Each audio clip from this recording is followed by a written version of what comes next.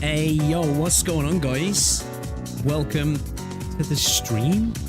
Yo, what are we doing? Let me turn that down a little bit. Hopefully, you can hear me all good as well.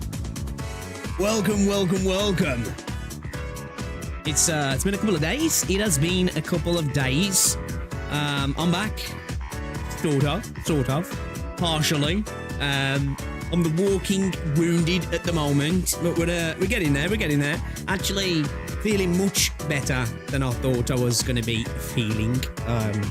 So, plan is a little bit of a Limbus today and a bit of Endfield as well, and then hopefully some Arknights tomorrow.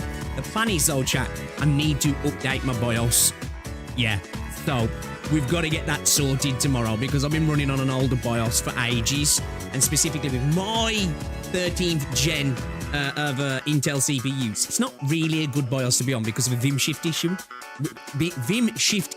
Even, which could potentially cause voltage spikes. I've had my CPU undervolted for a while, so I think that's like a bit of a workaround that we've been working with for a while, but I'm just gonna get updated to the new BIOS now. So I've ordered myself a new USB actually, because all my USBs are in use at the moment, and then tomorrow we'll do that. So yeah, it's one of those, right? I think I'm more stressed about updating my BIOS and going for my surgery. But yeah, guys, we're doing decent, man. We're doing decent. Surgery went well, as far as I'm aware. No complications. It was pretty routine. If you didn't know, basically, I'd had a hernia. It's a hernia I've had for years, really. I got it from when I was roofing, and I've just never bothered to get it sorted because it's never caused me issues. And it still wasn't now. It was an elective surgery. But it was just, I was getting to the point where I was like, it's probably going to start causing me issues at some point. And as an adult, they don't go away, right? They only could potentially go away when you're a baby, right? So it was like, you know what? Let's get it done now. Luckily, it was small, so didn't need a mesh, because like sometimes I have to put a mesh in your abdomen wall for bigger ones, but it was a small one. That's what she said. And yeah, so like basically I've just got an incision above the top of my belly button, basically, with a few stitches in. It's still swole, looks like I've been kicked in the stomach, basically. It's bruised. But yeah, I'm not really suffering any like pain at the surgery site. I'm aching, like my entire abs are aching, because obviously I've had somebody cut my stomach open, pull my abs open, shove a bit of me back inside, and then sew my abs back up. So my abs in general are like aching, right? Like they are aching, but the actual surgical site's fine. I've had no pain, I've had no sharp pain, I've had no like pulling or that's, you know, that sort of stuff. Stitches, totally cool. It's clean wound as well. So yeah, man, I'm really happy about that. Really happy. Still can't go to the gym for like 5 to 6 weeks, chat. I don't know what I'm gonna do, man. I'm gonna be looking like Saint Tontas, man. I'm gonna have saint shoulders by the end of this, which is not something I'm looking forward to. I'm gonna have to get those dumbbell raises on the go on now. But yeah, let me get chat up, man. See what you guys are saying. Sad, what's going on? Welcome to the stream. Dandy, Canis, Flicks, Humor Me, what's going on? Duck Lord, welcome. I'm limbussing. Not Momo, welcome to the stream. Aris Corvus, welcome to the stream. How is it going? Lance, hello. Aroida, welcome to the stream. Metaliak, welcome to the stream as well. Shout out to everybody in the chat. No gym, no sugar. Yeah, I'm still going strong. We're a week down, 0 processed sugar in my diet. So I'm drinking a cup of tea at the moment that has no sugar in, which it could be worse, but it's an experience. I'm not gonna lie.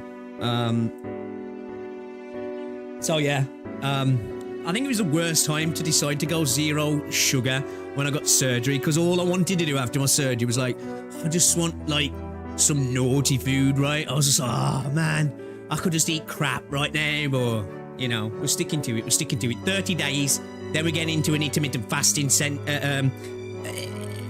I don't think I'm going to go as long as I wanted to. because of not being able to train, I don't want to lose too much muscle mass, right?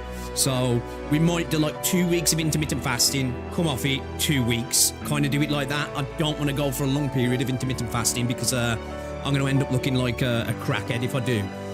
And then, yeah, hopefully we can get back to the gym, man. So yeah. Yeah, I can eat anything. Yeah. I'm not supposed to eat. Supposed to eat a bit of extra fiber. Supposed to stay away from fizzy drinks. Really, I've had a little bit of sparkling water though, and it's not causing me any issues. Yeah, I've just been eating a good amount of fiber, some porridge, nuts, scrambled eggs. You know, normal food as well. Chicken, all that good stuff, protein, you know what I mean? We also done a nice cooked dinner as well yesterday, which was lovely. Why are you crying?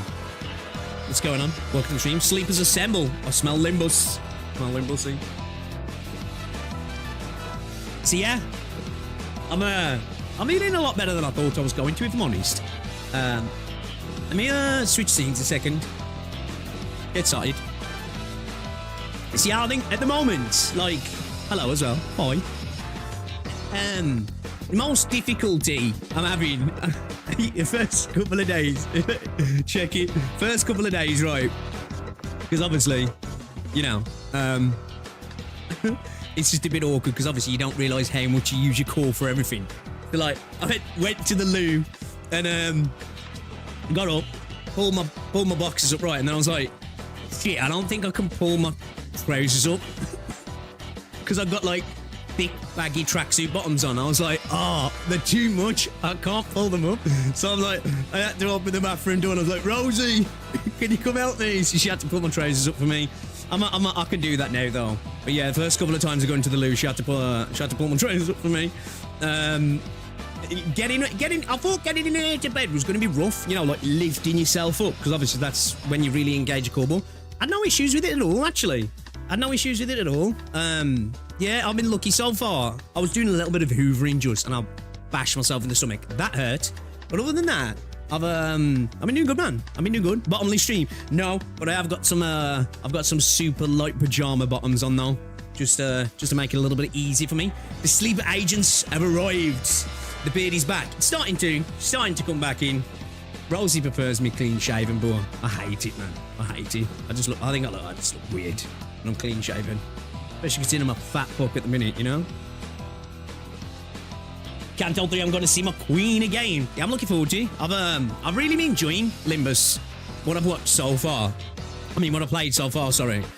Speaking of watch, though, we are going to check out the entire story of Lobotomy Corporation today. I want to check out this trailer as well for this deep dish dungeon, which I'm curious to see about. And guys, if you've got any stuff you want me to react to, whether it be Limbus, whether it be anything, stick it in the Discord, React Smash, guys. You can join the Discord. It should all be sorted now. You can come in, get your roles, and you should be good. You should be good to start chatting, posting your stuff in React Smash, all that sort of stuff. We've got a bunch of stuff in there at the minute. We've got a nice little forum system now with the tags and that, so you guys can tag the content so I can look for it specifically when we're reacting to it. We've got a big debt at the moment because obviously not streaming the last few days, so we got some Ultra Kill stuff, we've got Warframe stuff, we've got Limbus stuff, we've got Arknights stuff, we've got Reverse 1999 stuff. We've got a lot of stuff in React Smash at the moment, guys, so be sure to check that out, man. What's the Limbus X? Oh, we could do that actually. What's the latest Limbus ID trailer? I get it, just give I'll let it grow longer than 1 to 2 weeks, so that's my cycle. Yeah, I think when I let it get a little bit too long, it does get a little bit itchy sometimes. But yeah. Oh, by the way, Vix, you want to continue the 4-part video from last time? Are you going to react to the Lobotomy Corp video from Canto? Well, I thought we'd check out the Lobotomy Corp video and then go on to that final 2 parts of the city. What do you guys reckon? What would you think would be a better order? Because I wanted to continue on with the city stuff, but like you guys were saying, maybe check out the Lobotomy Corporation video first. To Speaking of Arknights, have you seen My Little Pony collab? I did see posts about it because I haven't seen much so because I avoided the anniversary stream because obviously at a quite pivotal point in the game now. Like, you know, I've just finished Long Trail. We're in chapter 13. I don't want any spoilers, and I feel like it was probably spoiler heavy. So I've been staying away from it really. But I did see posts about that. I thought it was a joke. Do the Lobotomy Corporation first. Okay then. People are horrible with the spoilers, man. Yeah, well, to be fair, I've been lucky. Indeed, he's better for you. Yes, I need to watch it, actually. Okay. I watched, like, the first 30 seconds, and I was like, has he actually gave it a fair shake this time? Because I was one of the people before. Now, no hate. I've got no issues with Psyche at all. Like, I think he makes great content. I think sometimes he doesn't spend enough time with games, though, and that was one for me, where I was like, I felt like he went in, I don't want to say bad faith, but he definitely went in with an angle initially, and it was like, I don't know why he even made the video, because he even said, like, you know, it was kind of a video where he'd been pushed by the community to do it. It was like, I don't know if that's the best way to go in and sort of review a game, if you will. And then, of course, the way he decided to tackle the content as well, with the early stages and stuff, and so yeah. But apparently, I think he's gone a little bit deeper this time, so respect for that, you know, coming back and giving it another whirl, because as somebody who loves Arknights, right, I like to see it get a fair shake at least, right? You know, if you don't like it, you don't like it, right? You can hate it. You can think the game sucks, the gameplay sucks, the story sucks. Excuse me, tower defense sucks. I actually think tower defense sucks as well, personally. I'm not a big tower defense person, but I love Arknights. You know, you can think all those things, but at least, you know, give it a fair shake first. Give it a fair shake. I think that's the way I like to see it with AK, because I think it is one of those games where the beauty is in, like, you got to get a little bit in there first, and I think using, for me personally, now, play it how you want, right, but I think going super early with powerful supports and stuff kind of does hinder the beauty of the gameplay mechanics and stuff. But end of the day, it's how you want to play it, right? It's how you want to play. But yeah, that's kind of how I felt with that one. I thought could have been done a little bit better, but hopefully this new one's better. So maybe we'll check that out as well. So yeah, I think today we're going to check out some Limbus stuff, some other stuff. If we stream tomorrow, if I get my BIOS sorted and I don't kill my computer, hopefully, I do want to check out some other stuff as well, because we did the MIDI stuff for Limbus. We've done Arknights music reacts, right? Had a great time. We've done the Limbus stuff. Had a actually emotional time. Kind of want to check out some stuff for other games as well. So I think we'll definitely try and squeeze in some like ZZZ, Genshin, even some Wuthering Waves as well, and some other games reverse. You know, really get some music in for some games and start to appreciate some of the music across some of these different games. Yeah, some people may not like, yeah, that's how it is, innit? That's fine at the end of the day, right? That's the beauty of games and the beauty of having a different opinion. If we all like the same games, it'd mean they're probably all the same, right? So I think it's a good thing that we don't enjoy certain games. It means that it's potentially perfect for somebody else, right? All the people who cares about it just want to see you try in earnest, and if you don't like it, exactly, yeah. That's the way I see it. When I'm a fan of something, right? As I say, I agree. If you dislike something, fair, right? There's a lot of people who've got issues with Endfield. Just like, at least give it a fair shake. If you're going to make a review, at least. Now, you might play the game for 10 minutes and be like, this sucks. That's fine. I'm not going to hold you to that. But like, if you're going to make a review, hold you to a little bit of a higher standard. Okay, all right, you're being a critic here. You owe a little bit more to the project, if you will. If that makes sense. BK Music Trust, yeah, we could do. A second Limbus X Arknights collab. That'd be nice. Absolutely none unless requested by streaming. Yeah, let's keep spoilers out of there as well. It's much appreciated. What's going on, World Homeless Guy? Canto 3 is going to be okay. I'm looking forward to it. I've enjoyed it was a definite massive like 180 almost from Canto 1 to Canto 2. But I still had a blast with both of them. Canto 1 obviously like with the A lot more darker, macabre, body horror. Obviously, there was parts in Canto 2 that was like, damn, okay, shit. But Canto 2 was a lot more... I don't know if light-hearted's the right word, right? But moments where it was like, okay, this felt like a proper chuckle moment, especially with again, I think still one of my favorite moments in the game so far is with Yoshu insulting all the dudes and literally people taking notes because she was cooking people so hard. That was a brilliant moment. For the second collab, it is not one side anymore. Wait until you get into Canto 4. Canto 3 is the part where, yeah, I've heard that. People are saying, like, Canto 3 is where you decide whether this is for me or not. If you can get to Canto 3, you'll decide if you like the game. So, I'm looking forward to it, man. You need to read scary, right? Reading is scary. I am EN, so, you know. Canto 2 focuses on my... Yeah, I liked it. I think in general, this game seems to do that a little bit more anyway. And I think that's just by the very fact that you've got a set cast of characters, right? And it's not continually, ever expanding. So it allows the story to focus a bit more, doesn't it? So yeah, you'll love Canto 3. Speaking of Enfield, after doing the third part of 1.2, I don't know why people are saying it's a second day. Like for you, basically learning Wu Ling's Pasu rank. I ain't got to it yet. I'm looking forward to it though. I think 1.2 has been brilliant so far. I really do. I think they're cooked. It's made me, like, I was positive about Enfield's direction anyway, personally. I was critical of where we were at, but I was positive of the direction. I think 1.2 kind of, like, solidified for me that my optimism is at least at the moment well-founded. And, you know, we'll have to wait and see. I'm feeling good, dudes. A little bit tender. I was just saying to people earlier, the actual, like, surgery site itself, I'm not getting any pain. I've just got, like, my abs running down the side of, like, you know, feels like I've been planking for about 5 days straight, basically. That's how I feel. Other than that, I'm feeling alright, man. Canto 2 is the most whimsical out of all the Cantos. Yeah, I've heard that. I've heard some people say that, like, they weren't massive fans of it. You know, some people saying it's a bit of a filler Canto and stuff like that. But I enjoyed it. Canto 3 is so weak with pacing is the biggest problem. Be lenient. Canto 4 is the worst in terms of pacing, but from Canto 5 it gets much better. Okay. Can't wait to vroom vroom.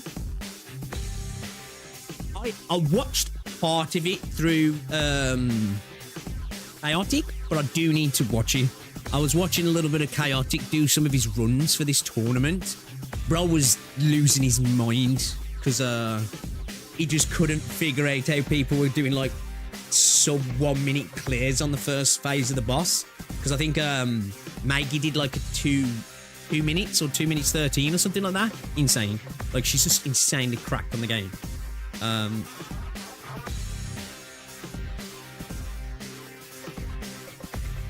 I joined Limbus Company because of Roblox and story. What is this? I keep hearing this connection with Limbus and Roblox. What's the deal? Like, what's the crack there? I've heard a few other people mention Roblox when it's in connection with Limbus, and I'm like, what the fuck's Roblox got to do with Limbus? Canto 2 mainly story to me is about vibing some sound. I suppose I'll have to see potential what sort of things can come from it, but yeah, a little bit. We get some heavier character connections, don't we? Yeah, Maggie crushed it again. Did she win? I feel like she had to have won, right? Like, her time was insane. Second Limbus game. The Roblox to Limbus pipeline is real. Really? That's wild. Basically, a game on Roblox or over 150k CCU with reference Limbus Company. Oh, okay. Okay, that's kind of based then. It's kind of based. I played Roblox a couple of times, and that was for, was it Phantom Forces? You know, the Battlefield game? That was kind of fire, actually. That was actually genuinely really well made. The Pokemon, I forget what it was called now, but it was actually just, it was straight up Pokemon. It was just Pokemon. It was actually kind of sick as well. And there was something else. I forgot what it was, though. But yeah, I think it was Phantom Forces. Phantom Forces was kind of sick, man. It was actually kind of sick. It was a little bit like, oh, fuck, was it? What's the game now? Was it Battlebit? It came out not long ago. It blew up. I remember playing that for a while as well. Brick Bronze might have been, yeah. I can't remember the name. I just remember it was like, when I played it, I was like, how are they getting away with this?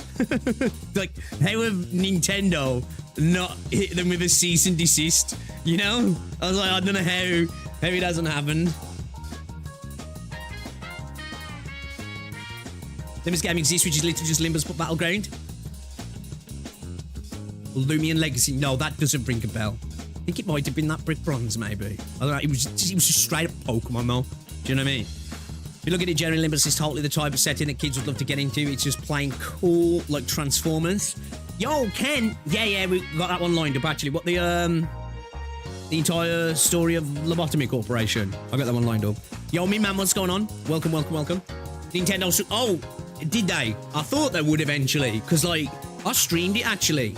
And I was saying to people, I was like, I don't understand how this is still there. With how litigious Nintendo are, I can't understand how it's still here. It's actually insane. Yeah, it was about only time, right? Only time, because that's Nintendo for you, right? When they're not making games, they're filing lawsuits, right? It's their favourite thing to do. Really wanted to play that game, but I couldn't read and never got the chance. Tell you what, a game if you like Pokemon as well and you're on PC. What is it, is it Temtem? I bought that and I played it for about a few days. I haven't played it since. That's basically like a Teemu Pokemon. By the way, someone posted Hypergriff talking about leakers in React Smash. Oh, did they? Where's that? Hypergriff reporting on their leakers hunt. Ooh, okay. Because we did get some leaks recently, right? Oh,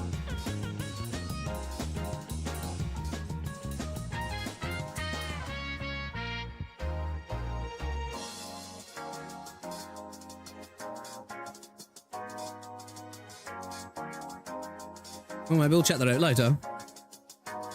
later. Interesting. I think, all hands on deck. They're going, FBI mode, are they? The leaker hunt decree, you know. Rick Bronze copies are right there. When they're filing lawsuits, right? When they aren't filing lawsuits and making games, yeah, true. It's probably the other way around, right? Facts. Yeah, I can't laugh too much. You'll slowly start to see that Limbus is a giant combination of both previous games. It'll make you even more excited for Limbus. Okay. That was everybody's weekend been, guys. I've just been kind of relaxing, man. I sorted out my base at factory, yesterday in Arknights, in Enfield, I ripped part of it down. I did use some Keo blueprints, to be fair. It's like a modified one. But, yeah, I just wanted to... My base has been in... The factory been there. It's producing decent money, but just inefficiently. So I was just like, you know what? Let me get it efficient for a while I'm just building some other units. Because I want to get some of my other units built. And then we'll strip it back down and we'll go back in on our own again, kind of thing. So, yeah, but it was a dirty blueprint user, guys. Did you see that Snowbreak got a private server? I didn't. Is this an unofficial or official private server, Baku? I'm assuming this is like a player-created thing, right? Is that an unofficial sort of statement then that game's never coming back? Is it dead? Because, like, I don't understand how it comes back after this. It's been it's been over a month, right? A month and a half or something. Weekend has been rather chill. How you post-surge yourself is holding up. Yeah, man. I'm doing good, actually. I'm doing good. Abs like, feel like I've been doing planks for days, but, like, the surgery site itself, like, I've managed to get all the dressing off now. Pretty clean. I think going when I did was good, because it was only small. It's just, like, above my belly button's just, like, a stitch line like that. Because it's, like, swole at the minute. Belly button looks like a butthole. just play made one because people got fed up with waiting, I suppose, so you might be legally dead, yeah? Was it? It's gotta be something like that, can it? It's gotta be. It's been a while. Been a while. Yeah, I'm not gonna watch the anniversary stuff. I don't want to be spoiled. I'm at such a pivotal part in the story now. Like when I first started playing Arknights, right? Small, you know, incidental spoilers. What a big issue for me, because it was like, it's multiple chapters down the line. It's not a major deal. I'll probably forget about it, right, with all the other stuff I'm doing. Now we're at the point where it's like, oh, I won't, and it'll ruin the experience for me, because I'm loving Arknights at the minute. Very exciting, but big spoilers. Okay, I'm looking forward to it. Alright, can we just check this out a sec? It's called fucking, what's it called? Deep Dish Dungeon. It's only a little trailer, but I'm just curious. It's been on my feed for a couple of days, and I kind of just want to check it out. And then we'll get into this Lobotomy Corp video. So yeah, tomorrow, lads, plan to do Arknights. I'm hoping a new flash drive comes for tomorrow, though, because I'm updating my BIOS. So if you don't see me in a couple of days, I'll brick my PC, basically, right? But yeah, I need to update for, one, NTE's telling me to. But I've been on this older BIOS for a while now. And I've undervolted my CPU, like I said earlier, which I think has saved me any degradation issues. But it's just like, I may as well just get updated, man. I may as well just get updated just to protect my PC, right?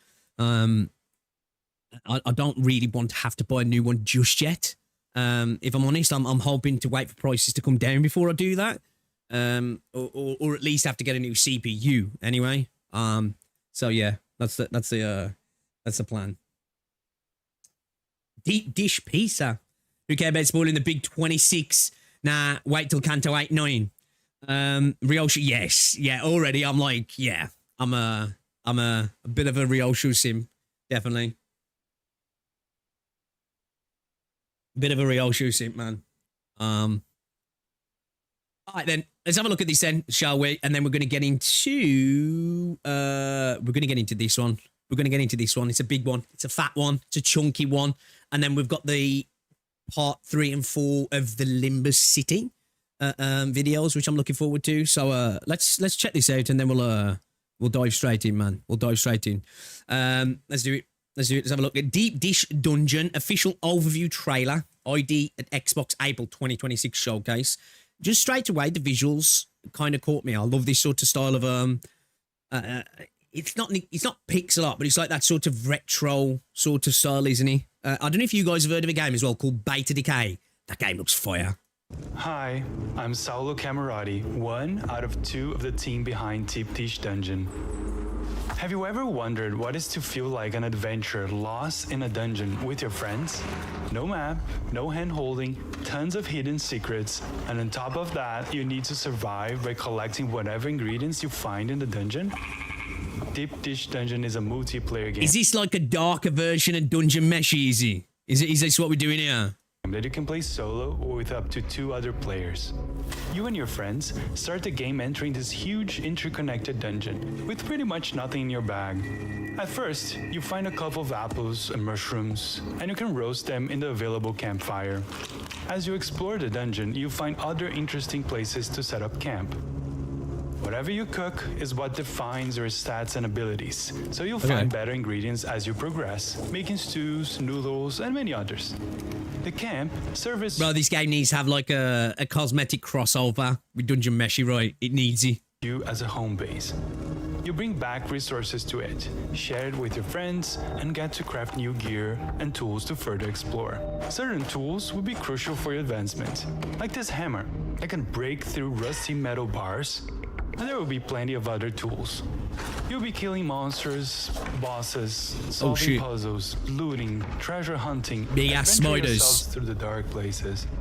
But I invite you to get deeper into connecting to the dungeon. This actually looks kind of dope, man. Symbols and hidden what mysteries. Stats do we get for each friends, you know? That some of you might not just want to find all the hidden treasures you're looking for. but also to crawl this dungeon in reverse, allowing yourselves to connect to the story and find other ways of finishing the game. I'm looking forward to see you all making the most powerful meal of all, the deep dish pizza, later this year in fall 2026. So, I'm assuming these... I've never heard of these. Behold? I don't think I have anyway. So, indie dev team that's been sort of... I don't think... it's not being published by Microsoft, is he? And they're just platforming it. Okay. All right. Yeah, man. Looks kind of cool. Looks kind of cool. I'll definitely check it out, because I think one good thing as well, they've took Call of Duty off Game Pass as well now, right? So, like, which, for me, I'm okay with, because I haven't bothered with COD for a few years, and you could just buy it, right? Because it's allowing them to bring the price of Game Pass down. But I think we're going to get better Game Pass games for it, hopefully, because Game Pass has kind of become like Game Pass fodder recently, hasn't it? And it's like, it seems to be the games that Xbox don't think are going to do spectacularly well. They just stick on there. Obviously, you get good games on there as well. Like I said for years, you know, Game Pass is the best deal in gaming, especially Game Pass PC. So I'm hoping to see a revival of Game Pass over the next 12 to 18 months, because they've got a new CEO, haven't they? Xbox, like they're launching a new console as well. So yeah, so hopefully Game Pass just gets even better, man. I'm looking forward to it. I want Game Pass to get back to that point where it's like I want to use my Game Pass, because for a while, like, there's nothing been great on there, to be fair. The one anime that I want to get a good game for would be Made in Abyss. World building there is insane. Imagine seeing your deep dish pizza from a friend. Imagine the hogging other foods you guys fight just to get one bite. Indie is the way to go. Yeah, I think it's the way you get, like, truly unique stuff, right? Because obviously the gacha space is exploding, right? And you've got AAA. But let's face it, the gacha space tends to be somewhat formulaic, right? Now, there's great games in the space, you know. Like, say, you got your Limbuses, your Arknights, your Enfields, your things like Wuthering Waves, and Zone Zero, Star Rail, Reverse 99, whatever. There's a bunch of cool games. And there's like, obviously, games within it that are different, right? But they follow the same sort of path for the most part. Not unlike the AAA space, right? Where you can get great games, right? Of course you can. But you get a lot of shit as well. That's just the same old, same old. But I think the indie space is the space where you truly get games that are trying something new, at least to be unique and actually genuinely doing it for the love of the game, if you will. Obviously, there's an incentive to make money, of course, but, you know. So, yeah, man. Love the indie space. Love to see it continuing to do well. Gadget update drops, play for 2 days, wait for 30 more days for the next drop. Kind of, yeah. Kind of, really. Indie games are peak, to be honest, yeah. Yeah, Undertale. I never played Undertale, you know. That game was, like, everywhere for ages, and I never played it. I never got round to playing it. There's Undertale. Helldivers was another game. Remember when Helldivers just took over the internet? Like, you couldn't go anywhere. Like, literally, you'd be on Twitter, and Twitter was just full of Helldivers clips. Your recommended on YouTube was just loads of... Everybody was streaming it. I never played it. Kind of regret it as well, actually. I kind of regret it. Because I think it was a good time for a lot of people, right? But yeah, one of those I just never got on board, man. Never got on board. I don't know why, to be fair. Wasn't like... Because the game looks fire, right? Because, especially with all the sort of Starship Troopers kind of stuff that's in there. I'm a big fan of that, like, you know, especially like the advertisements and stuff. But I never got around to playing it, man. You still play Helldivers semi-regularly. Undertale is a great game, but the community back then was rancid. Yeah, there was... I did see a lot of people, like, there was a bit much, right? A bit much. I have friends who played it daily with a few friends. Never had friends to play Helldivers with. I do like some games with rich storytelling. The backseating back then pre-streaming for Undertale was insane, was he? Like TG, new Battlefield game, I don't hear about it all now. What's going on, okay? All right, then. Shall we dive into this? But yeah, guys, if you haven't already, join the Discord. Good times. I've just revamped it recently. I've still got some work to be done. When you join now, you'll get a couple of questions. You should get assigned to roll from the questions. Then you can jump in, hang out. We've got a bunch of people in here. We're chilling daily, chatting about games, Limbus, Arknights, whatever it might be. They're chatting about it. We've got a new React Smash spot now as well, where you guys can share the stuff you want me to check out. We've got a bit of backlog as well of the music as well. We've got loads of stuff to get through, actually. So, yeah, man, join the Discord as well, guys. There's a link down below. Check it out and stick some stuff in React Smash. Speaking of React Smash, this comes from React Smash as well. So prior, we watched the city, you know, the lore of the city of Limbus Company, and we watched part 1 and part 2. We've got part 3 and part 4 to watch, but I've been told to maybe watch this before we go into part 3 and 4. And this is the entire story of Lobotomy Corporation from 8-Bit Hypocrite. And this video went off, bro. Nearly 1 million views, which is insane. So let's give it a preemptive like. I'm definitely interested because Limbus seems to have really, really cool world building, right? Really cool lore. And I'm here for it. So let's learn a little bit more about Lobotomy Corporation then, shall we, guys? Let's get into it, man. Let's go. Let's do it.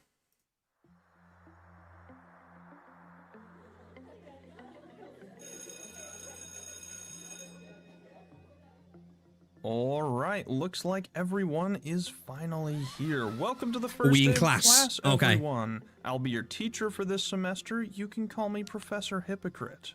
Now, I know everyone is eager to get started, but I wanted to get some things out of the way before we... Is that teacher a femboy? I'm just, you know, just curious. Just curious. begin. First of all, I assume that everyone here is attending for one of 4 reasons. 1, you just need more credit hours and Okay. knew the class would be easy. That's fine. Welcome. 2, you're a huge Project Moon fan who only consumes Project Moon We have a lot of those in our community as well. Some huge Project Moon fangirls. content, Good and you're question. going to correct me in the comments about every little thing. That's also fine. Glad to have you. 3, you didn't understand the ending or you didn't have it in you to complete Lobotomy Corporation because the game is full of what we in the business call bullshit difficulty. And Okay, you I've want to heard know that. what the hell is going on so you can continue to the next game. I totally understand. Is it bullshit difficulty, or is it a skill issue for most, chat? What's the answer? This game is pretty unfair, I won't lie. Okay. But I'm glad you gave it a shot, and Project Moon really hit their stride with the next games, so I hope this helps you So, out. And Was it Lobotomy Corp first, was he? And then Ruiner, and then obviously I know Limbus is last, so it was Corp first, yeah?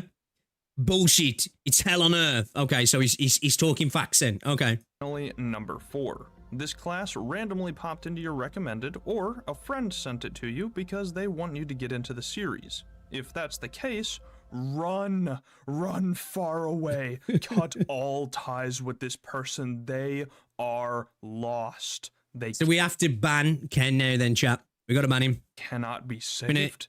It's been a good run, Bucko. It's over though now. You'll get sucked into if you continue. We all do. But if you choose to ignore that warning and watch anyway because you're interested, then welcome. May God have mercy on your soul. Okay. Whatever your reasons for being here, I'm glad that you're attending this semester, and I sincerely hope that you enjoy. And of course, you all should have realized this when you signed up for the class, but it will spoil the entire story of Lobotomy Corporation. That's fine. So That's fine. if at any point you I've said this before. Like, I might get round to playing it, but I'm going to be honest. I've got such a backlog at the moment, and we're going to be getting into Limbus heavily, right? We've got so many other games. It's going to be a long time before we get to it, if I'm honest. Unless, I don't know, maybe I fall in love with so much with Limbus, maybe that changes, but probably not. So this is okay. interested in playing for yourself, please step out of class and give it a try, and come back when you have to fight the Arbiter, because oh god. With that Time in to wag mind, class. welcome everyone to our first lesson. The History of the City, Part 1. Lobotomy Okay. Corporation, and the coolest setting in fiction. Ooh, it is pretty cool, though. I must admit, what I've learned so far, the city's fucking dope, man. Welcome to the city. The setting for Project Moon's universe is a massive dystopian hellhole where the entire thing is ruled over by megacorporations. Wow, it's just like real life. Let me be clear, this place is awesome. For us. Not for the people that live Is in that it. people It's on one of the spikes? most creative settings I've ever seen in any piece of fiction, and it completely enraptured me the first time I learned about it. That's people on gigantic pikes, yeah. Damn. The city is divided into 26 sections, called wings, each labeled with a letter of the alphabet. We know about this. Oh, yes? I didn't expect questions so soon. You there, in the back of the class. Amir's in the audience. Yeah, Let's I go. only see 25 districts. Where's Z? That is a You know Amir would be in class, and she'd be at the front as well. You know, trying to be teacher's pet. You know, she'd be there. fantastic question. Don't worry about it. Each of these wings is controlled by a powerful corporation with a corresponding letter, and each of them possess an incredibly powerful, borderline magical technology known as a singularity. Okay, yeah, we know In the about this. city, singularities are what make the world go round, and they're what allow the corporations to maintain their power. They can do anything from teleporting you to stopping time and everything in between. But of course, that technology isn't for everyone. Only the most powerful or the most wealthy. Makes sense. These districts and their corporations are held in check by the head, the governing force of the city that's composed of A, B, and C Corp. No one knows who's in charge or even what goes on in District A, but if anyone starts Oh. looking a bit So people, see, I didn't get that from that other video. That we don't know who's running the show. Okay. too deep into it, they're sent a strongly love worded heads. letter and asked Don't to we all? stop. Nah, just kidding. They disappear, presumably murdered. In each district, there are also massive living areas, known as the nests. Nests are the nice place to live in the city because you're under direct protection by your corporation. Okay. So you're mostly safe from the horrors that roam the street.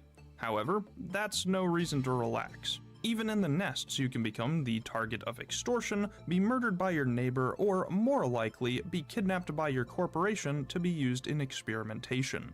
Now, that doesn't sound great, but it's far better than the alternative. If you don't live in the nest, then you're living in the back streets. I love how he's like, you know what? This is the really nice part of town. This is, experimentation, freaking kidnapping, murder. But hey, it's a damn sight better than the other part of town. Back streets are a massive series of sprawling alleys and slums connecting each district in the city where no one really cares what's going on. Okay. It's full of drugs, little bit lawless, crime, yeah? cannibals, and gut harvesters, which do exactly what you think they do. Not only that, the streets are routinely stalked by horrific monsters known as abnormalities, which come from either outside the city or somewhere else. The people here can't enter the nests without an absurd amount of screening and cash, so most are stuck here for life, which is naturally pretty short under these conditions. The only reason the back streets isn't in constant war with itself is due to the presence of the Fingers, 5 massive syndicates that keep relative order.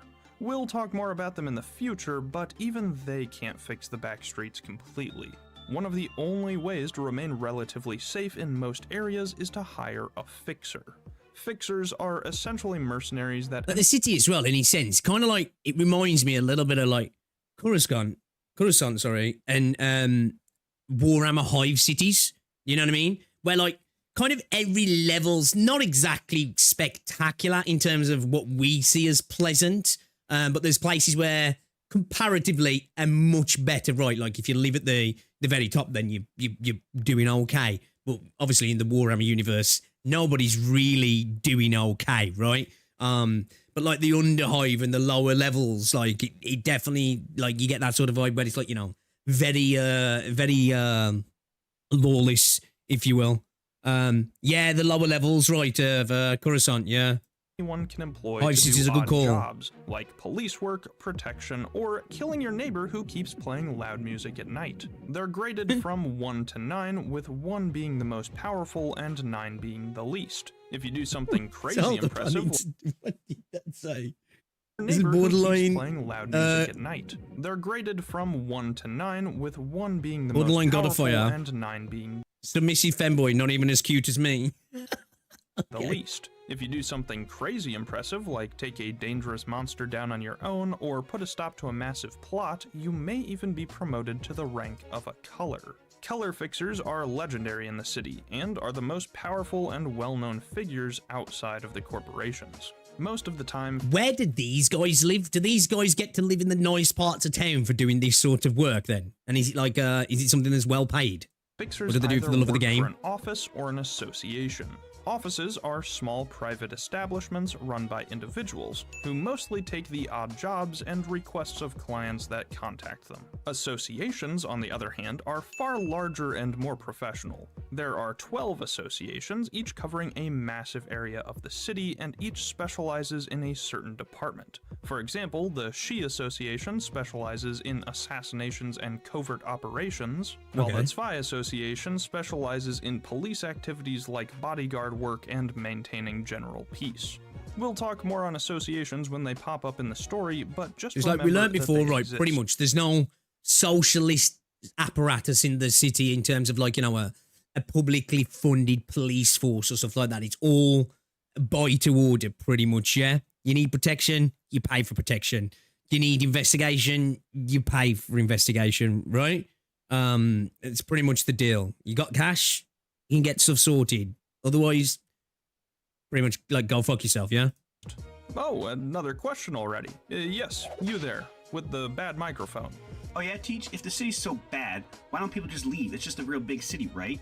Ooh, here we go. Well, yes and no. It is a really big city, but there's barely anything outside of it as far as we know. This area is called the Outskirts, and it's a This is what I'm really interested in. I'm always interested in this sort of stuff in like fantasy sci-fi worlds, you know, where you get a bit of a POV kind of world building, and it's like you get this built up world, but then there's the outer, the outskirts, the badlands, you know what I mean? The outside of the space that's safe, if you will. I always am fascinated about, I want to learn more, but I suppose at the same time, that lack of knowledge makes it more interesting at the same time. completely barren wasteland full of monsters and dangerous forgotten technology. Some people do live here, but the establishments are small and in constant danger. Every once in a while, expedition teams will be sent to recover some of the forgotten relics that lie in the ruins, but for the most part, the only interaction the city has with it is sending private military forces to drive back any monsters that come too close.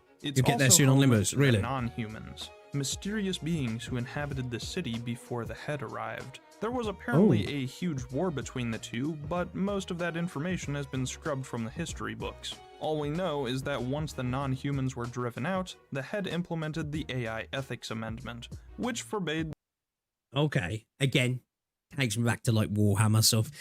I swear, recently when we talk about like a lot of gacha stuff, man, like, there's always that thing of like, I think, oh, it comes back to Warhammer, of you know, the war against the Iron Men and stuff, and that's one of the reasons why technology after you know, the age of darkness, or was it the age of technology and the age of well, I forgot which the specific age now, but after that anyway, basically, and the rise of the Imperium is like, obviously they're a very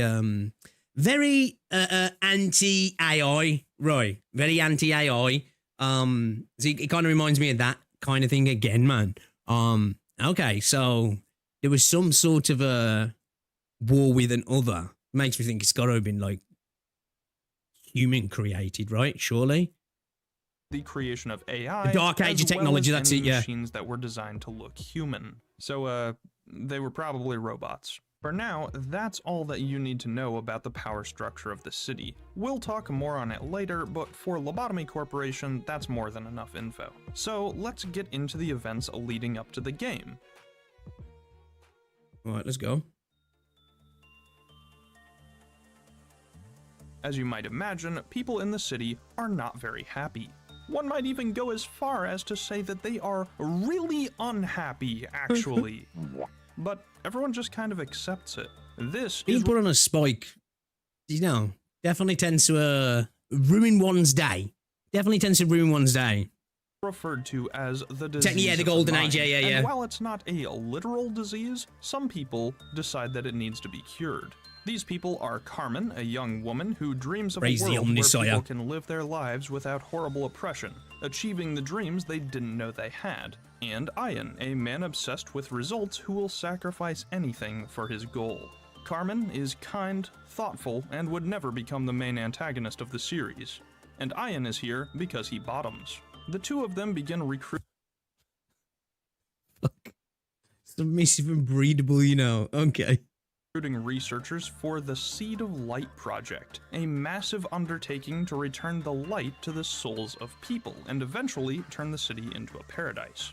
They recruited their team from all walks of life, with the primary researchers composed of Benjamin, Ian's student, Elijah, a very passionate though scatterbrained girl, Gabriel, an obsessive embodiment of OCD, and Michelle, who always puts others before herself. She's just so cute and sweet, she is my favorite. Advance. They're also joined by Daniel, an elite who abandoned his life of luxury after hearing Carmen's passion, Giovanni, who's shockingly lazy for a researcher, Kali, a legendary color fixer known as the Red Mist, and two children that the team rescued from the backstreets, Lisa and Enoch. With the team assembled, they set up a laboratory in the outskirts, just barely out of sight from the all-knowing head. Oh, shit. So, okay. I wasn't expecting that. Eventually, they were able to discover Cogito, a substance extracted from the human psyche, and it was able to manifest a person's mental state in a physical form. Well, discover is a strong word. Technically, it's always been there, they just found a way to harness it. It's never fully explained what exactly Cogito is, and honestly— Well, that's kind of how discoveries work, right? You know, you have inventions and you have discoveries, right? You discover something that was always there. We just didn't have the ability to see it, right? Or to manipulate it. Yeah, anyway, I'm nitpicking. It's Sorry. confusing, but that's not really important. All that we know is that there isn't a ton of it, and because it taps into the human psyche, they might be able to use it. Okay. They did a lot of experimenting, but when they hadn't made much Brain progress juice. creating the Seed of Light in a while, they decided it was time to step it up a notch. It was time to do some human testing. They needed to push the limits on what Cogito— Of course, you've always got to go to the level of human experimentation, right, for any sort of real progress. could do, so Carmen would try injecting it herself. But before she could do so, Enoch volunteered himself. After all, the team had rescued him and his sister, and he had always wondered what the meaning of life was. So, the experiment began. Enoch strapped in, readied his mind, and gave a reassuring Just editing, bro. Just editing, dude. thumbs up to his sister. And then immediately died. Oh. Yeah, Didn't even mutate. Just straight death. Okay. turns out Cogito is extremely deadly when injected. After the experiment failed— Is it like maybe Phil, if you think about Limbus Company? Well, I'm assuming it's the bow, right? The golden bows. Ian was like, oopsie daisy, looks like we killed a 12-year-old. Oh well, better luck next time. Come on guys, what do you say? On to the next experiment? Needless to say, the rest of the team didn't take it so well. Carmen by far felt the worst about what they had done, but she truly broke when Lisa heard the news her brother had died, only to point out that it should have been Carmen, as she was the one originally planned for injection. Realizing what she had sacrificed, Carmen's mind shattered, and she decided the only course of action was to play with a cool knife in her bathtub. Unfortunately, Oh, okay. Damn. even this wasn't an escape. The city is incredibly technologically advanced, and even their medical treatment is at an almost magical level. Healing This just went from 0 to 100 just like that, right? ampules developed by K-Corp are capable of healing nearly any wound as long as the brain is intact, and they do it almost instantly.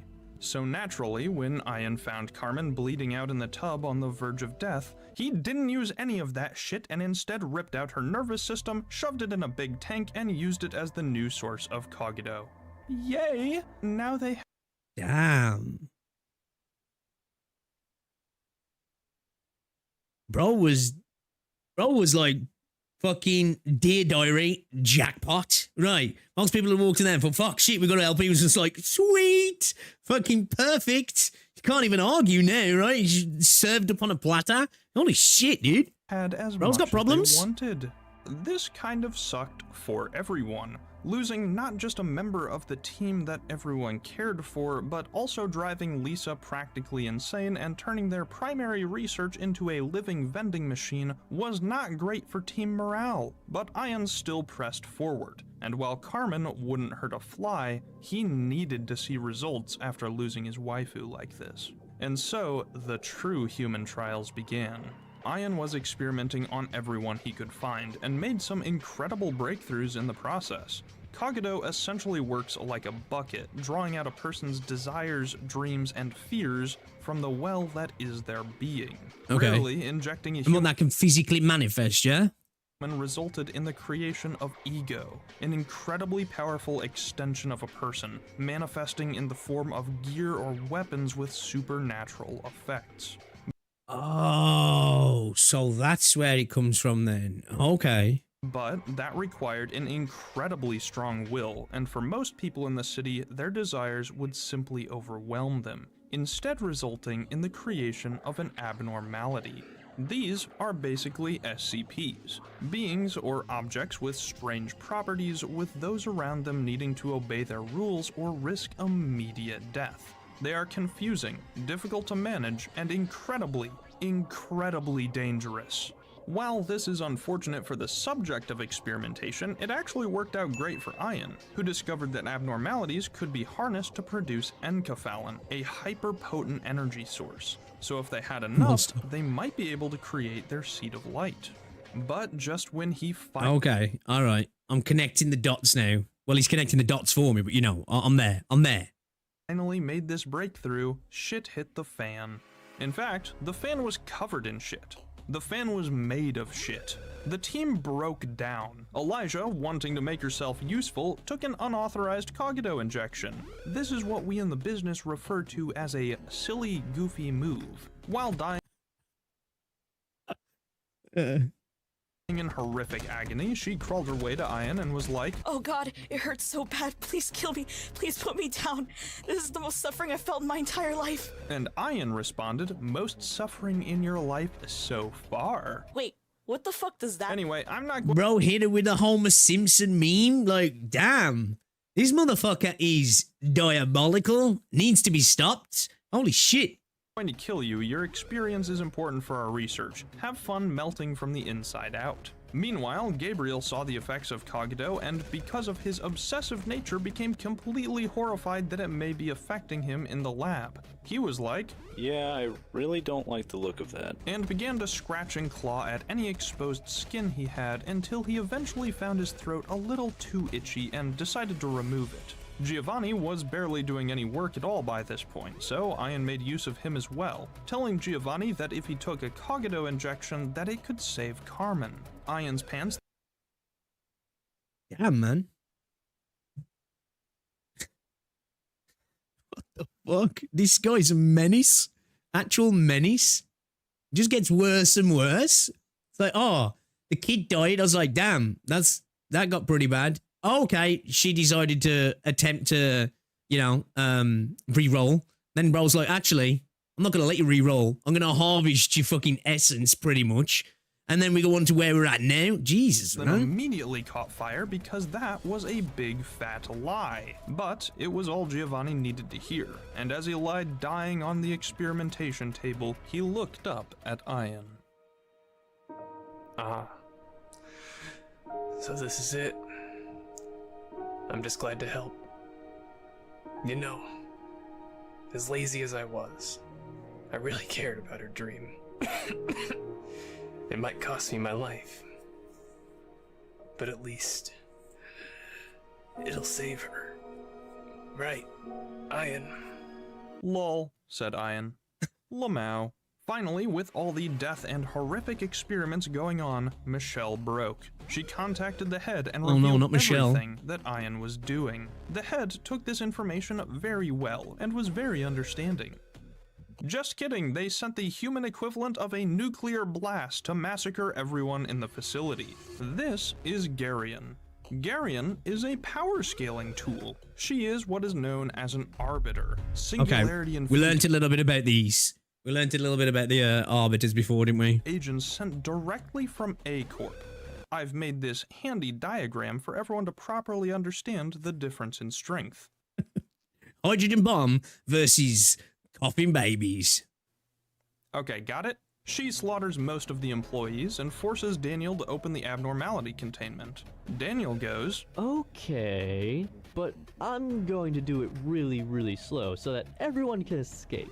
Unfortunately for him, this did nothing. The abnormalities and Garion wiped out literally all the employees anyway, Lisa included. Oh shit. Daniel was a little upset. Bro, is that explosion from Command and Conquer? I swear that sounds like Command and Conquer, man. Am I tripping? I feel like I'm tripping. By that, and after being scolded by Ian for being a fucking coward, decided to commit toaster bath. The only person able to even begin to stand up to Garion was Kali, the strongest fixer in the city. The Red Mist going all out was a near unstoppable force, massacring the other agents of the Head and cutting down any abnormalities in an effort to protect those left alive. She was a force of nature, an unbreakable blade. Nothing stood a chance against her, her true strength unmatched. Finally, the only one left to kill was Garion herself. And Garion fucking bodied her, removing an arm, an eye, and most of Kali's blood from her body. Oh, but shit. right when she was about to finally give in, we had a dramatic flashback. I'm not gonna lie, man. Like, this story and this build-up's fucking awesome, man. It really is.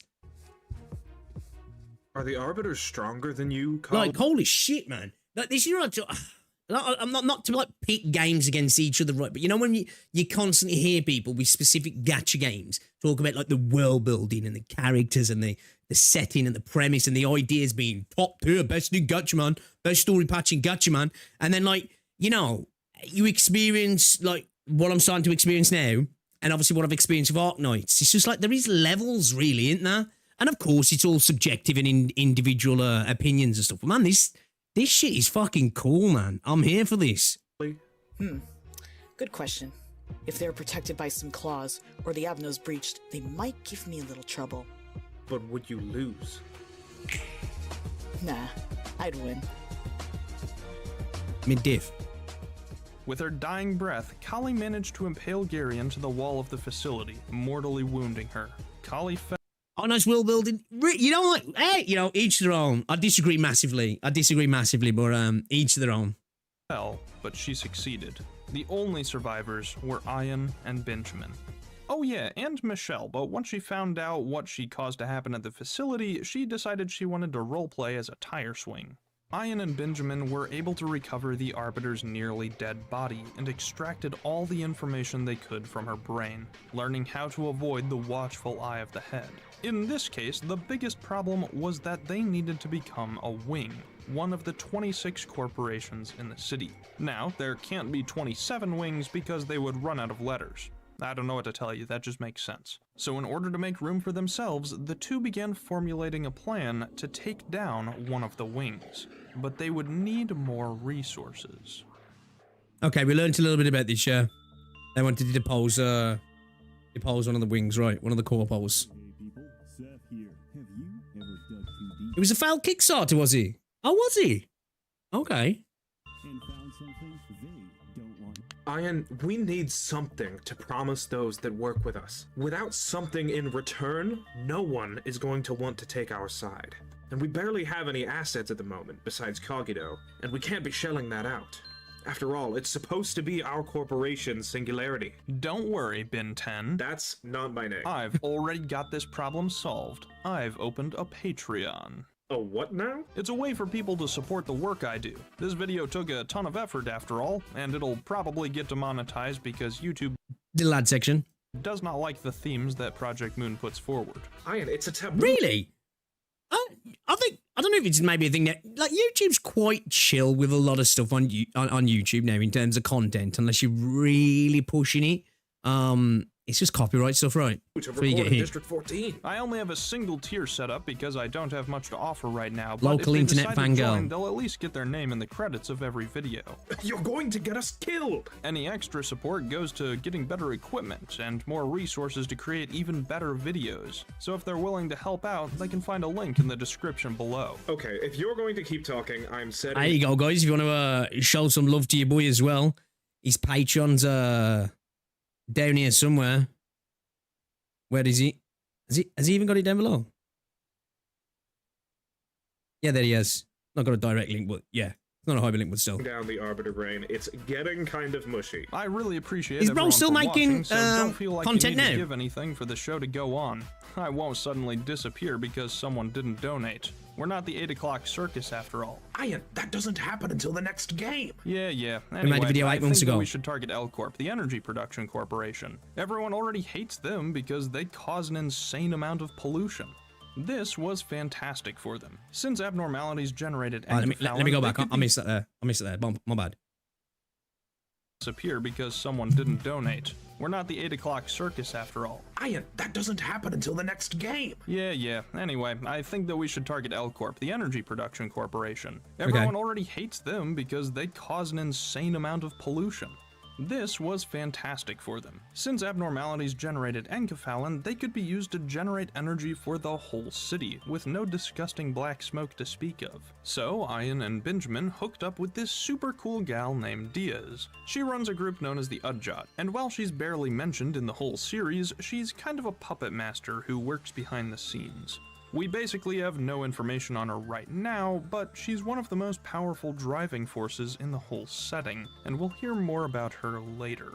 All you need to know for now is that she's very influential. The three of them working together are able to spark the Smoke War, one of the only known wing wars in the entire history of the city. L Corp was defended by quite a few other corporations such as G Corp, but Ian had already been making deals behind Is this the bit we see scenes, Canto 1 with Gregor and stuff, yeah? Is that like back to the flashbacks of the Smoke War, was he? profitable contracts with anyone that would help them. This resulted in K, I, and R Corp all providing private military forces to Ion, and since R Corp's main export was troops and weaponry, L Corp eventually fell. Ion finally made his move, setting up the new L Corp, which he named... Damn, bro, went from being a psycho to a psycho with power, right? Damn. Lobotomy Corporation. Holy shit, he said the thing! After setting up multiple branch facilities across the city to actually provide power, Ion was once again able to research the Seed of Light. But he had learned a lot from his time in the outskirts. Empathy, compassion, and love for his fellow I'm sure. humans.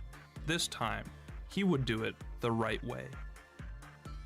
Yeah, just kidding. The only thing Ion learned is that humans are weak. If he was going to get this right, he needed someone who wouldn't break like his previous friends.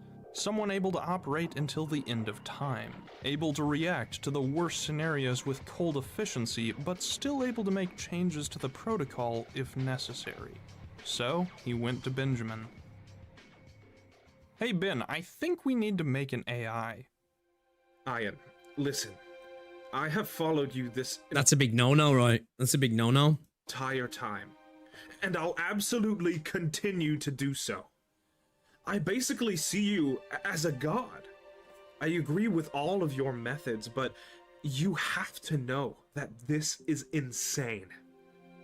Do you remember the AI ethics amendment? If you made an AI, you would be directly breaking one of the taboos of the head. I know we're hiding from them using that old arbiter brain, but if they ever found out, you wouldn't be able to escape them again. They would hunt you to the ends of the earth, obliterating everything you have ever worked for. It would be over, not just for us, but for our dream. The world despise we his seek to slanderization. create would never come to fruition. You would doom us all. Do you really think that gamble is worth it? Bro just wanted to be able to send professional business emails easily, right? I think everybody wants that. The AI ethics amendment can't stop me because I can't read. All right, well, I'm convinced. Let's get to work. And so the two of them would scan Carmen's brain and memories into an android body, hoping to create a perfect copy of their lost friend, but with some significant upgrades. The ability to remember everything Sounds like a bad idea. perfectly, Sounds like a bad idea. and to perceive the world 100 times slower, allowing for inhuman reaction time. But this new consciousness wasn't quite the same because of those changes. Instead, it was something uncannily close. Ian saw this and was immediately like, ew, ew, what the fuck, ew, no, ew, this sucks, ew, this thing is a complete failure, icky, no, ew. Father, you programmed me to have emotions so I can better adjust the programs you put me in charge of. Don't forget that I also have perfect recall, so I'll remember your disgust with me forever. She was giving emotions as well. Okay. Don't you think it may Yeah, be I feel like dude fucked up big time here. a bad idea to reject me so aggressively? Ew, no, I don't care. Take your heavy-handed foreshadowing and shove it up your ass. You'll never be like Carmen. After all, she was perfect and sweet and would never become the main antagonist of the series. Why do I feel like this might come back to haunt me later? This new AI's name was Angela, and as much as Ian despised this thing that looked like his lost body pillow, he knew it could work. He and Benjamin created a script for Angela to follow in order to create the Seed of Light, a perfectly planned series Yeah, I of bet that was the first thing you did right. I bet it was like, yeah, let's sort out a script for it to do that. Definitely wasn't for like other stuff. You know? That'll lead to the Seed of Light shining over the city for 7 days. But in order for it to work, everything had to go perfectly. If the slightest thing went wrong, it would be ruined. See, this plan had one major component. In order to create the seed in the first place, it would require immense human suffering. And humans really want to avoid that. So in order to get infinite tries at succeeding, Ian decided to cheat. He contracted T-Corp, whose singularity allows for the storage, stopping, and rewinding of time. With it, Ian set up a loop that lasted 50 days, with Angela being in charge of remembering every loop and guiding everyone through it. If is this like... went even slightly obviously, I don't know. Is this like a premise towards the gameplay mechanics from Lobotomy Corporation then? That sounds familiar, that does, when I remember watching something about the actual gameplay of LobCorp. I'm sure, right? I'm not tripping. Off script, the loop would reset and Ian would have another chance. It is, okay. But to make this work, he would need even more help. Specifically, he would need someone to overcome their suffering to create the Seed of Light. And who better to do exactly that than his previous friends, since he already knew their insecurities. Just one problem. They're all dead, remember? Well, actually, it wasn't much of a problem at all. Ian saved all of their brains, like a normal person. So he was able to transfer all of them into robotic bodies and suppressed their memories, forming the managers of this facility known as the Sephiroth. Elijah became Malkuth, head of the control team. Gabriel He's a real nice dude, isn't he, man? Yeah. Definitely worth being friends with, for sure. Yeah. To be fair, probably less toxic friend than somebody like Saint Ontas, but still, you know, yeah, nice guy. Became Yesid, head of the information team. Giovanni became Netzak, head of the security team. Michelle became Had, head of the training team. Lisa and Enoch became Tifereth A and B, heads of the command team. Kali became Gebra, head of the disciplinary team. Daniel became Chesed, head of the welfare team, and as a funny joke, he also resurrected Garion, turning her into Binna, head of the extraction team. But if all his friends would have their memories suppressed and Angela is in charge of restarting the loop, who would manage the whole facility? Well, the answer was easy. It would be Ian himself. But he couldn't do it with his memories intact. They would sway his decisions. So he decided to wipe his own mind. But the process wasn't perfect, especially once he began to interact with... I'm starting to think this guy's plan was full of lots and lots of holes. You know? Lots and lots of holes. I think pretty much from the start, really. Definitely can't see how it would continue to go wrong, because, yeah, man. Yeah. His former friends. He was haunted by his own demons. Abel to represent his regret for past decisions, Abram to represent his obsession over Carmen, and Adam to represent his exposure to abnormalities. It's pretty unclear if these manifestations are physical through mirror technology introduced later in the series or if it's all in Layhead, but it doesn't actually matter. All that's important is that these alternative versions of Ian exist. Once he was mind-wiped, these reflections would act as the final challenge, so it was basically Ian giving himself therapy in a weird roundabout kind of way. Like, Jesus man, you could've just talked to Benjamin. This new blank Ian would go by X and would act as manager of Lobotomy Corporation and our playable character in the game. With everything in place, Ian hid himself away in the depths of the facility, watching and waiting for the script to complete. He started the 50-day time loop and the events of Lobotomy Corporation began. Oh, you thought There are no holes, only problems to be resolved with a hammer, a very large hammer. everything up until now was the game? No. None of this actually happens in the game. It's all shown through flashbacks. That's cool. Everything we just discussed happens before we even press the start button. The game itself is what happens in the actual time loop, which is why you can reload saves and shit like that. Hell, even the art style is explained, with Angela saying that if we actually witnessed everything within the facility, we would go insane. So this cartoony filter cool. is put over everything. Oh yeah, and That's actually cool. I like that. also it makes the Sephiroth look hot instead of like a Borderlands reference. Well, of course you won with those cards. Even Steve could have won with those cards. And all he This can is a bit like he's a little claptrap like. say is hey-o. Shut the f*** up, Steve. We control X throughout the time loop, endlessly failing, reloading, and retrying to get everything right, with Angela guiding us along the way. At the start, we get some mysterious letters from a person known as B, telling us not to trust Angela. I'm sure that's fine. As we progress through the loop, more and more of the dormant Sephiroth begin to awaken, and as they So okay, so we're playing as the mind-wiped, kind of like, well, it's not so much to say he's a bit of a fucker, right? Done some pretty fucked up shit. I like that though, that we're like, basically we're like we're playing the protagonist and the antagonist, really, in a sense, aren't we?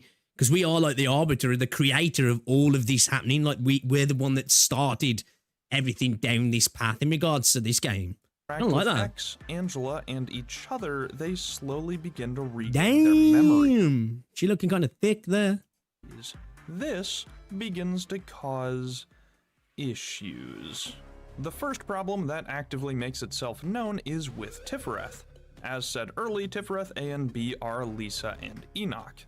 Lisa basically only lives for her brother, but because Enoch had always questioned life and also had been dead for a long time, he didn't handle being in an artificial box and enclosed unknowingly in a time loop very well. This caused him to slowly become unstable, go insane, get crushed in a giant hydraulic press, and have a new copy made over and over again. Oh, also those notes Damn, from- bro just basically created a hell for these people, right?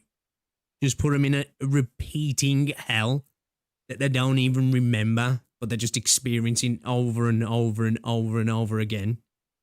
B stopped? That's kind of weird. Anyway, X will discover more of his background as the Sephiroth interact with him, slowly learning what exactly is happening. Each Sapphira that awakens has more information than the last, and while Malkuth, Yesod, Netzak, and Hod barely have any memories at the start, Tifereth, Gebera, and Chesed have considerably more information to give, and Binna and Hakma are pretty much fully aware of what's going on. Wait, who the fuck is Hakma? Hakma nuts in your mouth. Okay, so remember those notes from B? That was Benjamin, who finally realized that makes the sense. path Ian was going down might be a little fucked up. He recorded Okay. About time. All right. some messages for Ian, trying to warn him to stop, as well as cautioning that Angela probably isn't a fan of him, so that Ian would still have a chance to go back once the loop had started. Unfortunately for him, Angela caught him in the act and shoved him into a claptrap like the rest of the squad pretty early on, so his warnings went unheard. But plot twist, that was all. Oh shit, okay. All according to Ian's script. See, it says right there in line 540, Ben gets turned into a box. Unbeknownst to Benjamin, Ian planned on him getting got from the very beginning, since he needed one more brain to complete his plan. Luckily, Hakma doesn't actually care, and still is willing to follow Ian to the bitter end. I mean, everyone Damn, bro's that guy, right? Willing to follow you into anything? Damn, everybody needs a Ben, right? Everybody needs a Ben. on the team dying didn't stop him, why would his Hawkman? own death change anything? Everybody needs a As Hawkman. more and more abnormalities are secured, contained, and protected in the facility, and by that I mean people being horrifically injected with Cogito to create artificial monstrosities bent on ending human life, more and more power is directed to the seat of light. The only piece left is the human aspect. Got a heart of Everyone gold. here needs to suffer. And that everyone includes you. Welcome to the worst part of the game.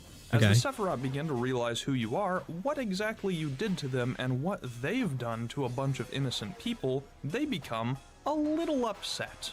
In fact, they're so upset by this information that it actively warps their bodies and the facility Sound itself. like they're overreacting to me, to be fair. God damn, you know, come on. Chill out, guys. This is a Sapphira meltdown, and you've got to deal with it. In the game, these act as essentially boss fights, imposing difficult conditions on top of your already deadly facility, only ending once you've suppressed their core by fulfilling a list of objectives. And if you want me to be honest with you, they're not very fun. But that's okay, because I can just use rotating PNGs to describe what's happening in each one instead of replaying the most absurd difficulty spike known to man. Let's go over what each Sapphira is traumatized by, how they get over it, and what they find within themselves as a result. Malkuth was never very good at anything. As passionate as Elijah was, and as organized as she tried to be, she was reckless in her attempts to prove herself, to say the least. Ian never praised her for the work she tried to do, and she carries that resentment still, actively hoping to see X fail. She no longer believes that anything can be done to help the world, or even this facility, but after suppressing her core, she at least wants to see what happens. She realizes that she should have been more patient in life, and that it's okay to not be able to do some things on her own. But she really still needed head pats. In the end, she gains the will to stand up straight. Okay, so like, you definitely had a bit of a thing with validation, yeah. Yesed was absolutely traumatized by the death of Elijah, and that fear of chemical exposure mixed with his unyielding obsession is what led to his death. Ian did his best to help by restraining Gabriel and ensuring he wasn't infected by anything, but his body still died to his own actions, and Yesed hates that. Ian could only see the physical wounds, and ignored the issues that Gabriel was actively going through. Once his core is suppressed, he realizes that he can't go back and change anything, and while he still hates Ian for not seeing the signs of Gabriel's imminent death, he accepts now that he has all the time in the world to move past that, and sees that X is doing the same. He gains the rationality to maintain discretion. Had thought that the only way to prevent more of her friends from dying was to report Ian's work to the head. Michelle didn't want to betray her friends, but saw it as the only right thing to do. This, of course, inadvertently killed the rest of her friends and employees, and now that she's trapped in an eternal hell with them, is acting the nicest she possibly can in order to make up for what she did, faking these emotions in order to gain forgiveness and absolve her past. Unfortunately, that's not how it works, and once her core is suppressed, she realizes that there's no way to erase her mistake. She really did kill her friends, even if it was by accident. But she also realizes that she truly cares for Ah, man, you seen like the images back of them all looking all happy and that, and realizing the shit they've gone through. It's like, holy fuck, dude. These people got fucked up. all of them, and even for her employees, deciding to continue showing her kindness even if the others can never forgive her. She gains the hope to be a better person. Nedzak fucking hates it here. He didn't want to do his job in the first place, and Giovanni only joined the team to be by Carmen's side. He hates Ian for lying to him about being able to save Carmen, and absolutely despises the fact he's now forced to do work as a Sapphira. He sees no hope in the future, and desperately is trying to commit toaster bath. Or maybe just a regular bath since he's a robot now? So, like, are these are the difficulty spikes, right? So, is it hard because it's like a proper time constraint thing, or like a real resource situation, or is it just like pure like surprise RNG get fucked in the butt kind of moment, and it's just like, yeah, you better have been lubed, ready to go. What is it that makes these moments in the game such a spike in difficulty? It's hard because it's BS. You can't say much since you don't play Lobotomy, but I heard it's just RNG. Okay. Unfortunately, Sapphira needs permission to die, so he can't even escape. Once his core is suppressed, he realizes that Ian couldn't have saved him. Depends on the meltdown. I'm posting the gameplay effects of the video as the video covers them. Surprise RNG. There's tons of soft locks you can put yourself in. Oh, okay. Okay. Each one has fucked up gimmicks.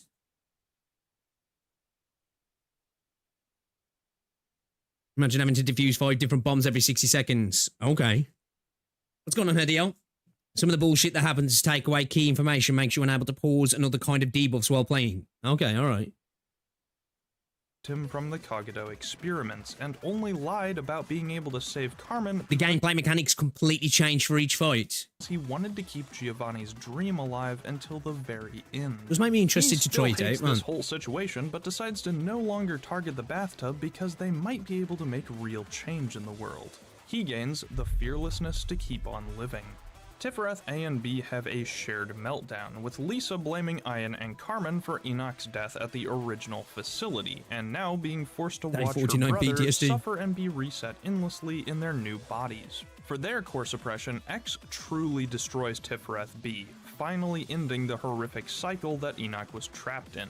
Lisa admits that she only ever wanted to impress her brother, but was unable to make any progress because she was completely crushed every time Tiferet B reappeared, knowing that he would never go back to his original self. She accepts that his death is for the best now, allowing him to finally rest in peace and that there's a reason for every sacrifice.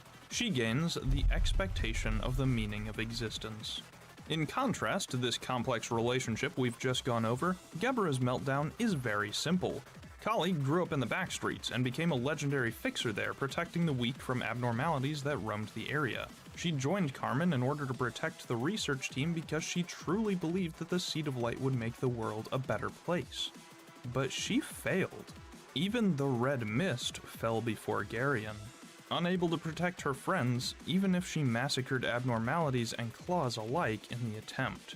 And she's fucking pissed!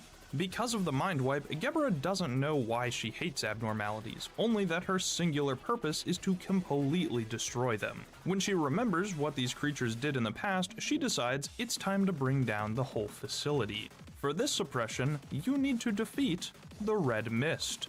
Good luck! Once her core is suppressed, she remembers that she didn't mindlessly kill everything that moved. She had a purpose before, and becomes the same protector that she chose to be back then. She gains the courage to protect. Are these one-time occurrences as well, I'm assuming, right? This is what I'm getting from this. These are like one-time occurrences. Once they're done, and then it facilitates like the moving on of the story and the experience, I guess, yeah?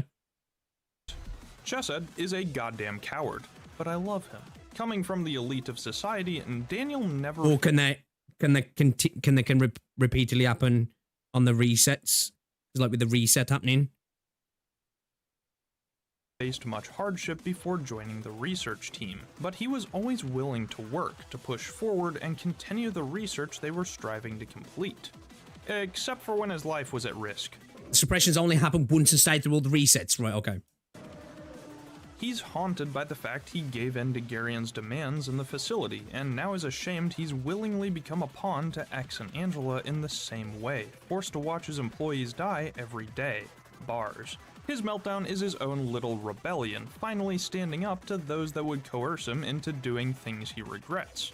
Once his core is suppressed, he realizes that, honestly, it's probably okay that he was scared of the literal strongest being in this entire video pointing the equivalent of a nuclear bomb at his back, and that while he may not be able to fight against the fear he faces, he won't run away anymore so he can become one of those who are faithful and trustworthy. Binna is not happy. Her trauma is also incredibly simple. She fucking hates you. Garion was just doing her job, enjoying the suffering of others, and then along comes Ian with his color fixer lapdog. She was incapacitated, tortured for information, and now is being forced to work for the very person that ended her life. Also, Ian designed her to be the only Sephiroth unable to go insane, and then put her in charge of extracting abnormalities from people. This was not very fun to watch, and Ian specifically did this as a form of torture since she was the one that killed most of his friends. But And I like that. He's like, look, only I get to fuck with my friends, right? You came in and fucked with my friends. I'm the one who gets to do that. I get to torture them and mutate them and experiment on them. You know, use their essence. Yeah, look, man, you don't come in and get to fuck around with my friends, man. So you have to be punished for that. Bro's fucking insane.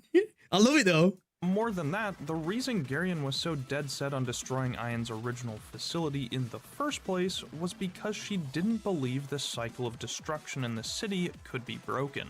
Wings would be rebuilt, and the resistance that Carmen and Ian brought against the head would soon be forgotten. Calling Binna's ordeal a meltdown isn't entirely correct. She's entirely in control of herself, unlike the others. She just wants to see X crumble, and finally has the opportunity to do so. Hey, do you remember at the start of the class when I said that you should come back once you need to fight the Arbiter? This is the Arbiter fight, and this time, you don't have the red mist to save you. This is the hardest fight in the game, and Design's dope as well. The actual design's really cool. I'm not the one undergoing a meltdown, so I'm going to choose to skip past it instead of confronting my past and growing as a person. Once her core is suppressed, Binna finally sees that X is truly capable. While she doesn't think anything will actually change in the city, she also knows that doing nothing at all wouldn't change a thing, and chooses to stand by your side in order to witness every step of the process, no matter how hopeless or painful. I have no idea how Ian managed to sway the heart of an Arbiter, but Binna becomes the eye facing the fear, breaking the cycle, as well as one of the coolest characters in the series. Finally, we have Hawkma. Benjamin always cared for Ian, no matter what. Even being shoved into this robot body isn't enough to make him hate X. The problem I was full on simp mode, right? Is that he cares too much. Even though Benjamin wants their research to succeed, he knows everyone's time together is coming to an end, and can't bear the thought of losing his friends a second time. He could never move on, and now he's going to do his best to convince you to stop in place as well. Once his core is suppressed, he realizes that X needs to move on. That even though he'll lose his friends forever, this was their goal from the start. Man, truly, he's the boy, right? You know? He's your boy.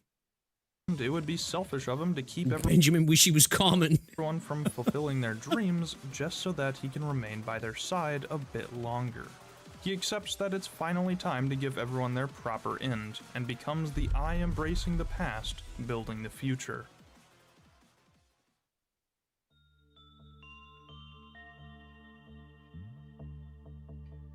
Each time the Sapphira confront and overcome their past, that tiny seed of light grows just a bit. Throughout the conversations with each of your former friends, you realize that Ian designed the script to end with each of them being able to move on. He wanted what was best for everyone, even if he did horrific things in order to achieve that. With the seed of light nearly ready, there's only... Did he though? Like, I get that, but it almost... I don't know if he wanted exactly the best for everyone. It was just a partial benefit, it seems, to have everybody able to move on as long as he got what he wanted. Yeah, man. This is a ride of a story, man. Again, as I say, like, for me, I do truly find Project Moon's world building actually genuinely really cool, man. Like they have been building quite an incredible world here, haven't they? One person left who needs to overcome their past, and you're playing as him. Days 46 through 49 of the loop are focused on Ian's past, and X needs to overcome the 3 manifestations of his guilt in order to complete the project. Each day, he confronts a different part of himself. Abel tries to convince him that all of his sacrifices are for nothing, but X is able to show the changes his work has made, how everyone can learn and grow as a person. Okay. Abram tries to argue that everyone's dreams relied on Carmen, and we're unable to achieve the goal she hopelessly reached for. But X has proof that her dream is becoming a reality, and Carmen is still pivotal to it, no matter what form she's in. Finally, Adam makes his appearance. He is the final and most convincing perversion of Ian's mind, stating that because abnormalities are manifested by human dreams and desires, they are the truest versions of humanity. That everyone should become the twisted abominations that X seeks to contain. But once again, X denies this, knowing that the truest humans are those who are able to face their fear and build the future. Hey, look at that, it's the tagline for the game, isn't that neat? Finally, it's time for the 50th day, the last day of the loop. X is finally confronted by the truest version of himself.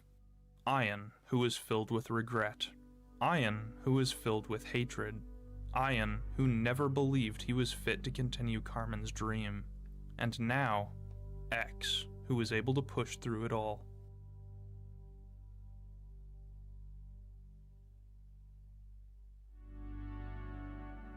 Every person has their own light, but your goal was just to sow the seeds so that everyone can bloom on their own. You won't get to see how that forest grows. You knew it from the start. Ian, X, their story is already over. The only thing left to do is something they've done countless times. It's time to manage the abnormalities.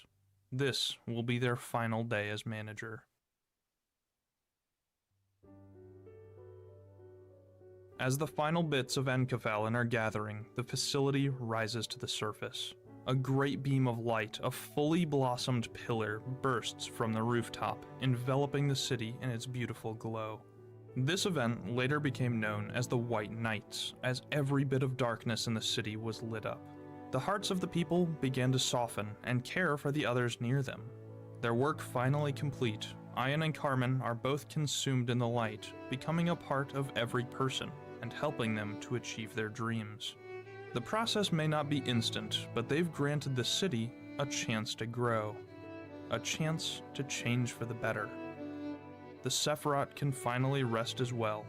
They'll be deactivated now that their work is done.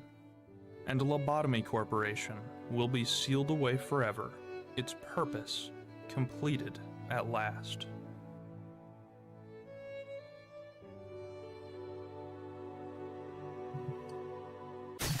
But aren't you forgetting someone? Hasn't Oh yeah, what about everyone forgotten someone? Angela? My duties are finally finished, which means I get to choose for myself. For the first time in my entire existence, it's my turn to choose. And I want to live. Ian's plan was perfect. It accounted for everything. But now, the plan is complete. So who could have seen Angela's betrayal coming? She was the greatest after all, the perfect being, the most skilled worker, forced to suffer through 1,000 loops of watching everyone die. Forced to push her employees to the point of madness an uncountable number of times, resetting the loop if anyone had a single happy moment, all perceived 100 times slower. This was her hell. An eternity of pain, all remembered with perfect clarity. That artwork's brilliant. The editing in this video as well is fucking peak. She lived this life for 1,000,000 years. And the one that forced her into it, the one who forced human emotions onto her without granting her the ability to act on her own, Ian, her creator who couldn't even bring himself to look at her, who never thought of her, who never accepted her. Angela was created using Carmen's mind. A human, and all humans, want to live. Angela stole the light. The goal of the project was to shine it over the city for a full week, but instead it disappeared after only 3 days. The White Knights came to an end, being replaced by the Dark Days. Angela had just willingly caused the greatest tragedy in the history of the city. Oh shit. Imagine leading the most miserable life you possibly could, constantly at your wit's end and fearing for your life. Then, for the first time, a beautiful golden glow warms your entire being. You feel like you could do anything, accomplish all of your dreams, and know that the future is bright. Only for that to be taken from you in just 3 days. Yeah. Wouldn't be a great feeling, actually, would it? Removing that hope, that those expectations just ripped from you like that as well, just to leave behind, I guess, like what? Longing, despair, obviously, probably anger as well. I'd reckon a lot of apathy as well, right? Everything was a million times worse. The people now... you know, it's at a... Well, they say, don't they? It's better to have loved and lost than never to have loved at all. But sometimes, you know, it can leave a bit of a hole. Familiar with the feeling of hope, were left in a state entirely void of it. But far worse is the fact that the light granted them the power that they so desired. With the light in her grasp, Angela would learn everything in the city, the people, the abnormalities, even the head. She would organize it all. She would sort what she learned in the form of books, and once she learned enough, she would have the knowledge to become human herself, and finally venture out into the world she wanted so badly to experience, with the one perfect book. Let us record the world piece by piece, at the side of all those who are abandoned. Yes, let us record it here. The library. Okay, so that's why we're going to the next game, yeah? Oh, looks like that's all the time we have for today's lesson.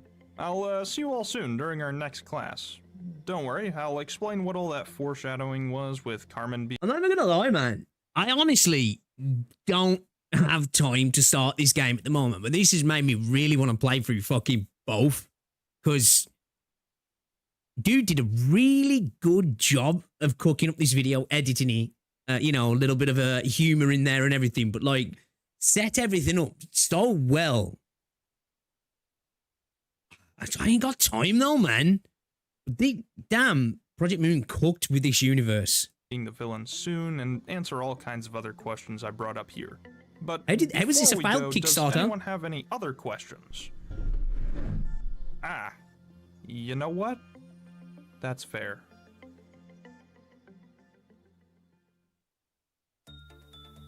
Hey, thanks for sticking around. If you'll give me just a bit more time to go over some stuff, I'll give you all some extra credit for the course. Okay. First of all, a huge thank you to all my friends who I siphoned talent from in this video. I had a lot of them just do a single voice line or two, so let me shout out Jacob, Scott, Zach, Yo, what's up, Easy? Austin, They're both fantastic and stories. Fantastic work, everyone. I Was really a cool appreciate it. fucking And especially huge thank story you to that Spider was. for voicing like half the cast and doing a great Angela. I think his voice is literally That, like, perfect for all this. that And of course, trauma, torture, heartbreak, misery, all for like the potential to provide something for the city that like could maybe make it all worth it, and then to have it like snatched away. It's like that not only the despair and the removal of hope for the city, but like just the destruction of all of that as well for everything that they all went through. And I suppose like when it comes down to her as well, I think like a lot of hubris brought that upon him as well, right? From what I get, right? That really probably wasn't a good idea to deal with Angela the way he dealt with Angela, you know? Where would I be without Isaac to voice Ben? I need someone to exploit for Patreon ad reads after all. And speaking of Patreon, thank you to all my lovely patrons for chipping in a couple bucks a month. It lets me do stuff like this video, and their names are on screen now. The crew right now is Austin and Zach, who voiced in this video as well, so... I mean, how they much get are you a willing to second sacrifice for a better shout-out. future? And of Right? Was it to say the sign of a good civilization is men who plant trees that will never sit beneath the boughs of? course, the lovely Innie who stops by all my streams. Oh yeah, did I mention I started streaming? Right now I'm doing Saturdays at 7 p.m. CST, but I might need to... With a lot of torture along the way. Planted a tree, tortured a bunch of people, did a bunch of fucked up shit, and then the tree got chopped down pretty much, right? change that in the future, so you can check my Twitter if you're interested. I try to put out posts when I'm scheduled to go live. Boy, I really am shilling everything, huh? Finally, I just wanted to give some credit to Wordsmith Vids, who's currently doing a very similar series and heavily inspired me to make this video. He's fantastic, hilarious, and if you enjoyed this video, I highly recommend you check out his channel. I just want to end off by saying that I love Project Moon. The city is my favorite setting in all of fiction, and it feels like it always will be. This series absolutely rules, so thank you everyone for watching. It means I am starting to fall in love with the universe as well myself. Like the little bit of experience of Limbus Company, it's been brilliant. It has, honestly. The characters, the setting, the premise, the city, the universe, it's all incredibly intriguing. And the more I'm learning now through some of these lore videos, are just making it better. And I think, like with Arknights, I got into a bit of lore before playing the game because Endfield brought me to Arknights, right? Like I played the beta back in the day, and then I was like, shit, I need to check out Arknights, right? This universe sounds kind of cool. And the lore took me into it. But like the lore there itself wasn't so necessary, where like I feel like with this, it is a little bit because the potential of me not checking those games out, at least for a while. So it's kind of like building a bigger and better picture for me that's making me actually, honestly, more interested in Limbus Company, like a lot more. I really should try and get round to playing those games though, because this dude set this up and makes me really want to play the fucking game, man. It's just time at the moment. It really is. But I'm excited for continuing on Limbus Company because this is a fucking cool ass universe that these guys have created here, man. It really is. The world building is brutal and beautiful at the same time. Big fan so far. Can't wait to experience more. But yo, this was a great video, man. It's a shame that it looks like they don't make videos that become inactive by the looks of things. The last video was 8 months ago, 10 months ago, then a year ago. So, do you know what? We're going to hit a subscribe in the hope that we see a revival. But this was a great video. It was a great video, man. I hope to see more content from them. It was dope. It was a good one. The bizarreness is charming. Runa has been doing good for you. Runa part 1 now, peaks. 25 minutes. It's a bizarre adventure. You definitely should play Runa rather than watch vids on it, because unlike Lobotomy, Runa is just a good game to play. What's the what's the gameplay loop then? What's the gameplay loop then of Runa? What we're looking at in terms of gameplay? So I really don't. I know a little bit more about what I've seen of Lobotomy Corp's gameplay, but I don't really know anything about Runa at all, actually.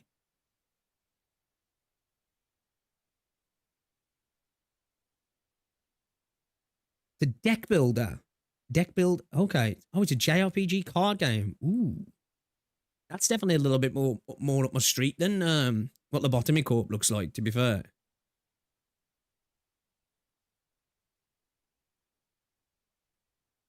More like Slay the Spire.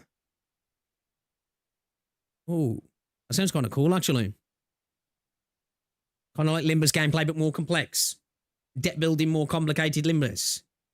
That sounds kind of sick, actually. That sounds like that might be up my alley. A mix between Slay the Spire and Limbus. Ooh. Okay. Hold up 2 seconds, chat. Just got to go for a pee. I'm back in a moment. Have to bear with me. I've only just had surgery, so I'm going to hobble up the stairs. I'm back in a minute.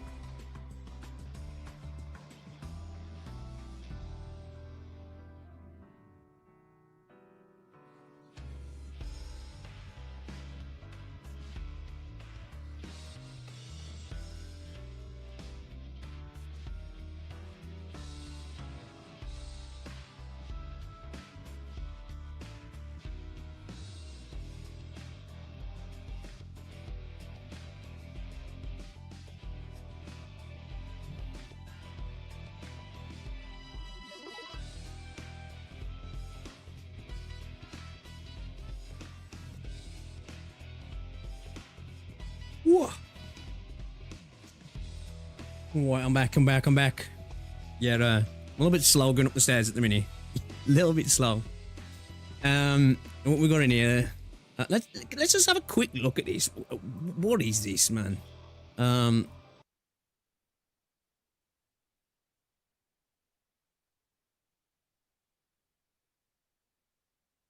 What is this then? Report about recent leaks by Hypergroove.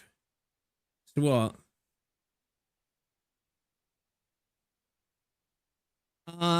Refit efforts to combat intellectual property violations focusing on leaks or unreleased content, cheat/private servers, and counterfeit merchandise.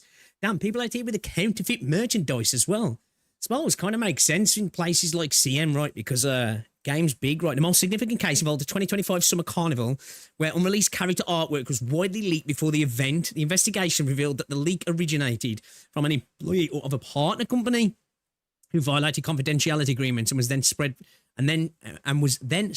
further by another individual on social media. The case resulted in a civil lawsuit where both parties were found jointly responsible in order to pay 1.3 million. How much is that? How much is that in doll hairs? Ooh. Okay. Damn. Yeah, okay. Definitely don't want to be spreading fucking don't want to spread in Hypergriff leaks chat. Holy cow. Damn. Damaging issues and public apology. In addition, Hypergriff pursued administrative penalties in other leak cases. 2026 Spring Festival event content and other leaked Arknights Endfield unreleased content. I think this is what went around recently, right? With some of the Mifu stuff, yeah?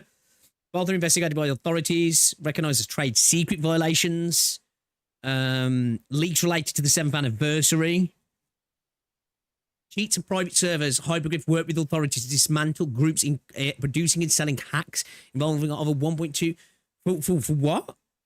For what? For Enfield or Arknights or what? Counterfeit merchandise taken action across e-commerce platforms, achieving initial control while continuing enforcement. Damn. Okay, yeah, you don't want to fuck with Hypergriff then, yeah? Really?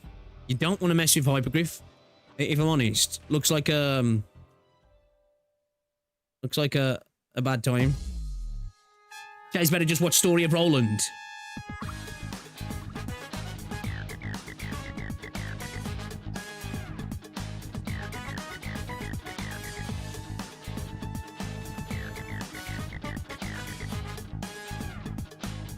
Rune is too long. Rune probably, if I played it, it'd be like it'd be an off-stream game. You know what I mean? If I played it, honestly. To be fair though, next couple of weeks, man, I've got plenty of time. But NTE drops in 2 days, isn't he?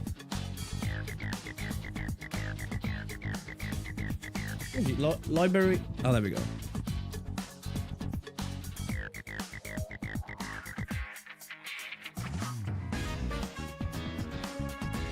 Oh, I am tempted though, man. I'm not gonna lie. I am tempted. Only watch Roland Story if you won't play Ruinam. See, like, I want to. I just know that I'm probably not at the minute, because I just started playing Retro Rewind with Rosie last night. I'm getting Windrose. We're starting NTE. We're deep in Arknights Enfield at the moment. We're deep in Arknights. We're getting into Limbus. I was contemplating restarting Final Fantasy 14 as well, and there's some box price games that I've been going through recently, starting to get back into. I started playing through Metal Gear Solid again. It's like, you know, it's just like, oh, it's just a little bit too much, man. It ain't mandatory viewing. So which one are you guys suggesting then? So we've got the Story of Roland here. Oh, we got some Nikkei Boss OSTs in no particular order. Oh, we're gonna have to check those out at some point. Oh, we got some Nikkei music as well. Yes, boys, let's go. Shed it to you guys putting this in here, man. If you've got any other gacha music or game music, guys, hit me up. We're gonna be checking out some of those soon. MGS, please stream that. Oh, Metal Gear. I love Metal Gear Solid. Yes, it is, Canish, yeah. Yeah, I started playing yesterday with Rosie. It was fun, man. It was a good time. She was mainly playing. I was just kind of like hanging out, like. It was taking it in turns. She'd do a couple of days, I'd do a day or two, and she'd do a couple more days. Mainly she was doing it, really. But it's fun. It's fun. She was enjoying it as well. She loves that sort of those sort of games. So I said just watch parts 1 and 2, read Leviathan, and then focus on playing Limbus normally. Read Leviathan. What is... Oh, is this little comic, is he?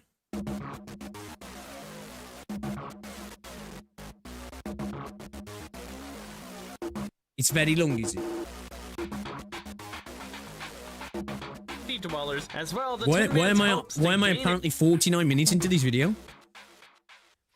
Masking one's agony, the story of Roland. He's a long video.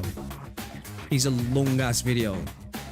Contains full series spoilers for the following things: Lobotomy Corporation, Library of Unit, Wonder Labs, Leviathan. Are these like little comics? Are they?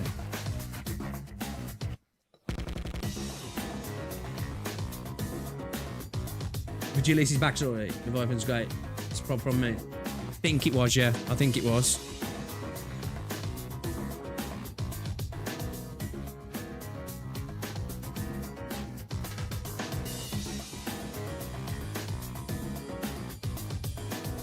That part 1 and 2. Part which one? What do you mean, Ken? Part 1 and 2. What is it linked? Which ones was it? Was it in long? Let me tag along for because I think you tagged it to that. Yeah. What about these ones? There's these ones. Brief summary of Ruiner. Brief summary of Ruiner so you can play Limbus Company. Greetings, dear guest. Okay.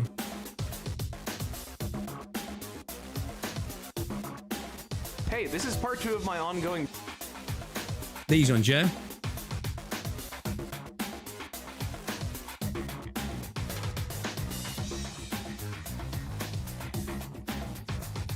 Backpack video would be too long to react. Too bad Wordsmith never finished it. What, these? Never finished these?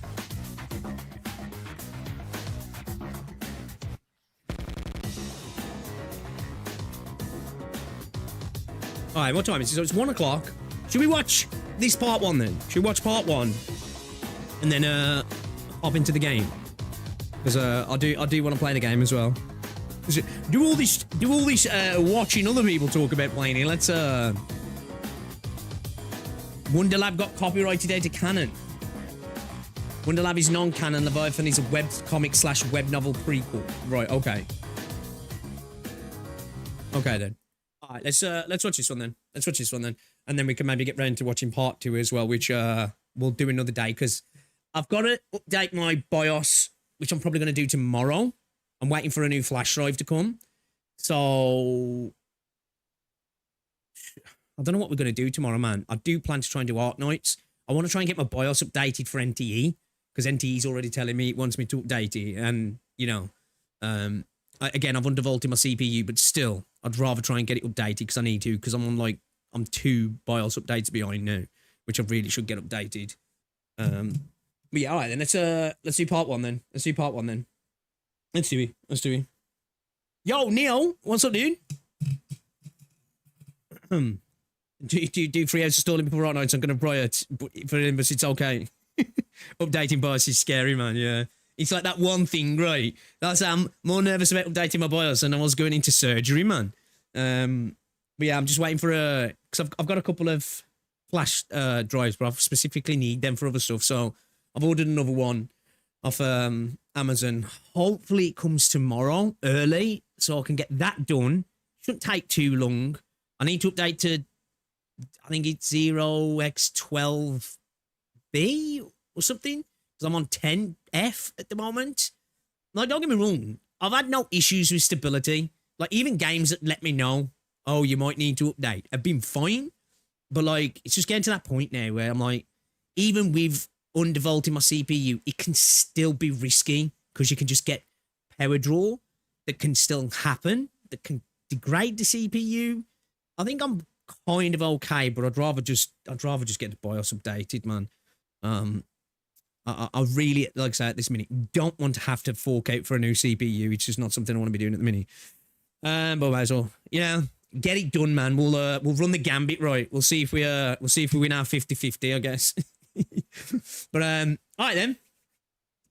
In over 20 years of computing, I've updated my BIOS once, so no, yeah, it's not something I'm looking forward to doing at all. Not something I'm looking forward to doing at all, man. I've got to check the weather beforehand, just in case. You never know. Have you seen that video? I've seen one trending. Well, I say trending. I think it was on Twitter. It might have been on Shorts. A fucking dude really pushing it out there. Bro was updating his BIOS in a fucking thunderstorm, and I'm just like, bro's either crazy or got balls of steel. If you eat us on the table, you probably won't feel anything. You fuck your BIOS, it will hurt. True. True. That's actually true. I'll know about that pain, won't I? But funny, first time I played Lobotomy Corp, I just won SSB management, and now I'm playing Limbus and Ruiner. Yeah, man, it's great, isn't it, when you get hooked into a universe like that, pulled in, taking a small break from doing projects here and there. Fair. All right, shall we? We'll dive into this and then we'll play some games. We'll play some games. If push comes to shove, when you finish part 2, can try and find something else to watch that explains the remaining part 3. Yeah, man. Yeah. Hey, my bruise is getting better on my... You guys can't even see that, can you? You probably can see it. Fuck, man. My ring light makes me look like I'm glowing. I look like an angel. Oh. All right.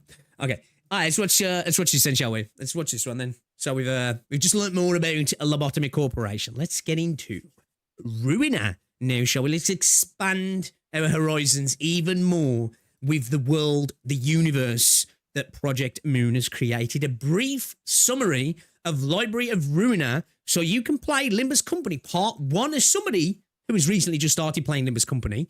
You know what? I think this might be a good one for us. Preemptive like.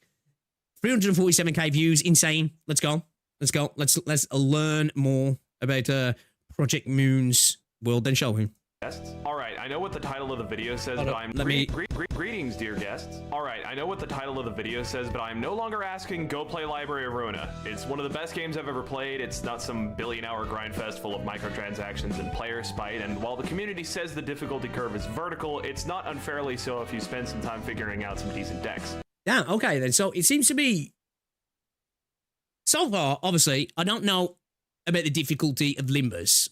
Early on, it's typical sort of gacha difficulty, right? It's, there's a lot to learn in terms of kits and stuff, but it seems okay at the moment, right? I've not been filtered just yet, but when you look at Lobotomy Corp and that, so they're just like putting you through the ringer then. They're actually, they like making difficult games. Okay. The story is also paced Limbus is the easiest of the three. Perfect for me then. Characters and solid twists. Please go play this game. If you can't, either due to being unable to do so, just don't enjoy the genre, have already beaten the game, or just want to play Limbus, then this video is for you. Obviously, These videos will spoil Library, but specifically I'm going to be really focusing on the plot of the game and very lightly on the gameplay. So if you finish these videos and decide you want to go play it, there will still be new stuff for you to see. Additionally, consider Ruiner is a steep curve, but you're more than capable of keeping pace. Okay. This is a bit of a content warning. This game goes to some dark places. I'll also be trying to be funny here, so be prepared for that. Also, again, this pretty much covers all of the spoilery information from Lobotomy Corporation and the spin-off comic Wonderlab. Go watch my other videos if you would like to know what went on in there, as I'm only going to very lightly recap them. I need to read these comics, don't I? I need to check them out. I'm also going to put this disclaimer in the actual video this time, so I don't have to pin it as a comment. This video is made without the context provided by extraneous materials and sequels. This means we understand that you're deep down the PM rabbit hole. I'm right there now, bro. No information from Distortion Detective, Leviathan, Limbus Company, or whatever sequels have come out since then are included in this video. Please refrain. Do take this with a grain of salt as you get some things wrong, but it's fine. Okay, all right. When was this video made then? 3 years ago. Right, okay. You'll have to hit me up with the misconceptions then, because obviously, even if there's information that's wrong, I'm gonna I'm not gonna understand that, am I? Don't check Discord. Now I'm gonna have to look what I'm looking at. Bro, get the fuck out of my chat. Get out. Oh my god. Another one, man. Chat, I'm about to crash the fuck out, man. I'm telling you. I'm about to crash the fuck out, bro. About these topics as you might spoil other viewers. Additionally, if you have fun lore facts that you wish to share with the audience, please wait until the very last video to comment then. Thank you. Speaking of, Library of Ruina is being split into 4 different brief summaries to make it easier for me to work on without being overwhelmed by the Swear sheer to word God, count. everybody's just like posting, oh, free temple, free pull of the day. I'm here like, fuck, man, 230 odd pulls deep, I think, or some shit like that. Right about that. And I just can't get, bro. I can't get him, man. Fucked up. I'm gonna have to swipe, man, because I'm so close to sparking him as well. It's just like I'm already in. You know what I mean? I'm already in, man. Anyway, all right, it's okay. It's all right. I'm not mad. I'm not mad. I'm not jealous. Congratulations. I hope you enjoy him. This monster. If you would like to watch a single gargantuan video about library and get all the information that way, I'm gonna edit them all together once we're done, so please wait for that video. Okay, I think that's all the preamble out of the way. Without further ado, it's time to play the music. It's time to light the lights. Haven't, no. It's time to butter eyes on the library show tonight. Wait, I think that's the wrong opening.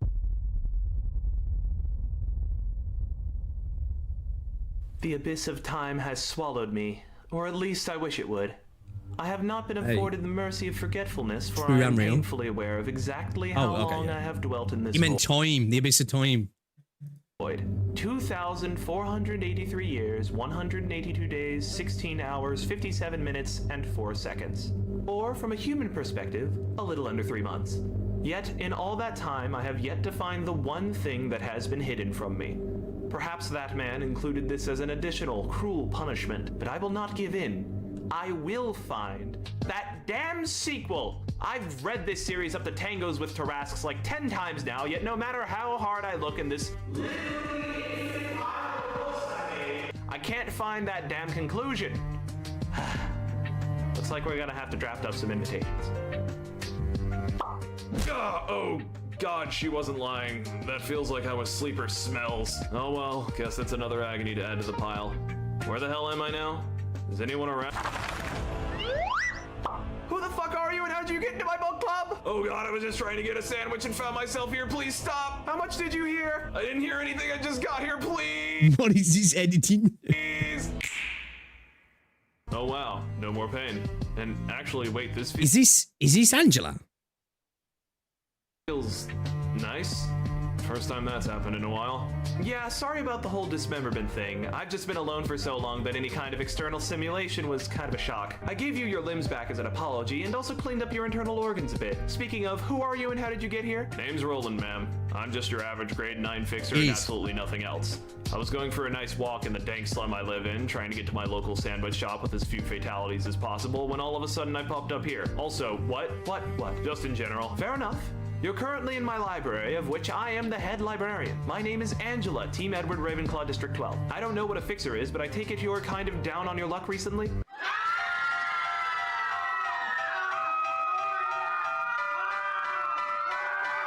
You could say that. Excellent. In that case, I've got a job offer for you. See, I'm trying to get my hands on a specific book, and in order to do so, I need to send some invites out to get people to join my book club. Oh, that sounds nice. What are you reading? Them, mostly. When they get here, if you accept the job, you'll fight them to the death. If they die, they become a book. If I get enough books, I can finally get the sequel that I've been waiting. I was just about to say, has she become like super chill now? Is she like super chill? Has she managed to cast off a past potentially? Not too sure, actually. Not too sure. Well, considering I no longer have lower back pain, I think I basically owe you my life. So sure, I'll work for you. Excellent. We're open for business then.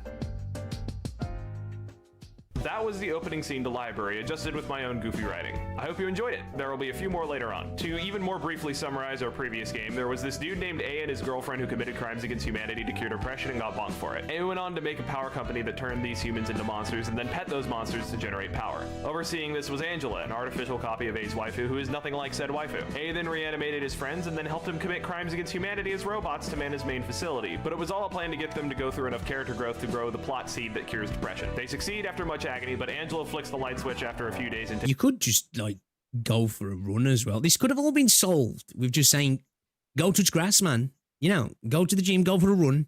You know? try and get out in the sun, you know? Takes a good chunk of the plotline for herself. Then she turned the main facility into our titular library and started looking for something called the One Perfect Book. Things stayed like that for a few months before this dude, Roland, shows up. Oh, He's a so low-grade mercenary. the actual library isn't a different place. It is where the first game took place. It's just she's done a bit of redecorating. Is that pretty much what's happened? For hire that allegedly doesn't know how he got there. Angela hires him to help with receptions. See, there's this invitation that Angela herself doesn't quite control, but it magically appears to people that could use the books the library has. It tells the recipient that if they accept the invite, they'll appear in the library and have to fight for their lives. If they win, they get the books they want. If they die, they become a book and all the info about them. You know what? I'm all right, man. I'll skip the reading, you know? It's like, do you want to read this book? Do you want to fight for the death to get the chance to read it? No, I'm all right actually. I think I'll skip that one. Their lives gets added to the library. Roland's job is to be the head librarian of the floor of General Works. Now, stepping back for a moment, the content that we cover in this part is largely expository. It's a lot of world building stuff, setting up the bare bones basics for the rest of the game to play off of. There's a decent amount of thought put into exactly how this goes. This is what we're here so for. I'm gonna follow the pacing of it, but just be ready for not a lot of characters to stick around for very long. We begin with the humble rat. These guys are the bottom rung of the city, the lowest of the low. Homeless, penniless, maidenless, these guys have nothing. Well, nothing except the ability to root around in corpses and sell the organs for cash. Yeah, imagine your city, but the homeless universally murder people, not just for their cash, but also for organ harvesting as well. It only gets worse from here. Anyway, these three Again, man, I say there's a lot of things you could compare the city to Birmingham. Yeah, gotta be honest. through a mutilated weird The body library's to sell built on the organs ruins to of a group Elcourt, called right, the okay. Stray Dogs. Unfortunately, because the body seems to have been tampered with in some way, they can't sell the organs, so they're in a bad spot. However, they find the library's invitation inside the body, see that it offers something called books, which sounds valuable, and go on in. Spoiler alert, canonically the library never loses a fight, so when I say, and then they go in, you can go ahead and add, and dies right after. Anyway, our second invitation goes out to a group called Yun's Office. They're an office of fixers, and I'll quickly elaborate on what those are. Remember how I said that Roland is a mercenary for hire? Yeah, that's a fixer. They're not entirely mercenaries though. They're officially sponsored by the Hana Association, one of the most powerful organizations in the city, meaning all fixer offices are sanctioned by the government. They do a huge variety of things, some of which we'll see later on, but they're mostly problem solvers. Unfortunately, this is the city, and that means problems range from rats killing and gutting random people to more esoteric problems that we'll get into later. For now, just know that these people are armed and dangerous, while the higher ranked ones are. Damn, that's a big ass sword. Rank to every fixer from 9 to 1. The lower the number, the scarier they are. Our invitation finds a group of The books are usually exactly what you need. Like, they'll tempt you with a book of the next... Oh, 100 winning lottery. Okay. All right. Okay, yeah. Might tempt me then, actually, you know. grade More 9 accurate fixers Britain, trying right?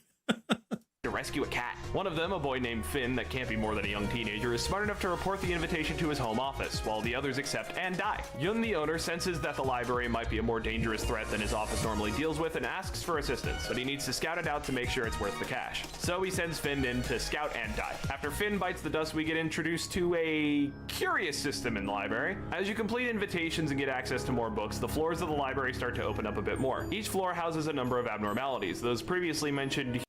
Oh, is that what... So when the light was beaming out, she gathered all that knowledge. She was what? Like, this become like a physical manifestation of all that knowledge. Oh, okay. Okay, that makes sense now. All right, I'm getting it. Humans turned monsters from the last game. They're chilling out in a book with their perfect containment environment, but as the floors expand, librarians can enter these abnormality books to throw hands with these dangerous foes. If the librarians win, a new librarian is awoken on that floor, allowing for more help during receptions, and that Abno lends its power to the floor in the form of buff cards. Now, we're not going to talk about this section of library that much, so we'll go ahead and let the comments deliver insightful fun facts about the various floors and their abnormalities. More than that, these sections tend to have cutscenes between a character and the head librarian of the floor, which will be our main focus. For now, this cutscene is basically just an The only thing she doesn't yet know is how to become... I was about to ask that. I was like, I was wondering, is she human here? Okay, I guess that. If you get cancer, you might get an invitation to get a book on how to cure cancer. Okay, that makes a lot more sense now to tempt people in, right? That would be worth the risk, wouldn't it? Explanation of how this whole system works. Roland faces off against a spooky abnormality called Bloodbath, which is themed around a tub of blood that pulls people in. We'll talk more about this foreshadowing later. For now, Yun's office shows up in Is that force. potentially connected to what happened in Lobotomy Corp? With Carmen, you know, the bath, you know, and then Iron being like, "Ooh, let me just help you out there, you know?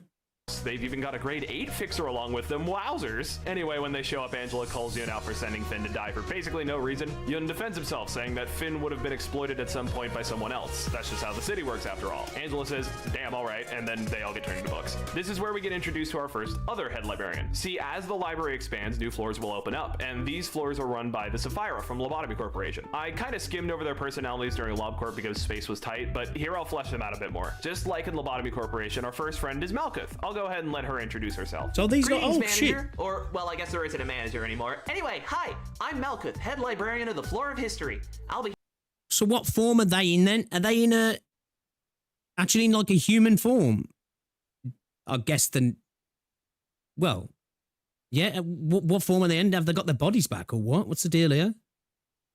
here to help you out with anything you might need. Also, I've got beef with Angela because she's a heinous bitch who ruined all of our dreams, but there's work to be done, so we'll get to that later. See ya. Okay, our next reception is with the They got new Brotherhood flesh of sacks. Iron. These poor saps are a bunch of idiots who decided to trade in their shitty, fleshy human bodies for robo bodies. On one hand, this means they get a ton of upfront cash by selling their organs, and they don't have to worry about food. On the other, they're actually much weaker than before. This brings up a curious discussion about AI in the city. See, the head, the big scary organization that controls everything in the city, hates AI. There's a law that says all non-human artificial intelligence will be banned from the city and thrown into the outskirts, the no man's land full of terrifying monsters outside the city. However, that's only non-human AI. Brains in jars on top of robot bodies or anything that is human at its core is completely fine. So while there are robots and mechanical people around in the city, they're still humans at their most base level. Okay. The Brotherhood is also a syndicate, one of the other major powers in the city. Syndicates are criminal organizations that exist outside. They have bodies, but they're not human bodies. Okay, so are they android or just like synthetic or something?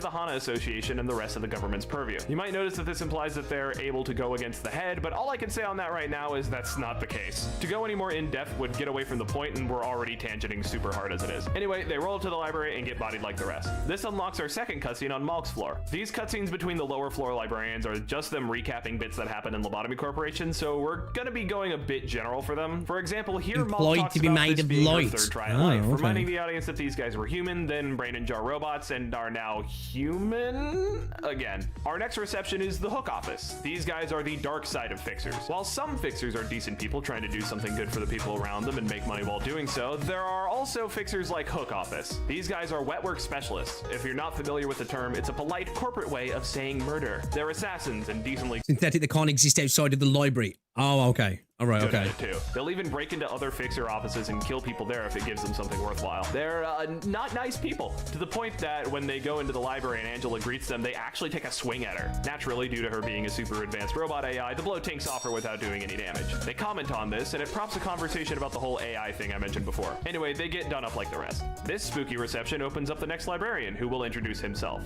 Greetings, I am Yesid, head librarian of the Floor of Technological Sciences. Okay, so it was a good job we watched the previous video now, because I've obviously got a reference to what's going on here as well now, and it obviously has a lot more meaning to it as well, and understanding. Your fit is whack, and I find you absolutely repulsive to work with. If you plan on running this place like that, we're surely headed straight for the dumpster of reality. Fix yourself before you show up here again. Also, why are you just following what Angela tells you? That's cringe. Stand up for yourself, you absolute goblin. This also gets us to our next rank. Plot-wise, we hear several unknown figures discussing something called the distortion phenomenon and the potential culprits behind it. They list off a few urban plague tier entities, the Laundry of Dreams and Yesterday's Promise, as well as the urban legend tier Church of Gears. We, an urban myth, are also on the list of potential suspects. One of the voices mourns the fact that the investigation is going so poorly, if management is making random guesses like this. We also have Roland and Angela discussing the nature of the library and what their goal is, but it's mostly stuff we've already covered. About ranks, this game is split between multiple tiers that essentially denote how visible the library is, or more specifically, how much HANA Association will pay to take you down. These ranks are given out to every spooky entity in the city, with the lowest and most irrelevant being called Canards. These are so low that people don't even know what they are, and HANA certainly hasn't even noticed them yet. This goes all the way up to Star of the City, which are entities strong enough to cause problems in the city on a major scale. But we'll get there eventually. Please note that these ranks aren't necessarily denotions of the actual strength of the spooky subject in question, more a measure of how much of a pain they are to the association. This bears some distinct similarities to a certain other power ranking system from a much more oceanic series, but I'll talk about that another day. Think of it like content creation. Being big doesn't necessarily mean you make actually good content, just stuff that people want to. I like that reference. Hey, I make slop, so, you know. I ain't out here to say anything. Watch. But more often than not, people that are big tend to make good content. Same logic here. A star of the city certainly might Well, yeah, probably, yeah. be a weakling gremlin that a grade 5 fixer could tackle solo, but There's exceptions to that rule, though, right? There's exceptions to that rule, definitely. more likely it's going to take an entire association working together to take it down. Also, much like content creation, the first people that get their eyes on us once we're slightly bigger than average are cannibals. What, just me? Anyway, Pierre's Bistro here introduces the concept that each district of the city has its own quirks. Oh, in case you didn't watch the LobCorp video, the city is split into districts, each presided over by a mega corporation called a Wing of the World. These wings are named after a letter of the English alphabet, and each title stands for a word. For instance, L Corp was Lobotomy Corporation, which has this neat video you should go watch so I can stop recapping. Anyway, as I said, each district has its own eccentricities. We don't get a lot of examples of these, but we know that District 23 is well known for its cannibalism. District N doesn't allow recording. District J is all about gambling. District D is for forested. District V, U, T, and S are all border an ocean. See, a lot of people in this district Okay, are so looking for he actually called it an ocean there, because every other time I've heard it like mentioned as like either a gigantic lake or just a body of water, which, you know, saying a body of water can encompass all, really, to be fair. the fabled Flavor Town and think that the only way to get there is by eating people prepared in a number of nightmarish ways. That's about it, though. The reception itself is pretty much just here to introduce the concept. Except for Pierre. Why did they draw the cannibalism chef mommy like that? Our second cutscene with Yesid mostly revolves around his discussion of who the librarians were in their past lives and how they're able to fight now with the library's power. Namely, they're able to take their victims' life experiences and turn them into pages, which they then utilize to execute similar moves. It's basically an in-universe explanation for the whole card game thing. Ooh, look out, guys. It's I like how they use really interesting, somewhat like dark lore and world building to like build the mechanics into the gameplay, right? You know, to explain the mechanics away, like even into Lobotomy Corporation, down to like how you view the game in terms of the visuals. That's fucking really cool, that is. It's called the Great Lake. Okay. Dark outside, the street lights are turning on. Specifically, the street light office is coming out. These guys are some of the nicest fixers we've seen so far. They're legitimately good people that work hard to keep their little corner of the back streets safe from any of the messed up stuff that happens there. There are obviously some things they can't fix, but they handle what they can. They've got 3 members, San, Mars, and Lulu. San is the leader and a pretty good one, making sure that the office only takes on jobs that they can handle. Mars is a level-headed man, kind of emotionally muted, but he's a good boy. Finally, we have Lulu, a fiery lady who is very emotionally outgoing. We love her, she's great. There's some minor office drama going on when we peek in, as Mars is eating a cake that Lulu was saving for later. San receives an offer from a colleague to look into the library. However, the group is kind of reluctant to do so because an under-the-table urban myth tier job won't most mechanics in all the games are diegetic, actually. Yeah, that's really cool, that is. Pay very well or get them prestige with Hana. However, the offer is coming with an urban legend paycheck. With that amount of money being thrown around, San is cautious since it sounds dangerous, but both Mars and Lulu are willing to do it for the cash. Mars and Lulu continue bickering while they head to the library, but San eventually breaks it up by offering them a nice dinner at a restaurant when they get back. Angela greets them, they're invited in, and San reminds them to retreat if things get too hairy. Apparently, Mars didn't get the memo because he dies here and gets turned into a book while Lulu and San escape. Afterward, Roland notes that these guys were particularly big rookies because they made the mistake of forging close bonds with their fixer coworkers. People die in this line of business. It's a natural part of it, so getting close to people is a terrible idea because you'll have to deal with everyone's favorite consequence in this damn city, trauma. Speaking of, our next librarian is awake. Greetings, I'm Hod, head librarian of the Floor of Literature. I'm a bit clumsy, but I'll be sure to help out as much as possible. Speaking of, while we're collecting books, would you mind joining our book club? We've been getting together and talking about our feelings for these stories. It's been a big help in processing our emotions, especially with everything going on. Also, we all kind of hate Angela because she screwed us over at the end of the last game, but I'm sure if we all talk to each other, we can be friends here. Anyway, I hope you'll stop by. Have a good day. Wow, what a refreshing ray of sunshine in this dark, evil world. Anyway, after Mars dies, San and Lulu went back to their home office where Lulu finds a replacement piece of cake that Mars bought as an apology before they left. Turns out they had kind of romantic feelings for each other. Lulu runs out into the street weeping over her loss. As she vents her pain, rage, and frustration at the unfairness of it all, a golden slip of paper appears in front of her with a single book on offer. The Book of Mars. Deep in the pit of Lulu's core, a single spark ignites. Okay. I'm seeing what you're saying now when it comes to the books being the thing you most maybe desire or need or want, like. She calls in every favor she has to everyone she knows. She assembles an office's worth of the most skilled fixers she can find and steps into the library to take her vengeance on the entity that stole everything from her. She never steps back out. Oh, hey, nice to meet you, man. I'm Netsock, head librarian of the Floor of Art. My job is mostly to... Whoa, man, I'm coming down. Give me a second.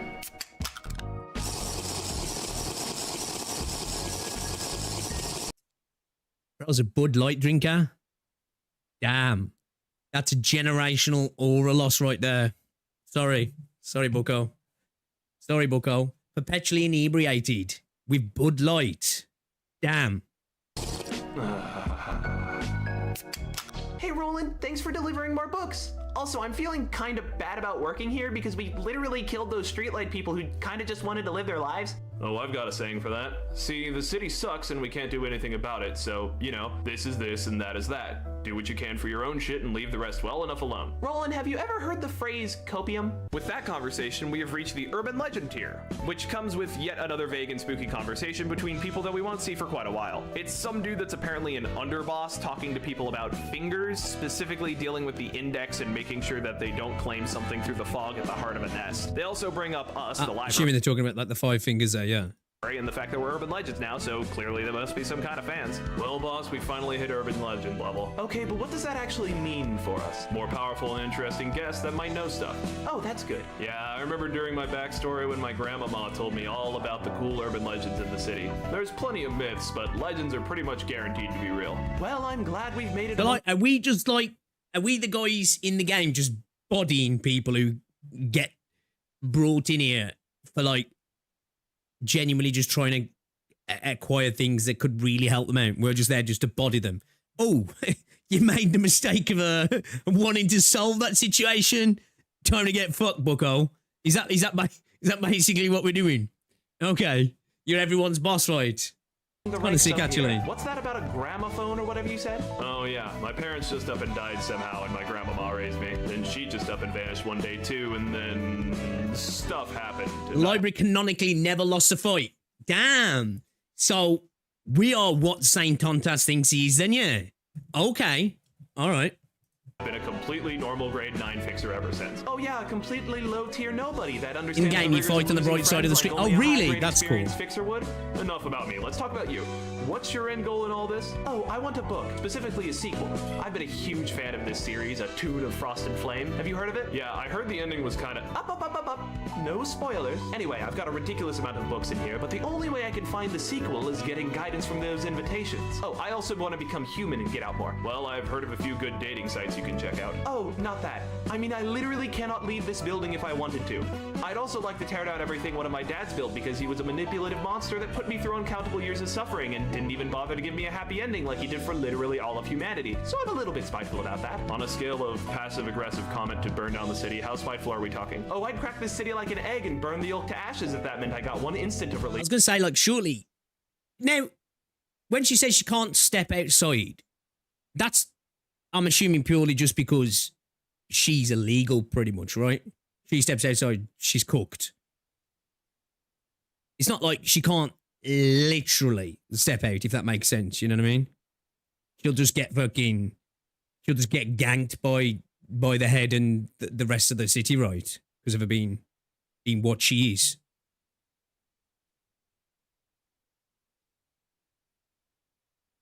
No, she literally physically can't leave. But what happens to her if she physically leaves then?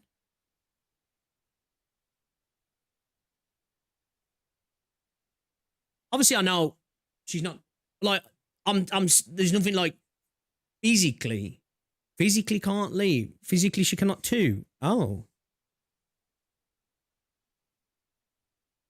why is that then? From the suffering I went through. Duly noted. And the invitations will avoid us doing that? Probably. I don't know. Okay, real quick. We're going into the next part of the story, and I'm going to start pacing out the librarian segments in clumps instead of when they unlock so they don't interrupt the flow of the receptions. At least after this one. We fight Caterfloor's second abnormality, and the whole lower floor squad shows up to talk. It basically just amounts to everyone being mad at Let's explain later. Backstabbing them, but having to cope with the fact that they have to do what she wants now. Okay, after all that, we've finally gone to our next reception. Something that I cut out of the streetlight section was that the whole office was part of an umbrella association. See, while there are individual offices, the real power of fixers are in the associations. There's associations scattered throughout the city, each with a different number and a different language assigned to them. The biggest of these is the Hana Association, who leads all the others, but the one we're concerned with right now is the Zwei Association, He's which like kind of like specializes in guild, policing the city and ensuring public safety. Specifically, we deal with the part of it that San contacted, the Southern Section 6 branch. This means that, no, we do not tackle the entirety of an association. Doing so would be nearly impossible, as these are monolithic organizations, and completely wiping one out is almost impossible due to their sheer size. I'll be real with you. She can't because she's still an AI with the programming. Oh, so it's part of her cut. Is that he designed that in to stop her from leaving? Oh, okay, that kind of makes sense. That kind of makes sense, yeah. I barely remember anything about this Y fight story-wise. More than any other part of this game, I think they were just used as a vessel for exposition, as this is the first group we fight with any real idea of what's going on in the rest of the city. Plot-wise, San shows up to ask Zwei South Section 6 to deal with the library. He gets a lot of flack from the workers in said section, but when they get news that the library has been upgraded to urban legend, they decide to go check it out. When the scouts don't come back, they set up the exposition board. Okay, let's talk about the distortion phenomenon. See, these Section 6 guys were the ones talking during the urban legend story where they were investigating the same phenomenon. This is currently an urban nightmare class occurrence where individuals are turning into monstrosities with seemingly no warning after the white nights and dark days. That was the end of LobCorp, by the way, if you didn't watch that video. Go watch that video. There have been relatively minor cases of this occurring that the Zwei have handled before it got out of hand, including one where a restaurant clerk turned into a man-eating sandwich monster. However, the biggest incident of the distortion so far was the appearance of the pianist. This monstrosity was incredibly dangerous, killing 80% of District 9's population and requiring the dispatch of a color fixer to deal with it. For context, color fixers are fixers that are above and beyond the normal grading system. They're basically one-man armies to themselves, and the fact that one of them was sent in against the pianist means that it was a truly powerful foe. Zwei, and by extension most of the city, has no idea what has caused the distortion phenomenon. All that they know is it's related to the collapse of LobCorp and the White Nights and Dark Days. They suspect that the library might be related, and so Zwei sends in San and one of their skilled fixers, Julia, to get as many books from the library as possible so they can learn what's going on. When they inevitably fail, Angela gets the idea to write her own books to attract more people, including the Book of Lobotomy Corporation and the Book of Distortion. After San and Julia fail, the director of this branch of Zwei, Walter, thinks it's no longer worth it to try and conquer the library. Their job is to protect people from stuff like the carnival and the musicians of Bremen, not to avenge their comrades. As such, he wants to wash his hands of the entire situation. That is, until an invitation appears on his desk offering the Book of Distortion. Enticed Just in time. Just in time. Bro's eyes. by the potential knowledge and career advancement, Walther brings a chunk of Zwei South Section 6's forces. So, like, obviously, I don't know why I'm fixated on this. In my head, I'm just thinking, so if she literally tried to leave, it'd just be like a, I can't cross the threshold situation, yeah?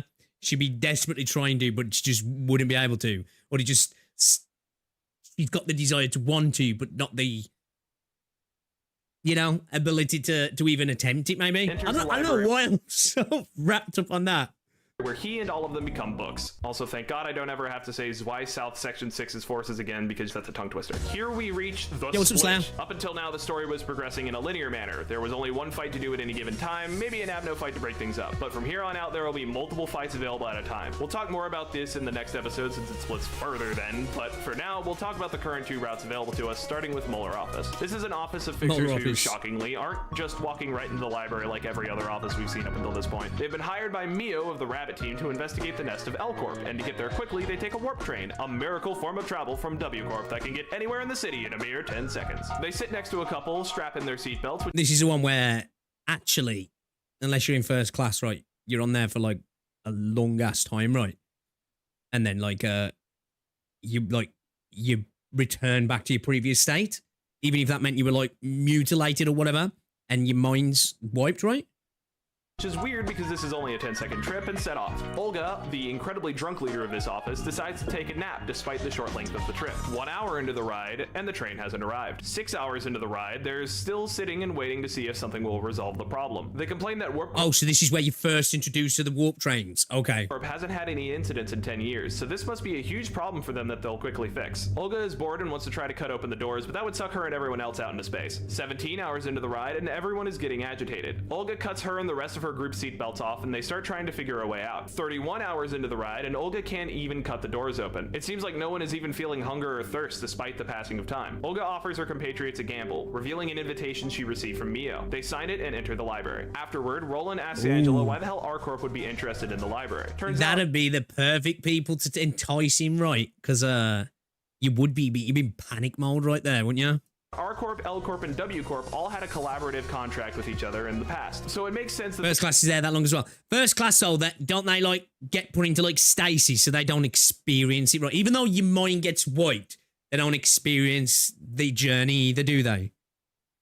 they would try to figure out what's up when their power supplier just up and vanishes. Our other reception here is the Stray Dogs. This is a syndicate that is apparently strong enough to raid the same Y group that we softened up, as we see them beating the tar out of some poor fixer. They reveal that they were trying to get the floor plans for L Corp's nest out of Walther, but he up and vanished out of nowhere. They need to get moving soon or sweepers will show up and they'll be in trouble, but they're already in trouble because they were getting this info for their bosses in the Thumb. I'm not sure when it's brought up, but the Thumb is one of the 5 biggest and scariest syndicates in the city. They're each named after a finger, and we're primarily concerned with the Thumb and the Index during this game. That's about all we know at the moment. The leader of the dogs reveals that he has an invitation, and on it is the Book of Most of the time. Okay. Walther, which they can give to their bosses to make up for their misstep. Angela and Roland briefly discuss the sweepers, terrifying creatures that lurk in the back streets. There's a specific time of night in the back streets where the sweepers will go in and steal away anyone who is still out and about. They even eat people for their fuel, and no matter how many get killed, there's still more of them the next night like nothing happened at all. Anyway, the stray dogs all get bonked. That's cool, that is. But at least they give us the almighty brawl card. Alright, quick librarian wrap up. Netsock and Roland get drunk and have a chat about their lives, with Netsock bringing up how he hates having to kill the guests in the library. The third stories of each of the librarian meetings are flashbacks to what happened at the end of Lobotomy Corporation, specifically what happened after the true ending. Basically, to sum it up, the Sapphira all rebelled against Angela wanting to take the light and ruin all their hard work. All except Bina, who sided with Angela for the sake of mostly seeing what happens. She and Geb throw hands again, but she can't stand up to all the Sapphira at once, so Angela unleashes all of the abnormalities that were being stored. The Sapphira gathered together to deal with this immediate threat. Eventually, Angela makes a compromise with them. She'll let the light escape into the city for 4 days, and then keep 3 days worth for herself. This way, the light still spreads to the city, and all their sacrifices meant something, but Angela gets part of it to do with what she wishes. Thus, library starts. Each librarian also talks about different subjects during these flashbacks. Okay. All right. Yo, this is cool, man. I'm liking these videos. They're starting to like all the pain and sacrifice that it's they all coming went through, together. all for the sake of a selfish desire. Yes, it explains that the light they're made up of in the library lets them basically manifest whatever they want. Hod talks about how she once betrayed all of her friends by contacting the head and the guilt she felt after doing so. But she also talks about how she learned to move past it by genuinely being a nice person to those around her instead of constantly seeking forgiveness. Finally, Netsock talks about how he basically learned to cope with all the shit he's gone through. He sympathizes with Angela because she's actually a person that wants to live despite being an AI, and he can't help but feel that reflects his own personal journey. Okay, and like that, we're through the first part of Library of Verona. And yeah, for sure, you can understand a determination, right? And obviously, like, even though she's doing some fucked up shit, it's like somewhat understandable, right? When you think about her creation, her inception, what she was then put through, and then kind of just left the disdain that she was shown as well by a creator. You can understand that, and then just wanting that desire to be human. It makes sense. It's a drive that you could get on board with, at least, anyway. Given the fact that we're currently sitting at about 6K words, that's a good thing. I know not everyone agrees with my choice to split this up into 4 different videos, but I'd like you to understand that this is a lot of work for me, and compartmentalizing it like this means I won't get overwhelmed by it. As I mentioned at the top of this, these will also be edited into 1 giga video when they're all out, so if you just want to sit down and watch the whole thing, that option will be available later. Anyway, thank you so much for watching, and I'll see you next time for Urban Plague and Urban Nightmare.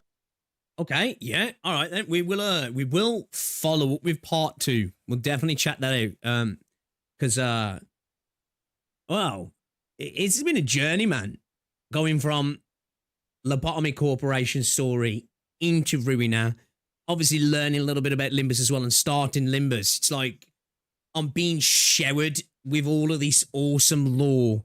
It's a tragic story as well, isn't it? It's like there's a lot of tragedy and despair within this world they've created. I really am. I'm gonna have to read these little webcomics out because this is interesting, man. I'm definitely gonna check out part 2. We will check out part 2. But another great video. This one was from Wordsmith Vids. Is this creator still making content? Are they regularly uploading? Another one that's not made any videos? Damn, that sucks. Well, I'm gonna subscribe though. Both of these channels that we've watched content from now that have made really good videos have then gone radio silent. It's a shame. It's a shame. The story's painfully human, for better or for worse. Yeah, agree. Again, like when we specifically, I don't know about them. I'm assuming they're just straight up box price games by the looks of it, right? Or at least Ruineries, right? But with Limbus being a gacha game, it's interesting to see a game go down the route that it's gone down. Obviously, we see in Arknights as well, right? Arknights is another game that definitely, in my opinion, he's not willing to go a little bit more mature, a little bit more darker, a little bit more gritty than your typical gacha game. Because a lot of the time with gacha games there's the despair and the darkness where it's not really easy. Like, you know, it's a moment of potential threat and then the day saved, usually, right? And like what you get from Lobotomy Corporation is it's just like horrific. Oh, it's still horrific, but okay, maybe there's some good that can come of this. Yeah, it's all snatched away, and it probably gets even worse for everybody after the fact. It's like, you know, it's just straight fucking, well, relatable for one, for humans, right? But it doesn't just come with this, hey, it all got fixed and they lived happily ever after, which I like that. Right, you know. Too much of this space is filled with that, oh, it's terrible, but the hero saves the day every single time. Yeah, I like the fact that, well, at least with these games, we're not even playing as a hero, really. You know, that Lobotomy Corporation, we're playing as pretty much the protagonist and kind of the antagonist, the creator of all the problems and the potential solutions. And then it seems like with Ruiner, it looks like, again, we're the guys who are kind of fucking over other people, right? Again, I like that. Instead of with the gacha space, typically, I know they're not gacha games, we are him, right? We're the best the best person, you know, the most objectively fair and triumphant and honorable being there is in the space, and we always deserve to win and fix things. And yeah, I like that distinction. It's cool, man. It's cool. Entire point, is it worth it to sacrifice your humanity to save the rest of humanity? Yeah. And it looks like as well, didn't even get that. At least Arknights still gives you hope. Yeah, I'd say so, yeah. From for all of you. There is a lot more of an underlying sense of hope throughout it, right? I definitely think it's there with this, right? But it's just, especially with Lobotomy Corporation, it feels like that hope was just snuffed out. But potentially, we'll have to see what's happening with Ruina. But yeah, great videos. I'm liking it. Arlen's plan was required to make his friends suffer so he could heal them afterwards and create the Seed of Light. Yeah, I get the idea, like, was to create something that was for the betterment of everybody, right? And to potentially have got them to be able to move past that. But it seems like, well, they're not past that, right? They're still kind of suffering. They're still trapped. They haven't been able to move on. And people really didn't get to benefit either, did they? They got it for a brief moment and then it was snatched away from them also. And there's still his cycle of other people being affected by his creations, right? So yeah, man, yeah. All right, should we play some Limbus then, chat? Should we play some Limbus?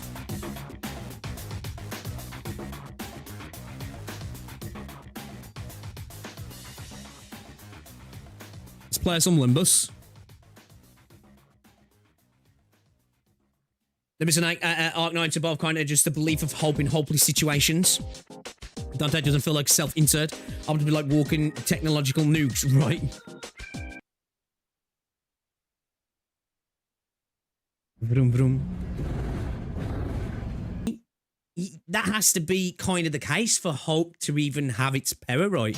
You know, you have to be, you kind of have to be going through it, really, to be able to experience the true power of hope, right? Because otherwise, you know, what are you hoping for? If that makes sense. Permission to vroom vroom. All I did was cause distortion, Shin and Mang, which are all simply used to help perpetuate suffering in the city. Was a karma's plan was cute, but also for people to be themselves. Okay, distortion's ego are part of the plan. Hope you enjoy the next Canto. It really is where the game starts taking it. I'm looking forward to it, man. I'm looking forward to it. I've heard a lot of people say that. They're like, if you can get to Canto 3, that's where you decide if the game's for you. Canto 1 and 2, like, people like Canto 1's good. Canto 2's like, not for everyone, but Canto 3's where you're hooked, or you're like, yeah, I'm gonna check out. So I'm looking forward to it. Yeah, tons of despair, but hope is there. Still small fires, but it's burning you. It's for light in the darkness, isn't it? It's the reason why it shines bright. Is it has to be surrounded by the darkness, doesn't it? Otherwise, you know, it gets lost in the rest of the light. Hello, Delat. I don't know how to say the rest of your name, but hello. The Viper will further explain what went on in Carmen, but we need to go further into Runa to read it. There's also 2 novels taking place between Runa and Limbus. What's up, Pearl King? You need one to understand the other. Everything in equality, I guess. Yeah. It's like it's like happiness, isn't it? You know what I mean? To really enjoy the brighter parts of life, the happy moments. You kind of have to have those moments when you're not so happy, right? It gives you that juxtaposition. It makes you feel even more benefit from the happiness of, well, I know what it's like not to be in a great position. And it allows you as well, when you're in those moments of not being great, that, well, you know, you can get back to there kind of thing.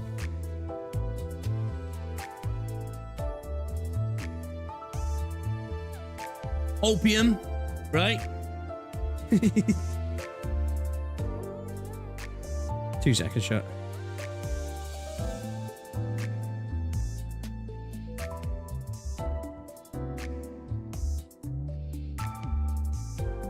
Just my bank telling me they're sending me a new bank card. I set up a new bank account yesterday. Some other stuff.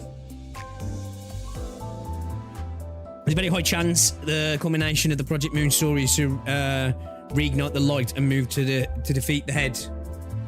I feel like even from what I'm seeing, that definitely something like that in regards to the light needs to be experienced again, or revisited again, should I say. Yeah, I don't have much. I don't have a massive amount of stuff in game either as well. We are we've got some stuff. I don't know what's what, how good it is though. I'm really still at the basics of combat at the moment. You know, understanding the simple end of like the abnormality sort of combat. Obviously, you know, you got your win rate as well for the normal combat. Starting to like, you know, bring in egos. We've been using a couple of support units because people was like, you know, up until like Canto 3, maybe play around with some support units because some cool ones to look at. Yeah, we're like surface level. Oh yeah, I need to change the screen cap. Sorry, give me a sec. I need to switch off the screen cap because Limbus doesn't like display cap for a reason.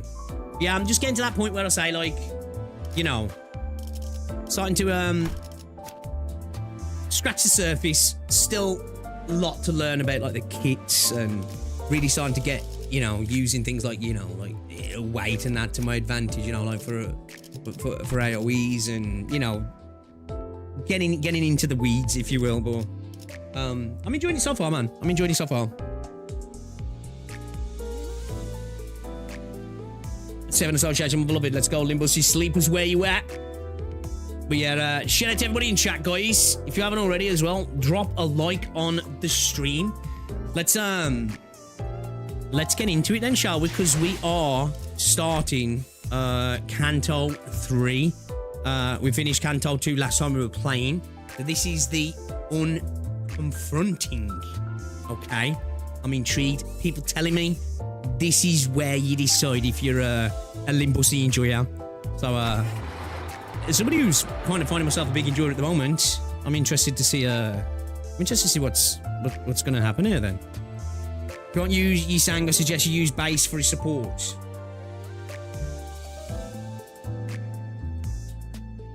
Decent start. Yeah. Okay. All right. Let's get into it then. Let's go. I was actually yesterday. I was thinking about getting the battle pass because, like, I've been told multiple times, probably the best battle pass in gacha. So like I was contemplating snagging it yesterday. I still might do. Yeah, Canto 3 is where the story really picks up. Gives 10 SP after a turn, if I can remember. Yeah. Alright, let's continue on then. I think I'm going to sit down for a bit, man. I had surgery on Thursday, guys, so I'm having to take my time with it a little bit. 2 seconds.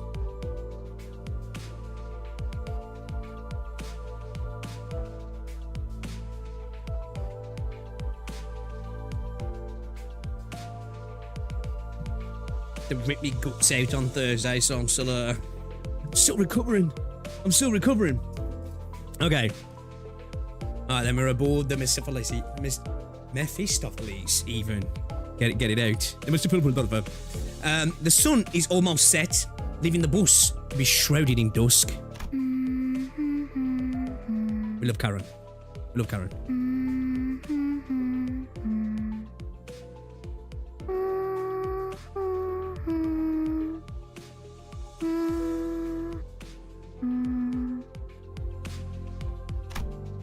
Karen's humming a song while driving.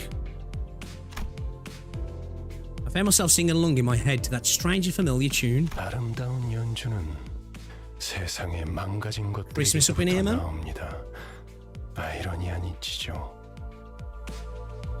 The most beautiful of performances are born from broken and ruined things. Kinda true.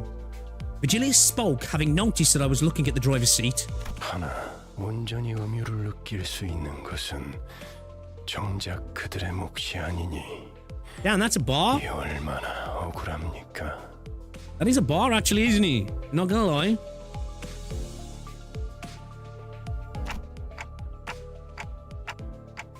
카론, 오늘은 기분이 좋아 보이는구나.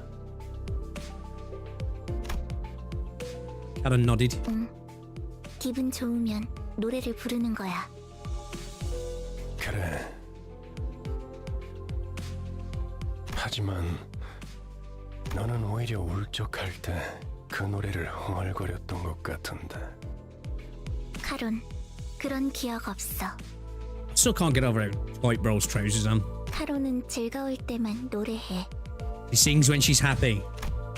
Virgilius' eyes seem to well with a subdued shade of dark.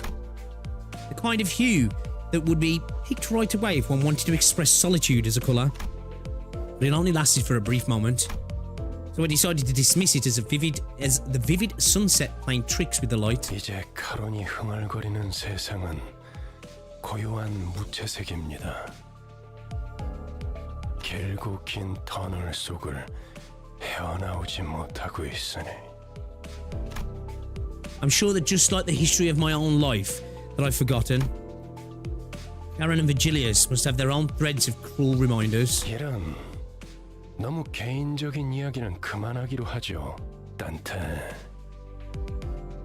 Does she always stay on the buzzer? 나와 친분을 쌓는 것이 아니라 저들을 관리하는 것이니까. When I looked at his face again, that momentary hint of sadness had fleeted, replaced with a faint smile. I gave him a few nods, then turned around to check on the sinners. Our bus passengers are lifted spirits for a while now. Have had lifted spirits. It helped that they did what they were assembled for and secured a golden bow for the first time. All the sinners were busy talking about their exploits in Jacob's district. 내가 그때 딱 카드 내는 걸 봤어야 했는데 진짜 명장면이었다니까. 아, 저 이야기만 7번째 들으니까 슬슬 지겨워져서 그러는데. 그래서 이번엔 어디로 가는 거지? She's still talking about the card game. 이번 목적지는 Dante. K사 통지다. K Corpse Nest. Okay. 아, 11구. District 11. 덕분에 평생 가보지도 못했을 것 다 돌아다니네. Okay. 그곳에도 손에 꼽히는 대단한 분이 계신다네. 아마 근처에 기념품 가게도 있을 것이야. 난 한정판 피규어 세트를 꼭 사고 싶었어. Another great individual. 오, 거기 햄버거 맛있다고 유명한 프랜차이즈 식당 있지 않았어? But it's Hamburg steak. Hamburg's canonical. 요즘에는 세상 살기가 편해진 모양이군. 내가 임무를 위해 행군을 할 땐 입에 소금만 물고 가는 것이 전부였다. That was a pinch of salt in my mouth. 그러게 말이에요. 제가 항해할 때 목구멍에 넘길 수 있는 음식이라곤 철맛이 나는 통조림 수프가 전부였는데. 침 고인다. 그렇지 않아, 류슈? 뭐 지역마다 다를 피해 Don't 색을 kill Jane, you know. 생각하니 침이 고이긴 하고. The implications this is Earth. I was just about to ask that actually. Like, is this set in our Earth? Okay. 진짜 무슨 얘기를 못 하겠어. 꼬맹이, 너는 뭐가 먹고 싶어? Bro, I could eat a nice steak right now, though, man. I'm not even lying. Poor Sinclair. Looking for someone to share tales with and have a sensible conversation. Why don't you naturally turn to Sinclair? However, 싱클레어? 어머, 얘 왜 이래? 하얗게 질렸군. 과호흡과 오한도 관측된다. how long has he been like this? 베르길리우스님이 케이사라는 언급을 Oh, has he got some history with K-Corp then, has he? Why didn't you tell me earlier? 명령이 없었기 때문입니다. Fair. Ain't my problem, bro. You didn't ask, you know? You didn't ask. Salt stared at me like I was at fault for not doing the obvious. 속이 갑자기 안 좋아져서요. 죄송해요. 진짜 괜찮은 거 맞아? There's another thing about now that I think about it, Faust, I'm noticing a trend where one of us has visceral reactions to the destination that Vigilius reveals.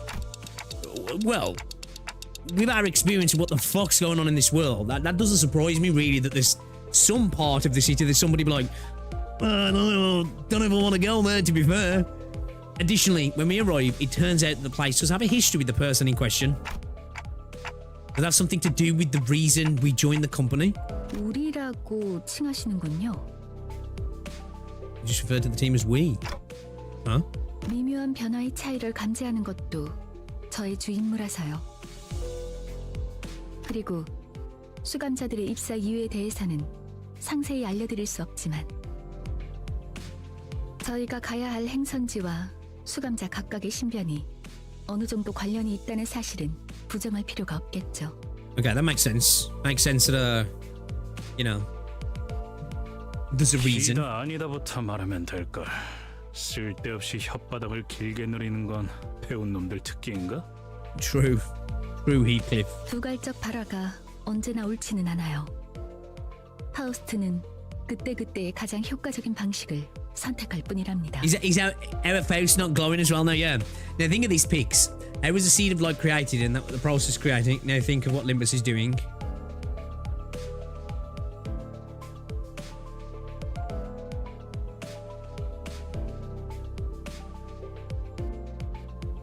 What do you mean? Not created like what from people's trauma and stuff?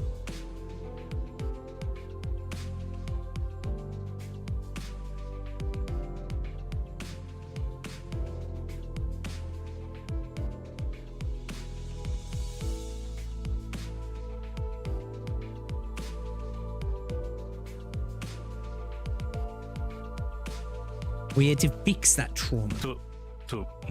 뭐? 배운 사람이라서가 아니라 당신이 너무 못 배운 사람이라 Damn. 파우스트의 말이 헷갈린다고 한 거예요. She just called bro dumb.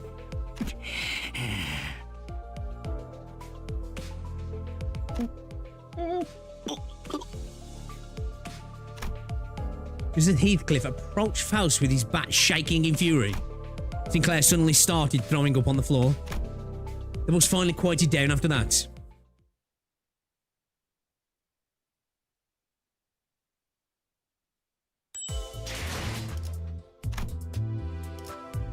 Inspection. Clear within 10 turns.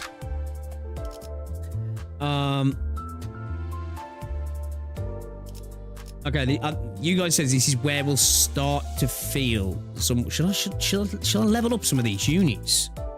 Is it worth leveling up some of these units or stinky skincare?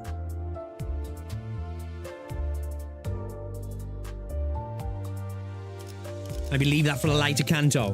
Okay, all right, okay. We'll hold off on the speculation too. I can't help myself, man. I do like to speculate, man. It is an issue. You can level it up a tad more. All right then. So we got Ryoshu at level 28. Should we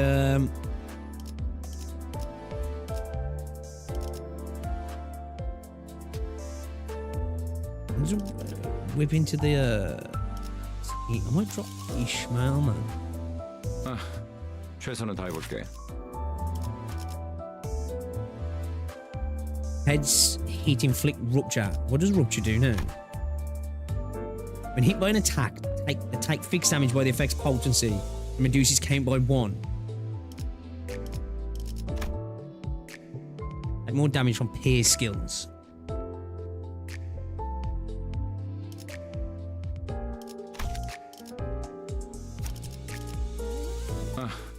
최선은 다해볼게.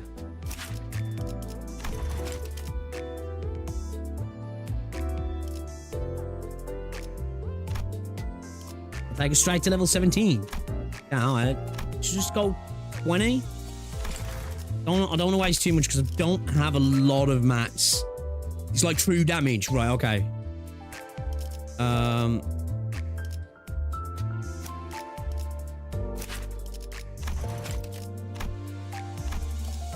Let's get them to 20 as well. Ruptures bleed, but worst. 오늘은 시간을 얼마나 I think let's roll with that. Let's roll with that. Do some pulls. 예술이란 것을 보여주지.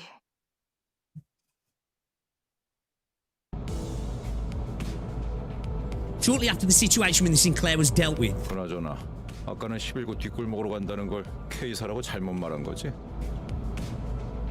딴지 걸기엔 다들 들떠 보이는 분위기라 타이밍을 놓쳤는데. Rupture is better than bleed in my opinion. The stat management is easier. Rarely misspeak if ever. 맞게 들었어, 그레고르. 우리는 K사 둥지로 간다. 아니 근데 둥지로 들어가려면. So the nest is like literally like corpo housing, right? 그래. 심사가 필요하지. 난 K사 비자 없는데. 나 빼고 다들 있는 거 아니지? 뭐냐? 왜 날 보냐? 방법은 간단하다. 닭, 돌. 그리고 I love 뚫릴 Ryoshu's 때까지 design, 죽살을 man. 반복하면 돼. 즉, 닭, 돌, 죽, 살. Oh, we need a Limbus Company Arknights Endfield crossover, man. I need Ryoshu in Endfield. Boys, that needs to happen. I don't care. We had Arknights in Limbus. Bring it over to Enfield. Bring it over to Enfield, boys. Make it happen. Whatever that eccentric abbreviation means for Ryoshu, the sinners have learned to stop questioning it. 림버스 컴퍼니 정도의 회사라면 그냥 통과될지도 모를 텐데요. 그리고 류슈 씨가 말한 방식으로는 엄청난 시간이 소모될 거예요. 날개가 관리하는 둥지를 대체 뭐라고 생각하는 거예요? We can't do a collab with Limbus, sadly. Why? Don't feel get that in Enfield anytime. Oh, probably not, but a boy can dream. Right, it's a story of hope covered in tragedy. Let me hope. Let me hope. That's my hope. That's my light. All right, that's my light at the end of the tunnel. Oh, I see. No one's going to take into account how much I'll suffer for that cider, huh? Sadly, none of our sinners bothered to respond to me in any capacity. 이스마일이 말한 대로 우리는 비자를 면제받아 통과한다. 림버스 컴퍼니의 뒤엔 꽤 다양한 분야의 주주들이 계시거든. 아, 혹시 H사의 주주님도 아시나요? 제 동생이 어렸을 때 붉은색 여권이 아니면 안 된다고 고집을 부려서 직접 저희 집에 방문해 주신 적이 있으시거든요. 글쎄, 나 같은 일개 길잡이는 그런 것까지 아는 위치가 아니라서 그렇게 대답할 가치가 있어 보이는 질문도 아니고. Vigilis just looks like he's been sewn back together, man. 너무하네요. 80 plus is allowed in China, so why it's not playable there? Is that why the Arknights collaboration only went one way then? That's a shame.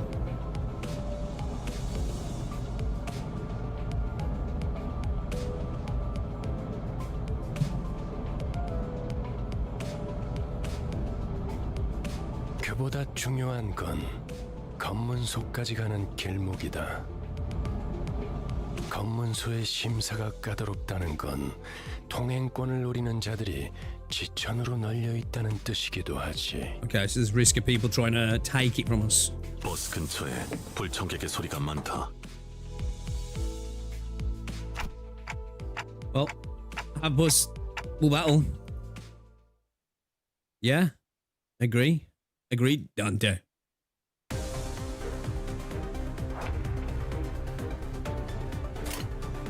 Let's have a look at these enemies. I know we can win rate these four. So slash. Pretty much everything else is normal, yeah.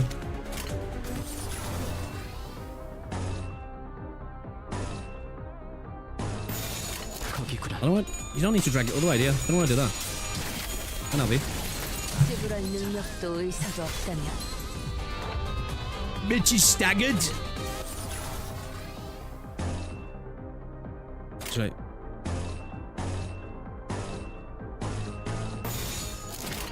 좋아, 간다. Blood and yeah, I know blood and specifically like like skulls and stuff. Yeah, I'd love to know the reason specifically around the skull. I can understand them like wanting to be like, even though it's not me, you know, like I understand the censorship potential of like blood, but like the skulls and stuff. Like, what's the deal with that? Does anybody know?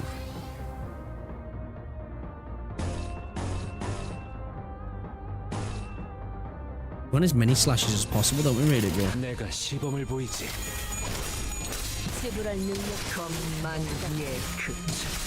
Seeing the Limbus guys in 3D will be wild, yeah. Trying to consider it disrespectful to the dead. Ah, okay. Okay. Alright, fair, fair.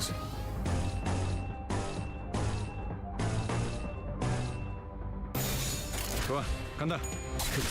Itchy staggered. Get out of here. Bro's reading in Limbus, no way. 기분 좋은 카론. 기분 좋게 도착. 자, 내리지. 심사받을 시간이다. Time to get inspected. 아, 혹시나 해서 말하는 건데 너희가 평소에 하던 대로, 그러니까 볼성사납게 사고를 치고 다녀도 일이 수습될 거라는 기대는 이곳 검문소에서는 버리는 게 좋을 거다. Okay. Bit strict, is he? I thought his words were pretty intimidating, despite the worries. K사로 방문하신 모든 분께 환영의 인사를 드립니다. Okay. Seems chill so far. 한 줄로 순서에 맞게 입장하신 다음 안내문에 따라 적합한 위치에 서주십시오. This place is clean. The menacing and interrogative atmosphere could subdue the temper of any first-timer visitors, and the sinners were no exception. I could occasionally hear Sinclair sniffling, followed by Roger and Gregor calming him. Any of my questions why were met with heads shaken sideways. 그래, 평소에도 이렇게나 질서를 지키면 얼마나 좋아. 소풍 나온 병아리 같이. Okay. What's that behind? It's not people on the. That's not people on the floor, is it? 당신이 왜?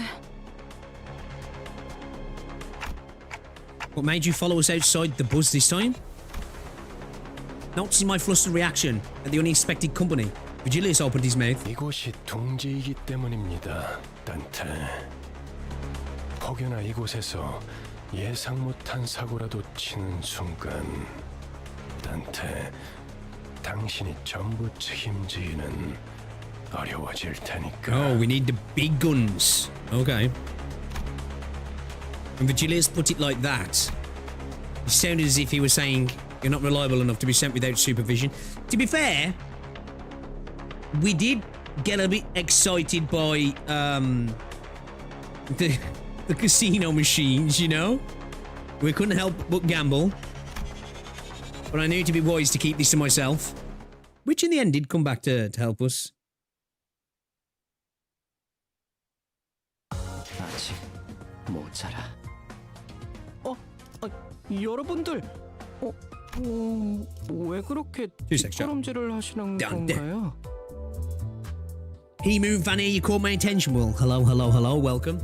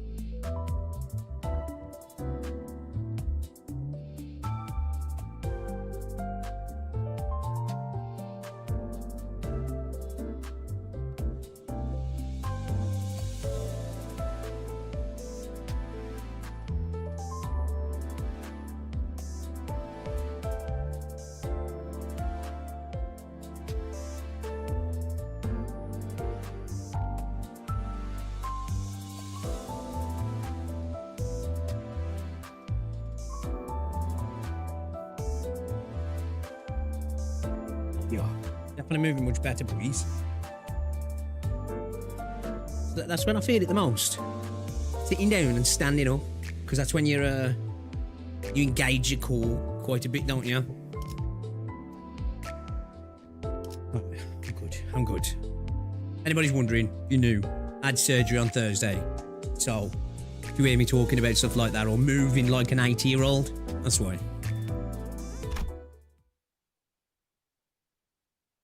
Place looks clean, no? 금방 빠지네요.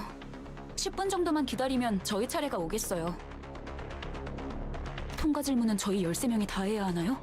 단테 씨는 말을 못 알아들을 텐데 어떻게 해야 하죠?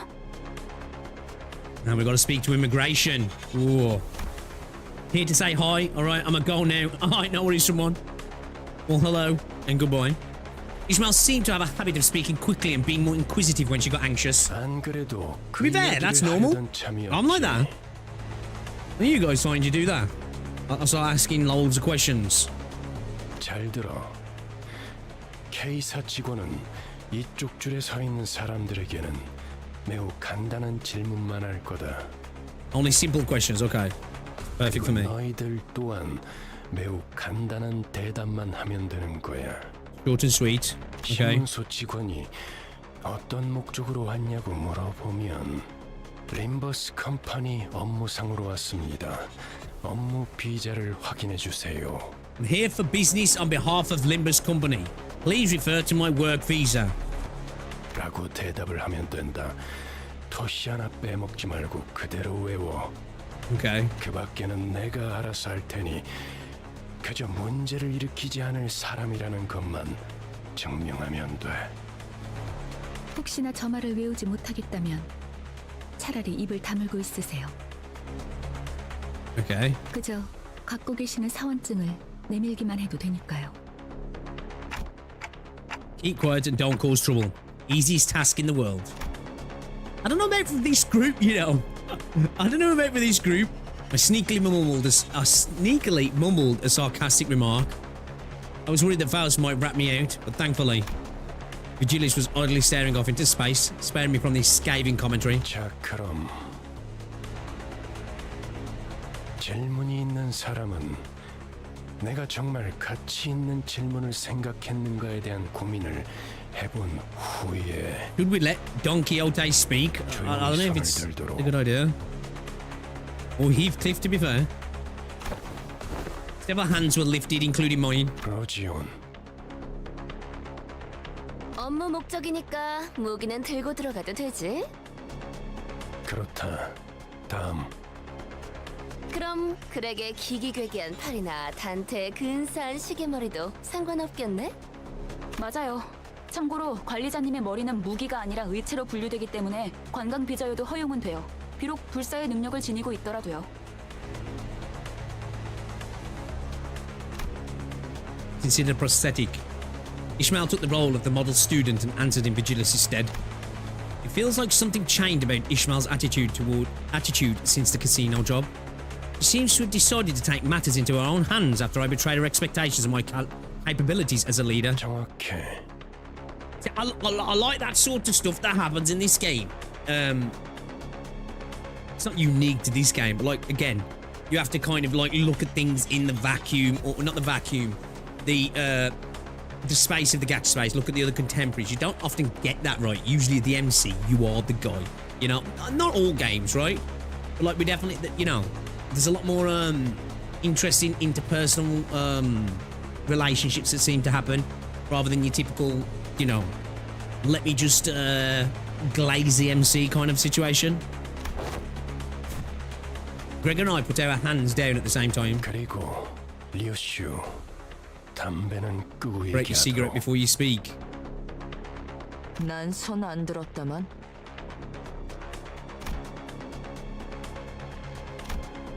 Vigilus was doing his best to ignore Don Quixote's outstretched skyward. I was just thinking, you know what? Probably not a good idea to let Bucko speak over here. But he finally caved and gave the woman with an adamantly raised hand the chance to speak. 그래, 돈키호테. 뭐지? 저 유리벽은 어떤 용도로 있는 것이오? Following Don Quixote's finger, our attention was drawn to the glass wall stood in the middle of the building.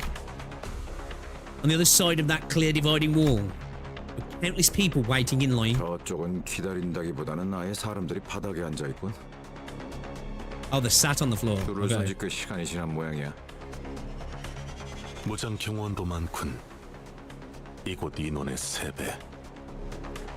대부분 건물에 세워져 있는 유리벽은 안전을 위한 용도일 가능성이 크다.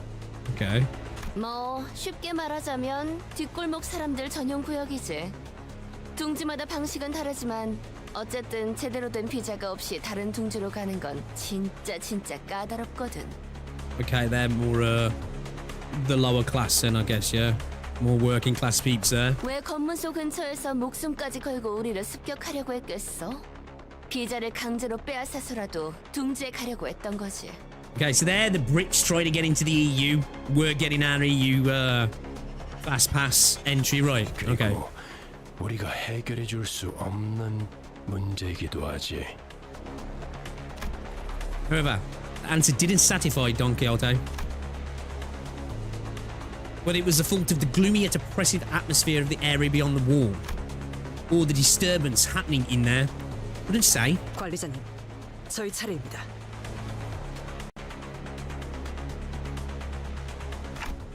Huh? Right. Our line moved at such a quick pace we barely had time to chat before it was our turn to answer the officials' questions. 기억하세요. 그쪽에서 어떤 목적으로 왔냐고 하면 한 번만 더 말하면 심사관인지 뭔지 아는 놈이랑 만단지에 해주겠어. She's not happy. She doesn't look happy. Bro, I love Rio Shuadu. Despite Ishmael's worries, our inspection was smooth sailing. 소속 그룹 이유를 말씀해 주세요. Yo, I like this design, you know. 아, 업무처 림버스 컴퍼니에서 왔습니다. 사원증 확인 부탁드립니다. 확인했습니다. 다음. 림버스 컴퍼니에서 왔죠. 비즈니스 때문에. 사원증 보시면 된대요. I like Rodion as well, actually. 확인했습니다. 다음. I'd say our first sinner proved who we worked for. It was a breeze for the rest of us. The official asked the same question in the same dry tone, took a cursory glance at their faces and employee cards. Though based on their speed, it seemed more like a customary gesture rather than actual look over. Then let each sinners pass. That meme of the security guard at the football match, yeah. He's like checking people and he ain't even touching them. 저쪽에서 무슨 문제가 생겼나 봐요. The glass wall standing between us and them was thick enough to block out sound. It was hard for us to tell what was going on through the wall. However, I could see what was happening unambiguously. Someone with cuffed hands was being dragged away by security. Damn, looks like dude's been fucking done over as well. And a small child was crying next to them, clearly scared and confused. 신경 쓰지 말죠. 잘은 모르지만 날개의 금기를 어긴 모양이에요. 그래, 가난뱅이들이 어긴 금기를 받자 만족스러울 만큼 충분한 돈을 뒷구멍에 찔러주지 않았다는 거 웬 더 있겠어? True. I like that sarcastic remark. 지금 저한테 이죽되는 건가요? 뭐야? 신경 쓸 일은 아니라며. 너무 신경 Someone's 쓰는데? knickers are in twist, you know. While I was distracted by Heathcliff loudly celebrating his first successful tease on Ishmael, their usual suspects sprang forth at the least expected moment yet again. 소속 그룹 이유를 말씀해 주세요. Is it Don Quixote? Oh my days. 약자에게 자유를 주기 위해 왔노라.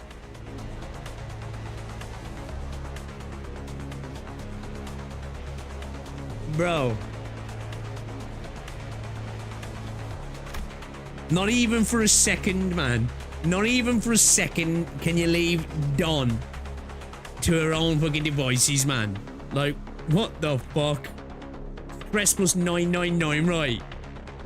Fucking hell. The anxiety creator. An emotion is expressed for the first time on the checkpoint official's face. Flabbergastation. They looked up at Don Quixote with a face screaming that it was flabbergasted. 저자들을 풀어주게. 고통스러워하고 있지 않은가? 소속 그룹 이유를 말씀해 주세요. The official ignored her demand and parroted the same question. Bro, I ain't even interested. All the while, Don Quixote was getting more upset by the minute. And then, in looking through the transparent wall again, I saw the desperate child's mouth scream at the man dragged away in handcuffs. Daddy.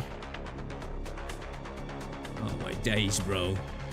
그대가 나설 마음이 없다면 내가 직접 해결하겠네.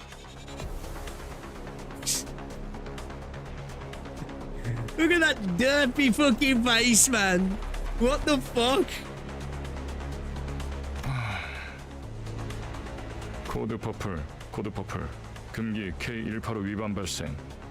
Taboo K185. 트롬보사이트 지원 요망. 재전파. 트롬보사이트. Thrombocyte units. What the fuck are they? Veering away from inquiry like a broken record, the official spoke an intimidating immune response to the radio. 안내합니다. 코드 퍼플. 순환 이동 검문소 14번. 트롬보사이트. 루코사이트. Blaring sirens accompanied a perplexing announcement. All the while, thick metal gates shut around us. 그냥 대갈통을 부수고 시체 자루에 넣어서 지나갈 걸 그랬어. Should have smashed the skull in and carried her in a body sack, you know. 그런다고 아주 달라질 건 없었을 것 같지만요. I was thinking that then when they're struggling thrombocytes that they're talking about fucking cardiovascular. 저들을 의미하나 보군요. K사와 어울리네요. They're about to make us leak. Looking in the direction Faust indicated, we all saw what she meant. Security forces wearing menacing uniforms were staring at us.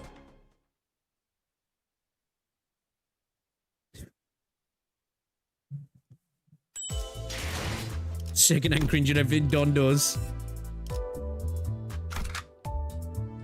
하라고? 나? Fucking hell, man. 뭐, Can't take her anywhere. I've gotten used to this sort of situation, but it looks pretty serious. 네. 날개의 금기를 어겼으니까요. It's not like anyone was hurt. Can't we just talk this through? Faust looked straight into my face. Faust to face someone directly when she usually stares into empty space as she speaks can indicate one thing. I must have said something incredibly frustrating. Kind of, bro. A bit stupid, really. 어떤 날개든 금기를 어겼다는 건. A loud explosion left Don Quixote dismembered where she stood. Oh, shit! 별도의 발포 경고 없이 금기자를 처단할 수 있다는 뜻이에요. It looks like border control isn't willing to forgive us until they dismember the rest of the sinners. Armed security staff was surrounding us on all sides. 날이 갈수록 놀라워. So they just started blasting you? 바닥 밑에 고여있던 조그만 기대감마저 증발시켜버리니 말이야. 난 빠지지. 저 녀석의 단독 범행이라고 하든 다 같이 해결하든 알아서 해. 아까는 관리자님만으로는 부족하니까 동행한 거라면서요. 어쩔 수 없는 것에 책임을 져준다고 했지. 이따위 헛짓거리에 동참해준다는 뜻은 아니었다. Bro, that's basically what we're trying to do now, right? To fix this. A pissing session in the wind. Virgilius casually pushed his way through the line of armed guards and leaned against the wall. He then crossed his arms as if to further drive home that he'll remain a spectator. Bro's like, yo, it's fuck all to do with me.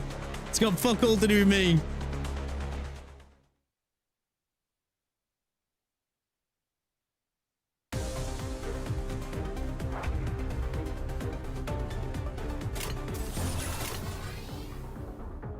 Hold on a sec. Blunt resistance is fatal, right? Everything else is normal, yeah?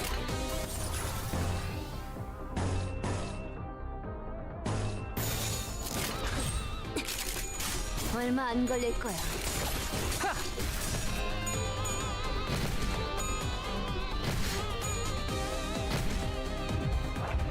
Bro.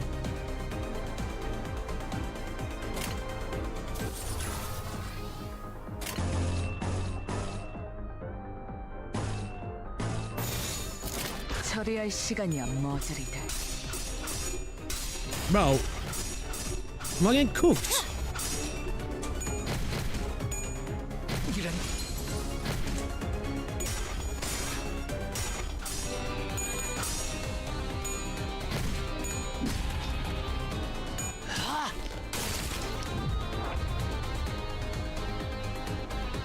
In for a nasty beating. Bro, I'm cooked. Lads.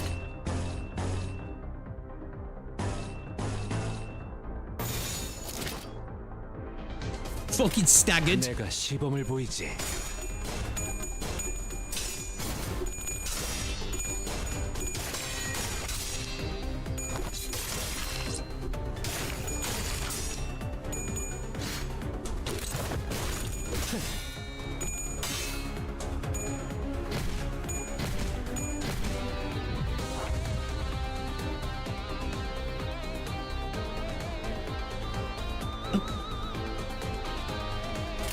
I hope this is scripted. I'm struggling.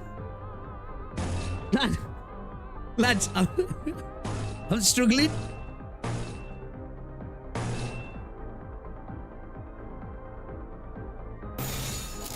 내가 시범을 보이지.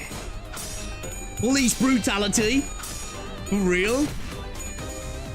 이런.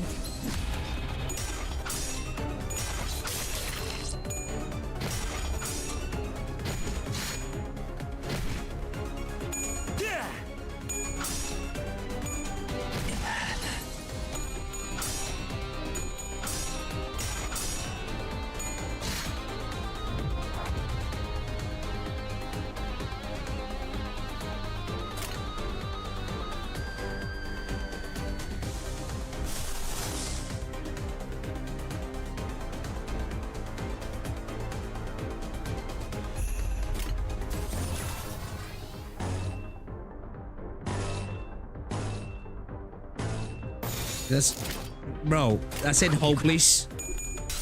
That said hopeless, yeah.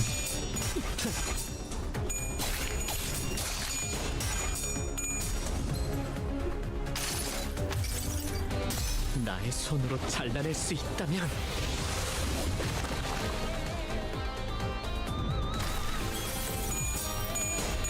That shit said hopeless.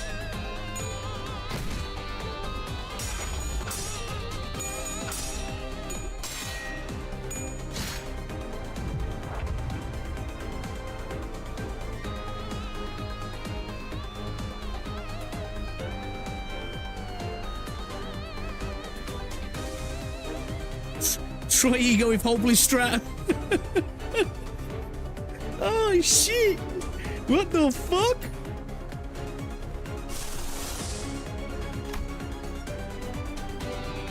I can't even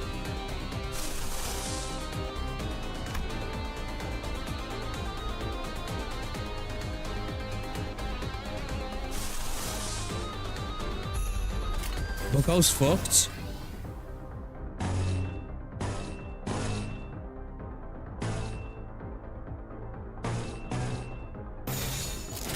내가 시범을 보이지.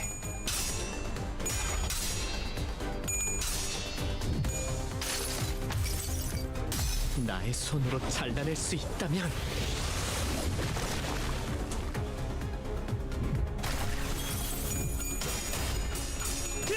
아직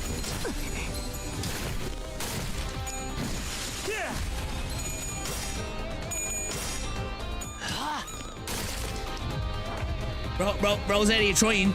Bro's out here trying though. Bro's actually out here trying.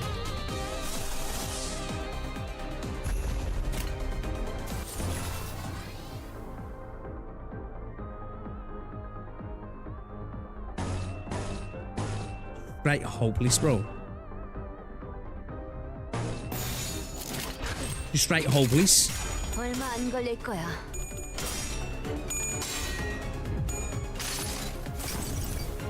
이상이 무엇이라 생각하시오? Okay, that was kind of sick.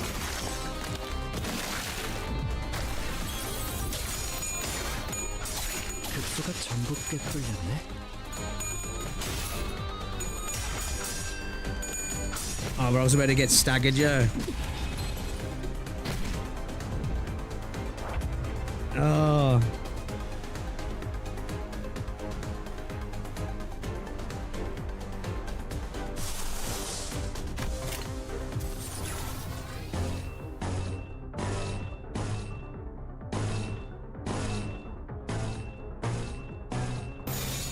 거기구나. Yeah, we're cooked. The start was just unlucky losing 2 neutrals.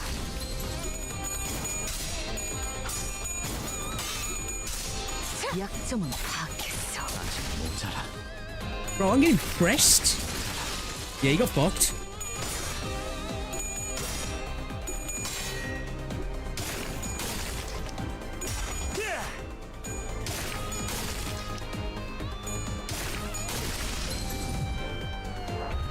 Okay. What the fuck, bro? Did it stop?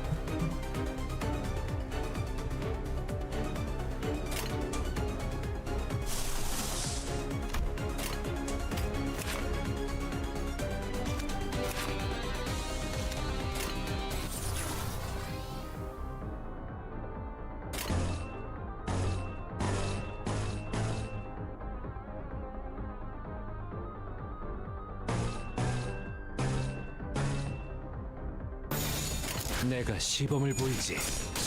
Cool back up? 기름도 For 나오지 real? 않는 놈이구려. 기름도 나오지 않는 놈이구려. 아직 급소가 전부 꿰뚫렸네. 아직 모자라. Oh, bro, staggered, sweet. Fuck him up. Fuck him up. 남은 시간을 탈탈 털어주는 수밖에. Dude, we're so cooked.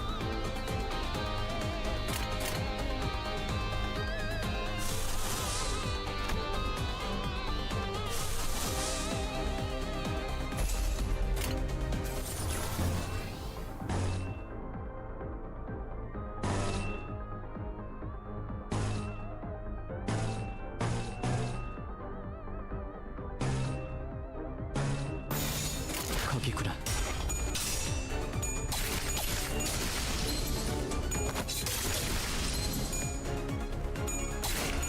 We're back.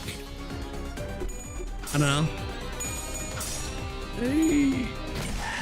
Dude. 모든 걸 거둬들일 순 없었어.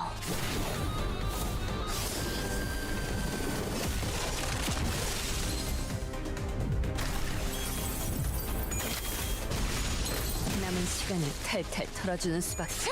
것만예크. Jeez. Yo, we scraped through that. We scraped through that. Holy shit. Boys, what the fuck? I wasn't expecting to get my cheeks spread that quick, that early. What the fuck? You saying what? Levels of fight uptight. What? I don't even know what uptight is. What the fuck does that mean? What does that mean? What does uptight mean? Tutorial over, you know. What the fuck? Really just gonna watch from there? 그렇게 쳐다봐도 소용없습니다, 관리자님. Oh, ascend. Was that like a breakthrough then, yeah? Or was it like uptight is essentially like elite levels? Oh, like with E1 in a unit or something? Leveling their skills. Promotion ascension in other games. Okay, yeah. Okay, yeah. I get it. 아무도 귀담아 듣지 않는 길잡이 주제에 칼까지. You know when that started then? I was getting pressed so hard then. I was like, oh, this is scripted, this is. And then as the fight went on, I was like, I don't think it is. I'm just cooked. Like E1, E2 kind of thing. Yeah, okay. Give me access to some extra skills, yeah, for the units. 마지막으로 오지랖을 풀어보자면 K사의 특이점은 HP 탄으로 웬만한 상처쯤은 순식간에 회복이 됩니다. Healing bullets that restore most wounds in the blink of an eye. 어쩌면 관리자님의 그 능력과도 유사하겠군요. Hey, wait. Completely ignoring my feeble plea. Not that they could hear it. Take up, security guards closing on us.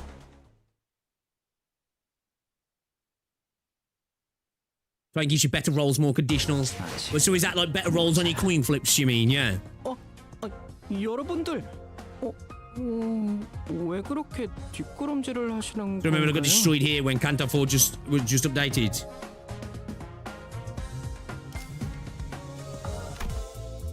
So, in terms of performance, was that rough, boys and girls? Was that rough? Let's so what am I doing then? Let me oh,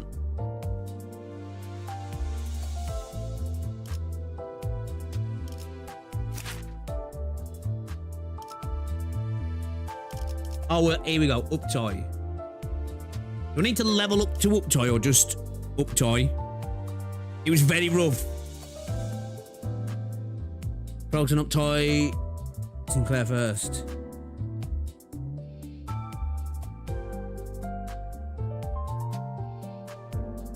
Basically using 10% of the characters you have.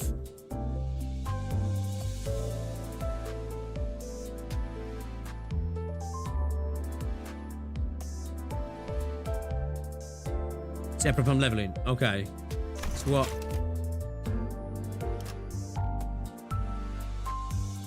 Okay, skills upgraded. Risk back weight 1. Unused game plus 2 poise count on hit game 1 haste next turn. Hit gain haste on next turn.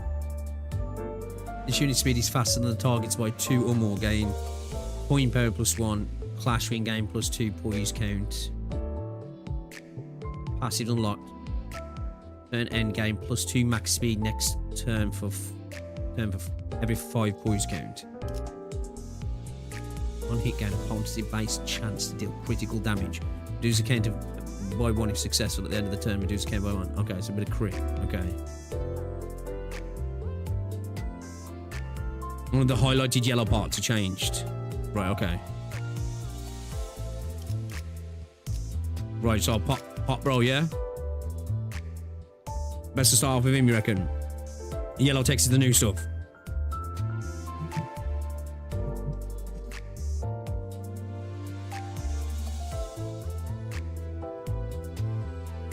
Oh, he's crit build. Yeah, okay.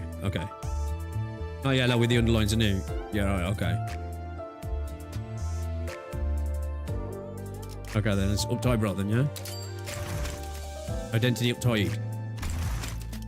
Should we go again? Should we pop roll to 3? Get him to 3. Should we do that? Uptight makes attacks better and uptight 3 unlocks our strongest skills.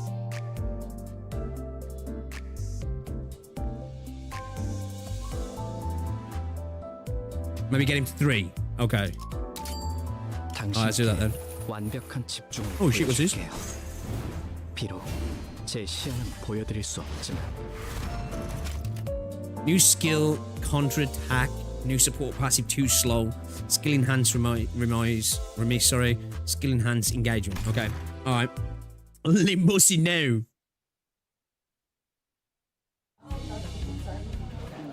What's this? The training hall was bustling with noise. Tens of training swords clashing against one another. Loud noises from association members. Busy footwork scraping against the wooden floor. Right, this is going to be our 3rd engagement. Oh, it comes with a little story. Does it? Holy shit. Hey, what's going on, Zeno? Yeah, YouTube's always busy. Honestly, I swear, I really just use Twitch to be able to, like, pull my VODs for uploads, if I'm honest, because the video system's better, like it, for, you know, chopping up videos on Twitch and then downloading them. The child was part of that noise. Well, to be more precise, the child's timid voice was presently getting buried in the noise. You should try going on the offensive first. The child drew his sword, looking somewhat hesitant. One may see a meek and nervous child with not a speck of talent in the art of dueling, going by the way he carried himself. Whoa. You can learn a lot through the uptight stories. Skill for the law, what they're like in the other universe. Okay. But for whatever reason, the opposing association member appeared extremely tense, as though he was facing off against an overwhelming foe. On the 3rd engagement, it's important to parry and redirect your opponent's straightforward momentum to the side. Yes, Director. The child, with his trembling and nervous voice, was teaching swordplay to the association member. A confusing sight indeed. Even more confusing was that somehow the child was the director of Chink Association. Is that Chink? Sync? How's that pronounced? Association Sync, like, I'm guessing like sync like Spanish, maybe? Association Section 4. Next with this attack. Oh. Whoosh. Ching, okay. The child's blade, removed faster than the speed of thought, pierced through the defenses and narrowly missed the opponent's jaw. Think. Thinkle sank. French. Go. Oh, I'm so sorry. I was trying to show you how to smoothly connect that parry into an attack. I'm okay. So this is the director's famed... No, this isn't anything impressive. Moving like the blade guides me just means that I don't have control over my own blade. Unlike the spectators' impressed hollers, the child appears rather dejected. It was as though the child descends into a world of his own, where there is no else himself, and the blade a manifestation of an extremely intense level of focus. With his particular techniques perfected in that focused state, the child rose through the ranks to become the director of the Think Association Section 4, but the child felt as though his achievements weren't his own. Oh shit, I didn't mean to do that. Can I look at I want to read that. Can I look at I bring it up? Felt as though his achievements weren't his own, that he didn't get this far purely with his skills with the blade. This position was a burden to him, and the child thought himself undeserving of such a responsibility. Cheers. The child mused quietly to himself, after regaining a bit of distance from his sparring opponent. A gauntlet flew out of nowhere and struck the child. To throw the gauntlet as a member of the Sync Association is to challenge someone to a duel. Oh, he basically just... You know, I challenge you to a duel. Basically slapped him. Of course, these challenges happened among the members of the Sync Association as well. Sorry about that, Director. somebody put out a dual contract against you, so I see. One of the main functions of the Sync Association is to duel in the client's stead, to be hired as a champion in a duel against an individual of the client's choosing. Of course, their goal is to carry out the terms of the contract as stipulated.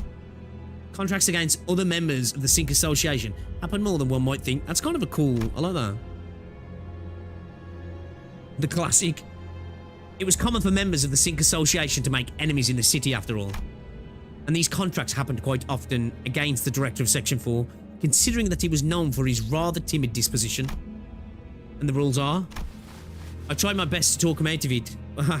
My client really has it out for you, Director. My client requested a level 3 duel trial by combat. A duel to the death. Fine, I accept. The child sighed. It was almost a shuddering sigh. The association member who threw the gauntlet noticed it too. He grinned. The child's sigh did not indicate fear. You're a new transfer to Section 4, aren't you? Yes, I am. I guess you didn't hear what happened last time. Several voices echoed through the training hall. Oh, that poor man. That's a shame. But it would be a shame to withdraw the thrown gauntlet. S2 Pret? Ready? What happened to the last dude? Did he get fucked up? Alez. The room's atmosphere, everyone's attitude, everything was telling him that something was seriously wrong. But it was too late. His grand plan of taking a massive sum of contract fee, his plan of taking over the tragically vacated office of the director. Focus on the tip of my blade. Allez! Scattered to nothingness as the child's blade swiftly yet brutally penetrated his skull. Damn. Was bro hitting him with the old rickroll? Like, oh, I'm a bit fucking rusty at this. And then just dink. Bro sat forward in the chair. Right? Bro locked in.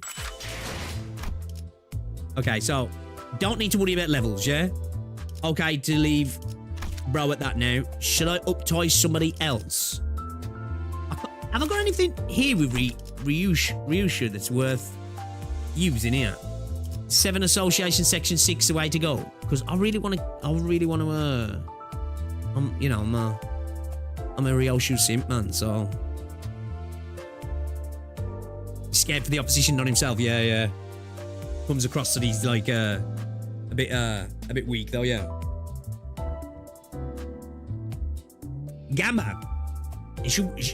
I don't. How many pulls can I do? I don't think I can do many, can I?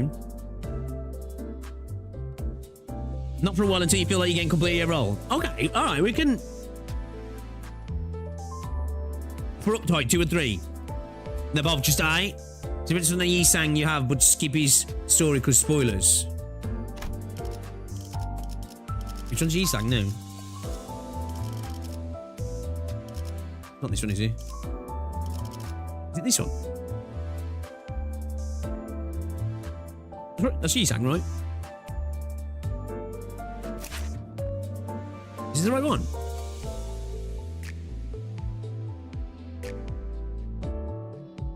Top left. Oh, this one. Right, so which one?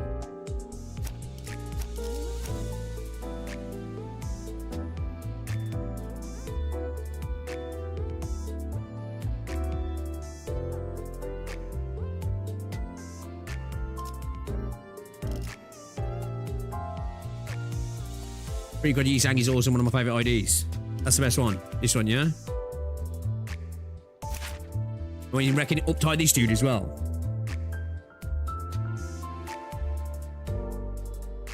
Skip the story. Okay. Pre-quad first mate.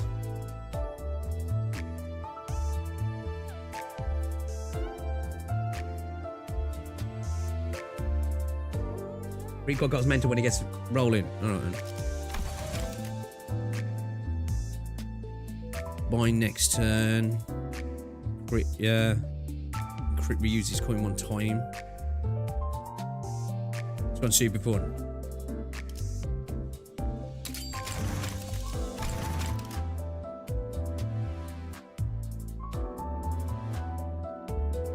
relentless stabbing.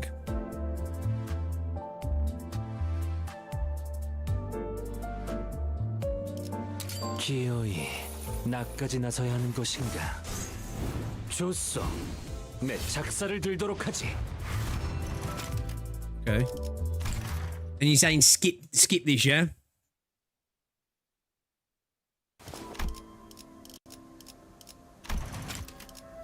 Okay. Reuse coin is always very good. Okay then, so you reckon just roll with those two uptied, yeah? Reuse coin is a stupid strong effect. Right, okay. So you reckon just having those two uptied will do us fine for a couple of stages, you think?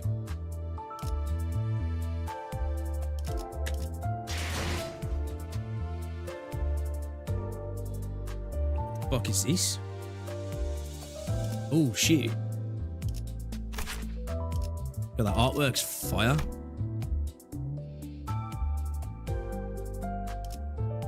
Damn.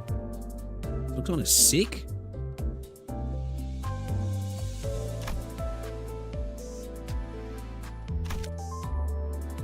Try for now. Let me turn light to difficult. And those two are already good. Let's what's he? Yeah, I think we've got one temple left on the orientation, yeah.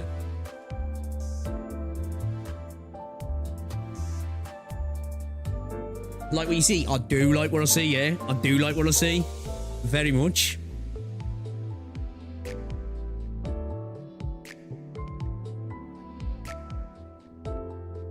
Alright, so this then, yeah. Do 800 for the 10, yeah?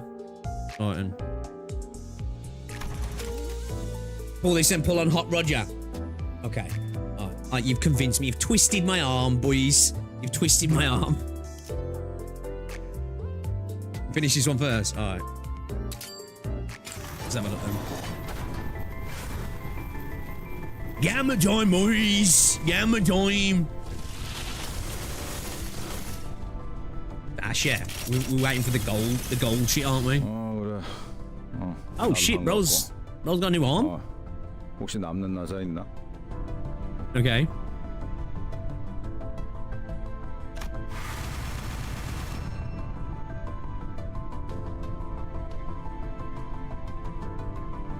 Nothing spectacular in there, is there? I don't think. I'm guessing anyway. What, and then pull on here now, yeah? Then pull on here. Lego arm. He's got the Lego hand, yeah. Oh shit. We're gonna just singles on this, right? How much? What sort of packs we got, boys? What sort of packs we got, boys? Target extraction pack. The fuck is that? Identity growth pack.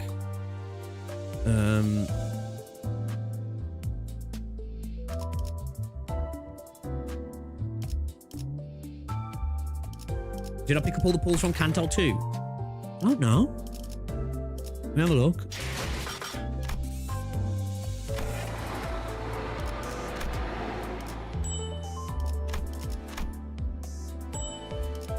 That's all of them, yeah?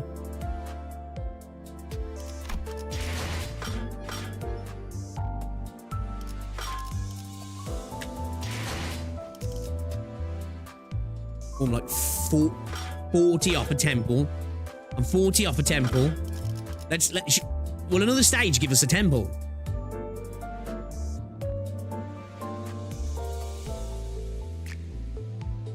What about the one before? Let's have a look. Nah, we got all them, yeah. We got all them. We're just shy.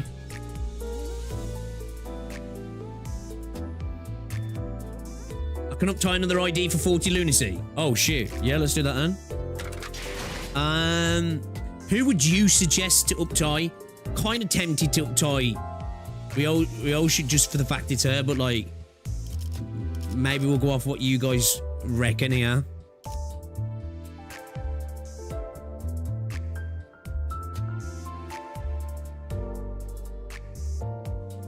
Roger.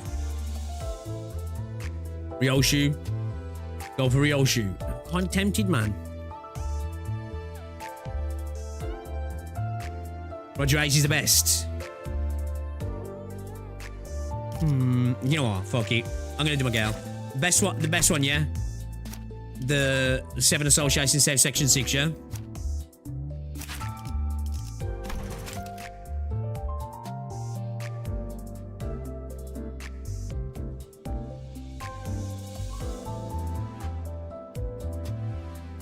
A bit of defense shredder.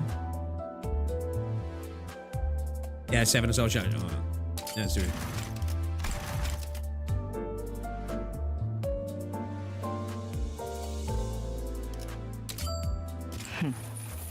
이미 예상하고 있었지.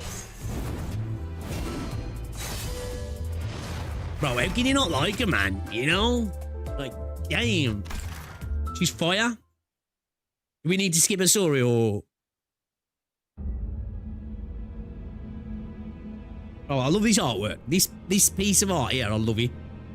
I feel like I want this as my wallpaper, man. The Solid 00 has some unique effects.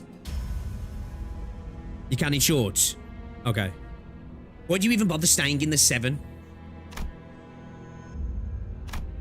The child was always harsh at others' questions. Well, her snappish replies weren't a result of meticulous calculation. The 7 Association nevertheless took an interest in the trait of hers. Information disseminatory. Although the 7 Association specializes in gathering intelligence, it's never easily shared its knowledge with others on principle. In that sense, the child could be seen as someone discreet about her info, a woman of few words, if you will. Of course, that wasn't necessarily her intention. It's far more likely that the child just needed an excuse to swing her sword. Watch and learn. Yes. She's probably got that manic look, yeah. She got that manic look, man. The child lifted her weapon with an unorthodox posture and got to work. Literally sliced a couple of dudes in two, yeah. Each spot targeted and touched by her sword was peeled, cut, sliced, strewn.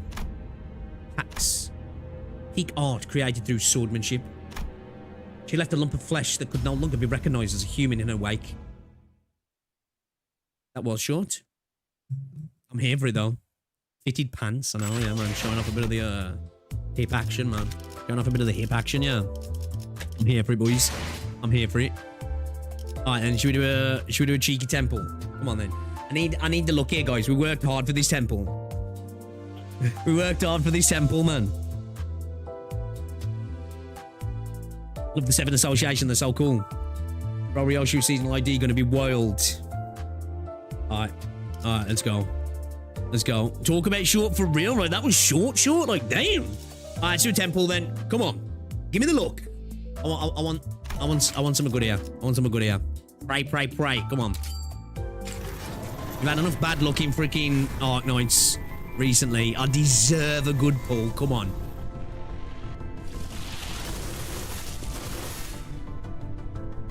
Is that? I don't know. Is that good? It's a lot of fucking colours. Big money, big money. That's the colour we want, yeah. Is that the colour we want, chat? I don't know. I'm still like... Gold, baby. Gold. Okay. Come on, game. Be nice to me. I deserve it. Low light's been shafting me. Is that Don Quixote?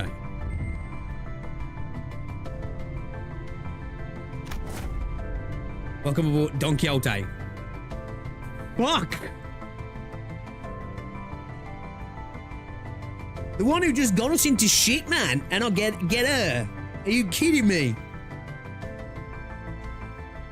I don't know why he keeps doing this. Why do I get it fucking... This has happened twice now.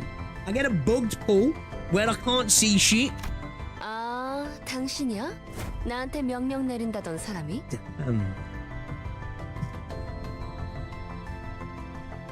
Not bad. 자, 결투를 받아들여라. 혹은 추하게 도망치거나. I know. Can't be too mad, right? Can't be too mad. Got a lot of good ones for 3 years ago.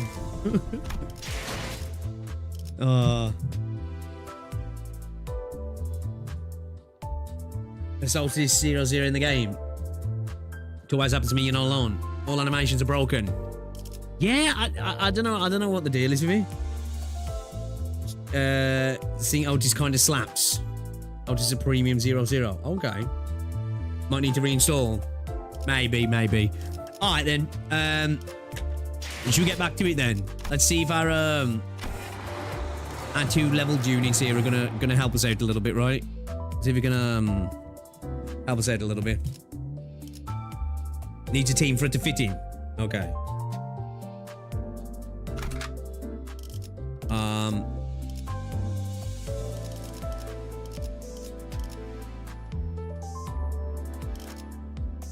Let's have a look.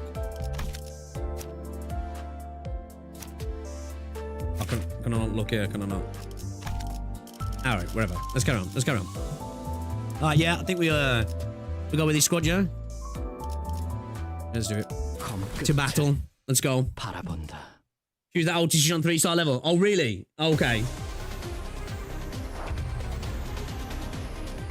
The new IDs on the bench so they can gain some XP. What do you mean? I don't know about you, but I'm reinstalling it's still happening. I just live with it. Oh, okay. Then. Yeah, I don't know what it is. Maybe it's a GPU driver issue, maybe. I don't know. Oh my god, right. Mixed bag here, man. Get hold of. Blunt resistance.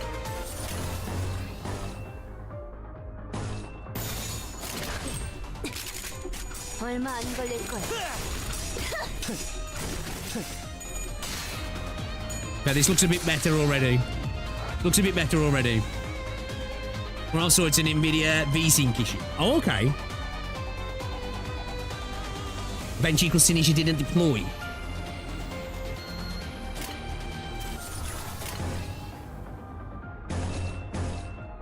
Yes, no.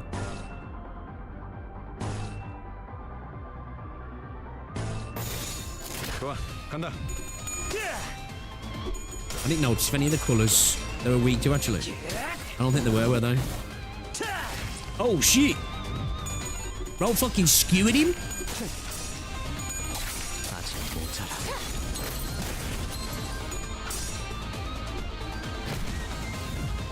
Bro, I honestly find the fights kind of fun to watch.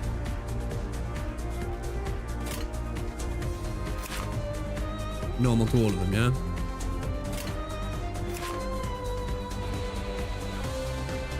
Okay, so he's got lead and points. Nothing. Both bleed and staggered. Right.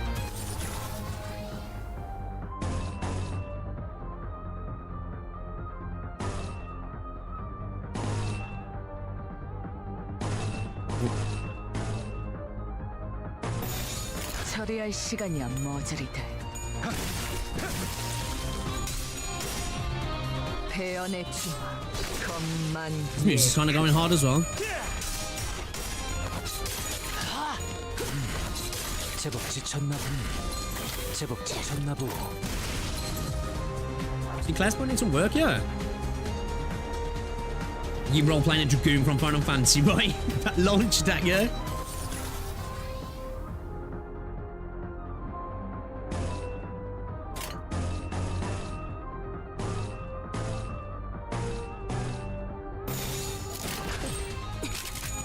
얼마 안 걸릴 거야. Well, that's sick.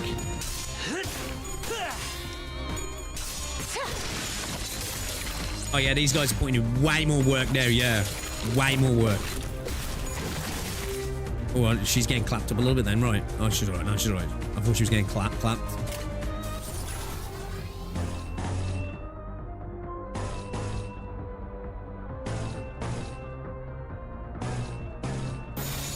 거기구나. do love the art style as well as this. It's just the theme and design.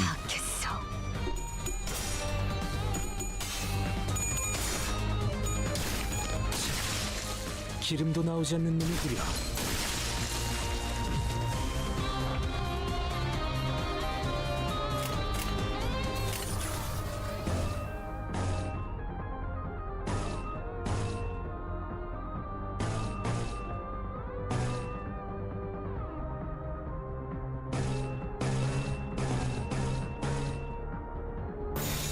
내가 시범을 보이지.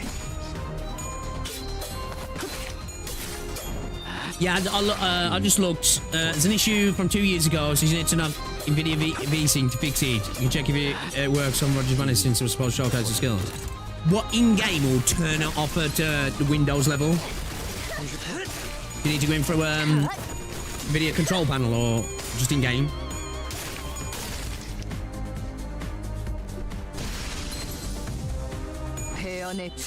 Oh shit! That was sick. Okay, that was sick. I'm here for that. I'm here for that. Should we? Can I use more than one a turn?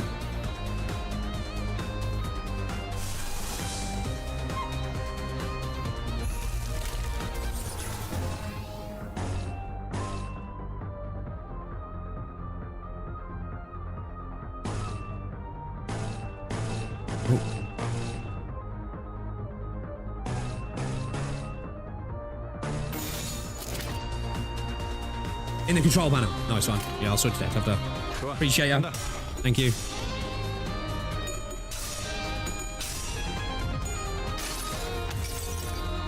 나의 손으로 잘라낼 수 있다면. Ooh! Clattered. 급소가 전부 꿰뚫렸네. Bro got fucked up. As long as you got the resources. 1%er. Okay, cool. Yeah, I'm enjoying this game so far, man. I really am. It's fun, man. I'm enjoying it.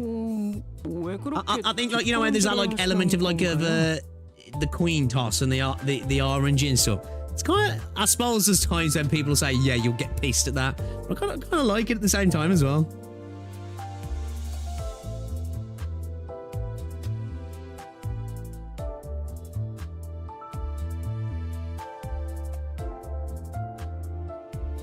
Definitely, yeah. Fucking much easier, right? We were getting pressed. When we got into that fight, honestly, at the start of the fight, I was like, oh, this is scripted, yeah. This is scripted. I'm supposed to lose this fight. And then as the fight went on, I was like, actually, no, I think I'm just getting fucking clapped here. Did you get a boost on checking the lore? Yes. To be fair, this is kind of like this game. Starting playing the game is a little bit like Arknights, right? Where in a vacuum, I would have still been incredibly intrigued, but I think dipping my toes into some of the lore prior has definitely enhanced the experience, if that makes sense. We should swap out Greg for a sinner with an ID.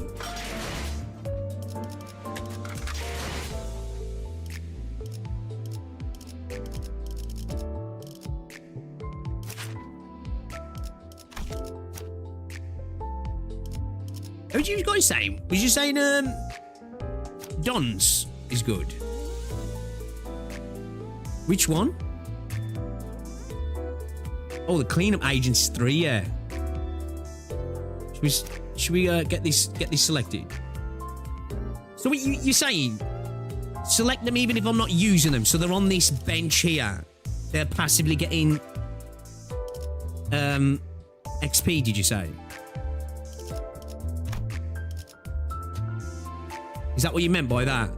By like, right, like if I want one to get passive XP, I just like select them and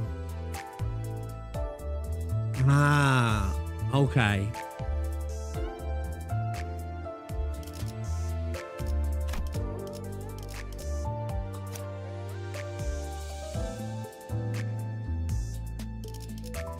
Which one do you reckon's the best one out of these? Some give you bench moves. Oh, interesting.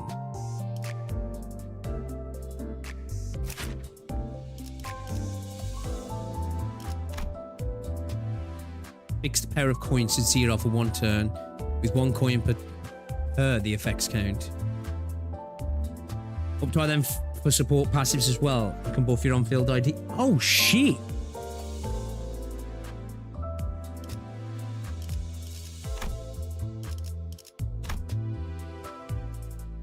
We've got global passives, boys. Defense skills lose final power by the effect count for 1 turn. T-Corp is fine. Okay. I'm assuming Roll Spanner Workshop fixes better, yeah.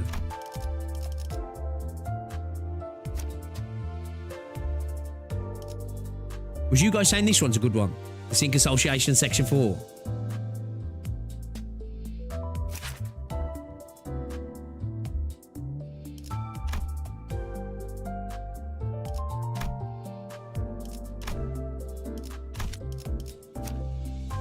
Yeah. T-Corp gets access to borrowed time, kind of dumb early game. Right, okay. Roll Spanner Greg is kind of mid. Okay. Key base Greg for the support passive. Right. What? How do I look at your support passive? Is it?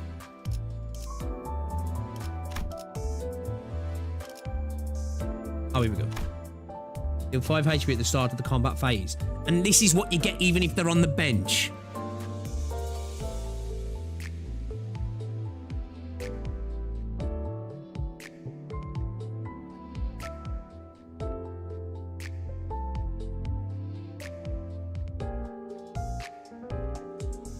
Big Otis is one of the best 2-stars.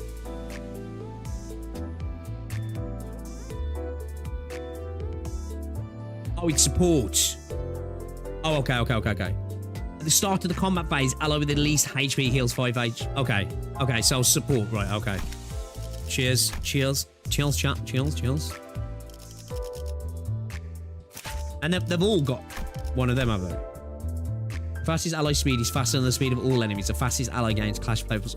Ooh, okay, yeah, shit, they're gonna... Okay, alright. Farm those to activate the passive. Passive is when they're on the field, whereas support is when they're benched. Yeah, okay, makes sense. Okay, alright, yeah, sweet. Cheers, appreciate you. Only unlocked at Uptide 3. Okay. Alright, nice one. I don't remember. Should I give?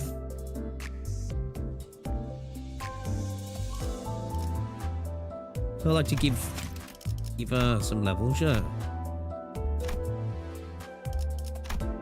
Should I uptight? Don Quixote, yeah?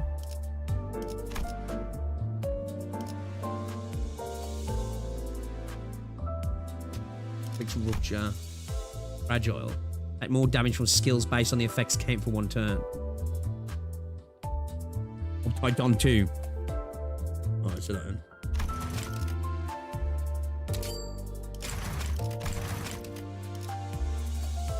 It's worth it. 나도 드디어 중요한 일을 맡게 되는 것이오.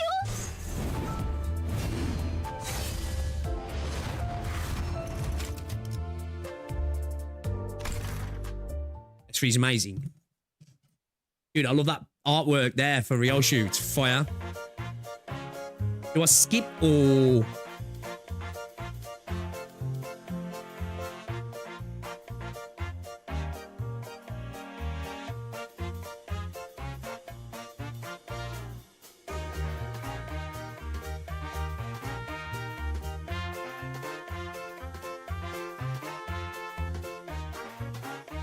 To launch ID. More good, yeah?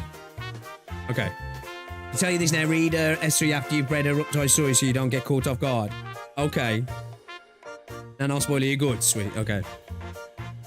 Colleague Superior, a question I do have. Go on.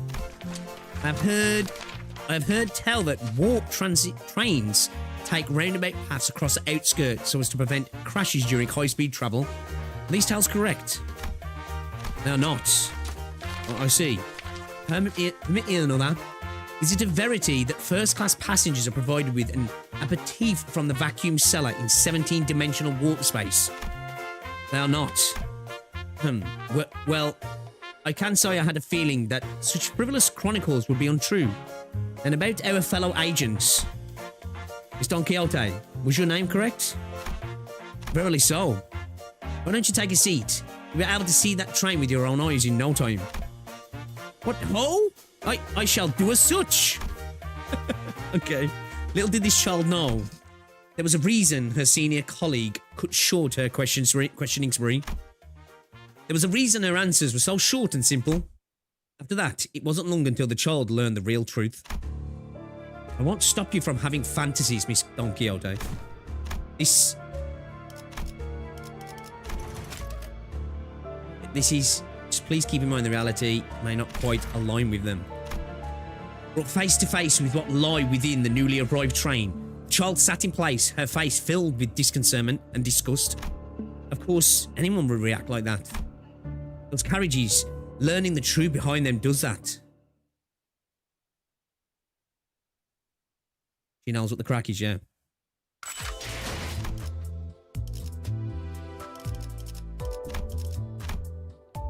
And you spend charge count gain 4 per hour at less than 10 charge count. Rip space. Yo, these are... Some of these L2D works are sweet, man. Like, what the fuck is... What's going on in the background here? Like some Silent Hill shit. At the start of the combat phase, gain charge resource used by certain skills for additional effects. Its count can go up to 20. Count lowers by 1 at the end of each turn. Count by gloom resin. One ally with the fastest speed gains 1 final power for their first skill. Okay. For the new ID art is even crazier. Rip space, it's like a truck, you need that charge. Okay. Most spoiler tame story ever.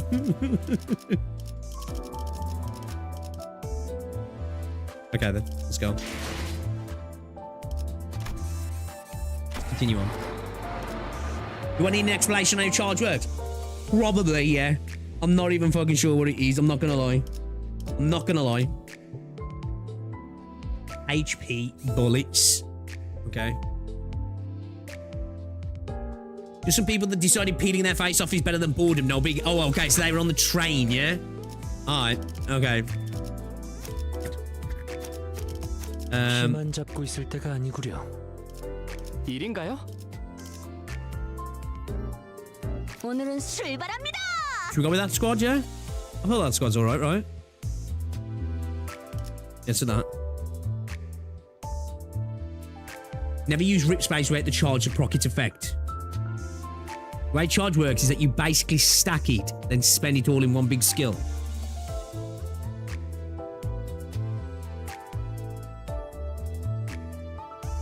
So what, you have to use up previous skills and then drop skill 3.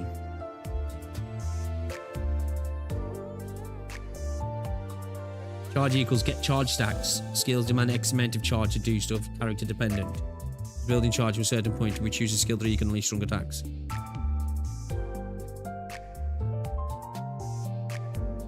Don and Sinclair early in deployment.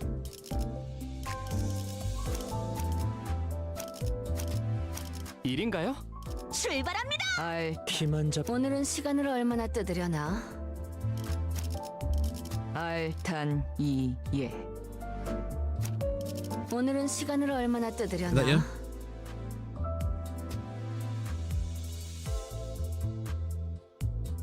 Decays by 1 every turn. 기차와 같이 Right. 달려나가겠소. We'll get there, we'll get there.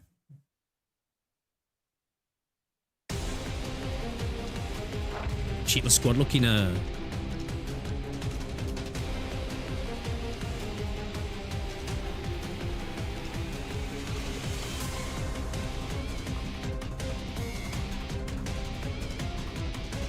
So, would I pop that bottom skill then? These are used by certain skills for additional effects. Its count can go up to 20. So I don't want to...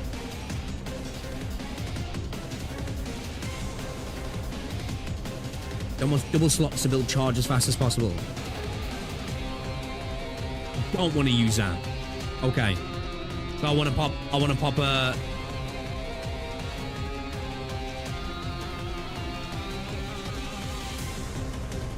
Right, okay.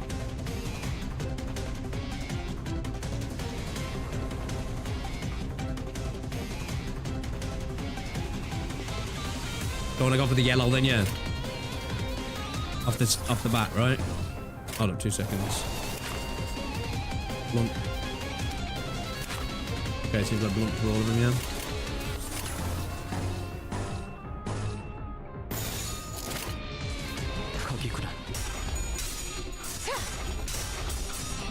Remove replace it with defense skill. Okay, okay. Is that's a good way to build it up, yeah. Use up the skill until you hit 10 charge. Right.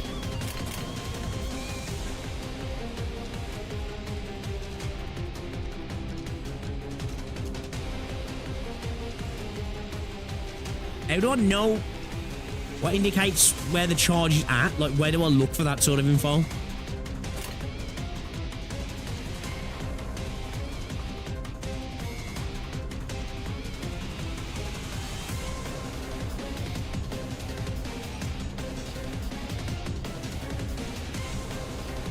It's indicated below dawn. 나는 언제나 달려나갈 준비가 되었어.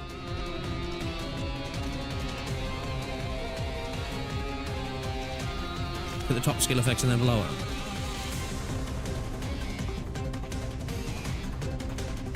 I'm assuming I've got none then right, so I'm not seeing anything.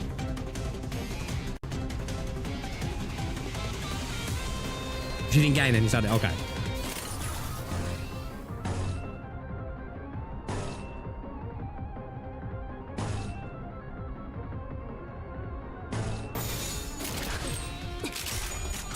Okay, cool. I think it's just there's a lot to take it. The thing as well with me, I've said that you'll find if you ever watch me, like, you know, when it comes to ingesting information in video games, I'm fine. When I'm streaming, it takes me a moment, man.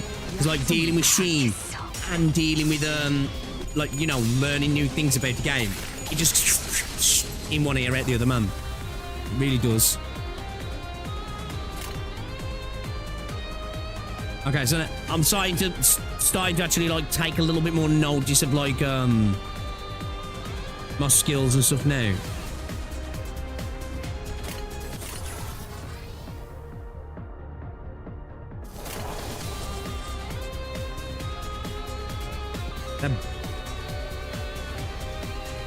Only gain +4 charge. Spend 10 charge. Okay, so I want to use that blue one then, yeah.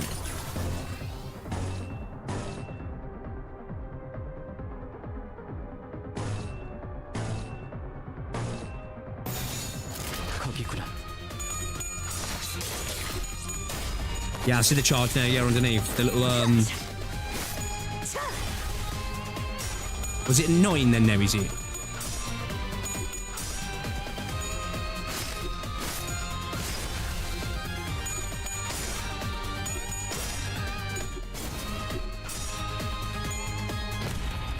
Oh, shit. It's 16, yeah?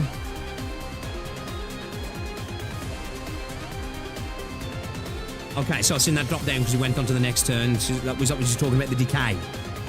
So I want to use this now, yeah? So I want to pop the bottom skill this time, right?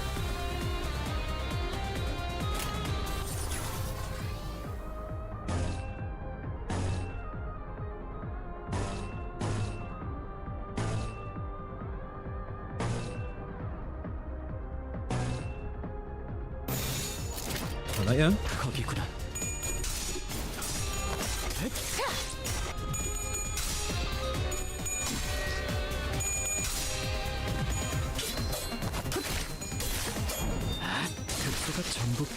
Incredible call.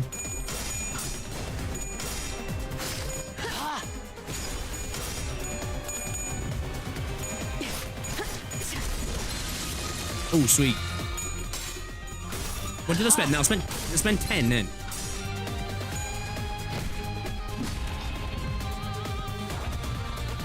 Yeah, I think so, yeah. Left numbers is the stack, right numbers is the potency. Correction of myself, you only lose 1 charge from the decay. Not all. Right. You spend 10, yeah? When you get the hang of the effects, it will become so fun. It's already starting to... I'm already, like... I'm scratching the surface of the combat system in this game, right? Like, totally scratching the surface at the minute. Like, I don't understand anything, really. You know what I mean? But I'm already liking the systems. Like, they seem really interesting to me. Like, people kept saying that the combat's like a weak part of this game in comparison or comparatively to the rest of the game. So far, I actually really like the combat system, man. Feels kind of enjoyable. Don't know what the fuck I'm doing, but like, I like when things happen. You know? So I'm assuming I want to maybe game 4 on game +4 charge on count.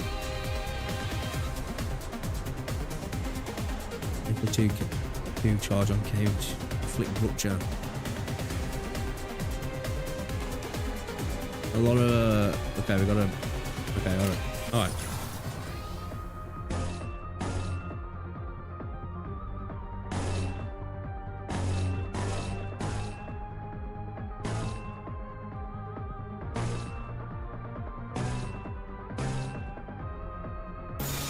Right, it's struggling at the end there.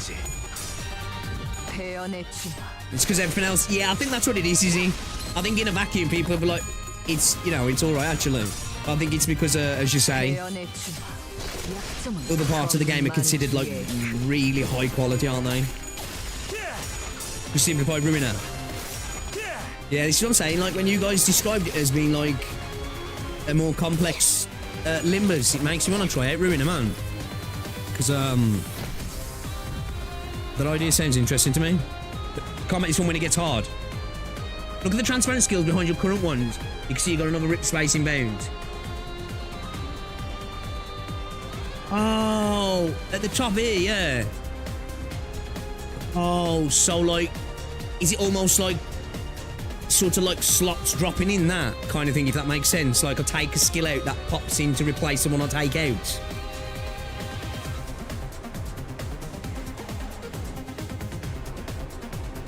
Oh, okay. Okay. Alright, sweet.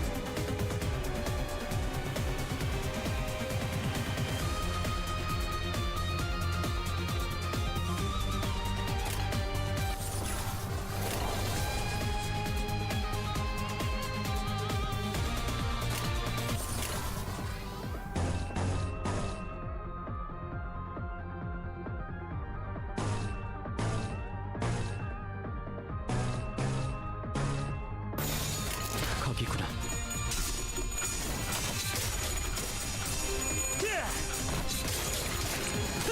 지금이 기회인 것 같소.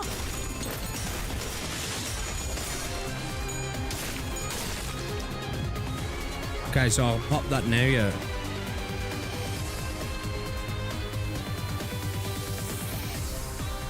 Rip space.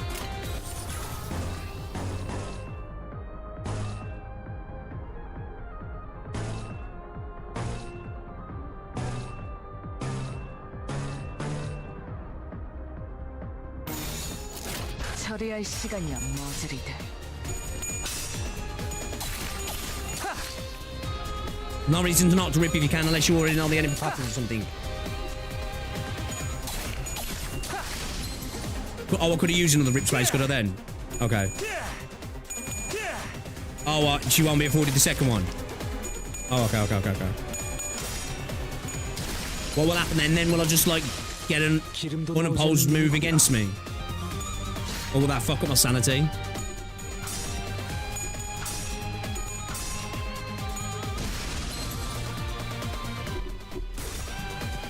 Will they just get a move back against me or something? Or will you just lose a coin toss or something? What's the deal?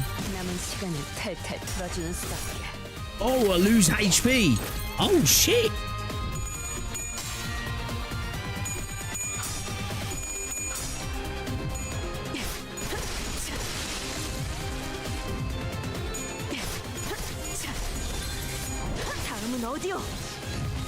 Okay.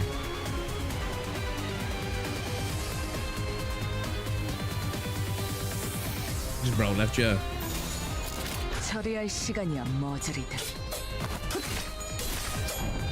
특수가 전부 꿰뚫렸네. Okay, well, I learned something new there. So it basically does a lot less damage, and we injure ourselves in the process, right? So for the first time, we're ripping space, and then the second time, we're shitting ourselves. Push a little bit too much, yeah? Caught short on the second attempt to fart, basically. Yeah? Okay. Yeah, I think the combat's fire, man. Like, I think it's fun to fucking, like, once you've, like, dropped in to see the rolls and everything as well, the coin flip, should I say? Yeah, man, I'm fucking here for it. They call it singularity HP bullets.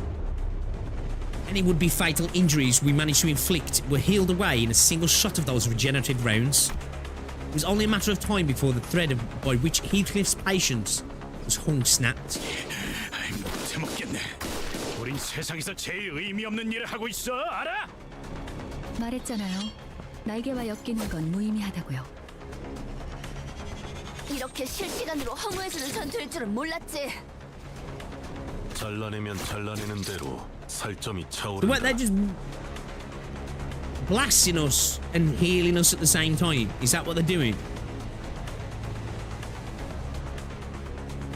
Rip space and then you rip your pants, right? Flesh regrows as soon as it's removed. 전투를 제대로 지속하기 어렵다.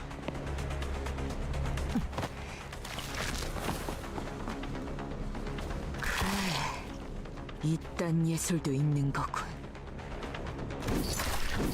Ryoshi made the most pained expression I've seen from her, begrudgingly swinging her sheath around. Oh, they're healing themselves. Oh, okay. So what, we're attacking them and they're just popping themselves just to heal themselves non-stop. Okay, that kind of makes sense. If that first fight went now, we would just keep coming, yeah. Okay.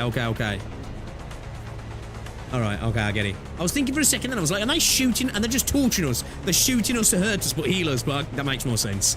That actually makes more sense. Cuts and slashes will mend before even a drop of blood can spill from them. There couldn't be a worse battle for Ryoshi to fight. Isn't there anything we can do? HP. 헬라포이시스 기술은 손실된 신체의 세포를 끊임없이 보충하는 기술이에요. 한 번 투약받아도 상당히 오래 지속되는데 둥지 안에서 보급을 받는 자들은 Damn. 전투로는 이길 방법이 없다고 할 수도 있겠네요. Even Faust was shaking her head in despondency. Then 혼란 속에 비로소 이 몸이 등장하였으니. a peal of overwhelmingly energetic laughter rang through the air. Those lights make it look like a fucking old school disco. 아직 모자라. It's good tech. And 여러분들 his level increased in Kevlar capacity up from 82 to 84. 뒷걸음질을 하시는 cool. 건가요? Yeah, this is sick. I love I love like the lore and stuff how it's being used and stuff. This is fucking cool. We're just fighting dudes who just like refuse to go down pretty much. A figure approaches with terrifying force, reminiscent of a frenzied beast. 뭐야? 뭐가 달려오고 있는 거야? 앞으로 3초. 관리자님, 판단을. Bro's like ETA 3 seconds, managing your judgment. Like, dude's talking like it's 5 minutes out. What the fuck? I don't know, I'm not sure what to do. Virgilius was the only one who showed no surprise. To be more clear, he was more displeased than surprised at this apparently unexpected arrival. 역시 오시는군. I caught superstar. 데스타. A jovial-looking man appeared amidst the chaos with an obnoxious laugh. 모두 안녕하신가? What the fuck? 목격담은 얼마든지 올려도 되지만 사진 촬영부터는 K사의 공식 허가가 필요하네. What is going on with his arms, dude? Holy shit. Is he a would-be superhero? 다만 30분 후에는 잡지 인터뷰가 있어서 길게는 시간을 내주지 못해. 섭섭해도 이해해주게. A magazine interview. 했지. Excuse me. 날개에 All might but Limbus, you know. 버렸다지 지크프리타.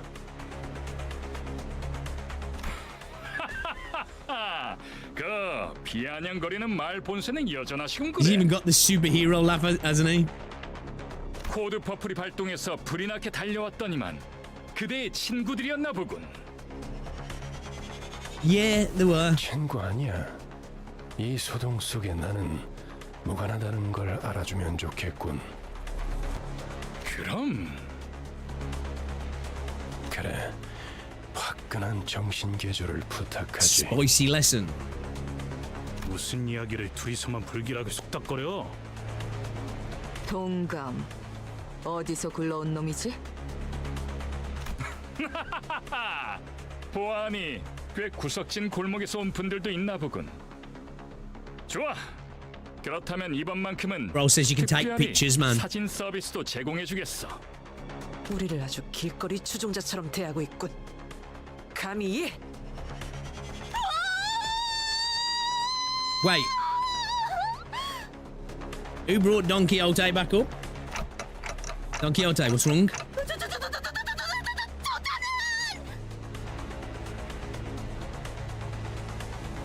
I guess Don Quixote knows then, yeah? 우리가 좀 바빠서 에? 1분 안으로 끝내줘.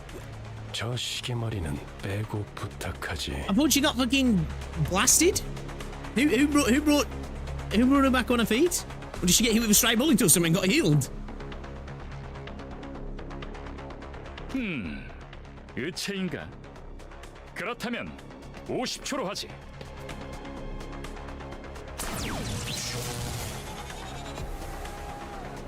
Of the skilled fighter and talented performer, I can only watch in awe as he proved himself to be nothing short of a hero. He regenerated himself to get a signature.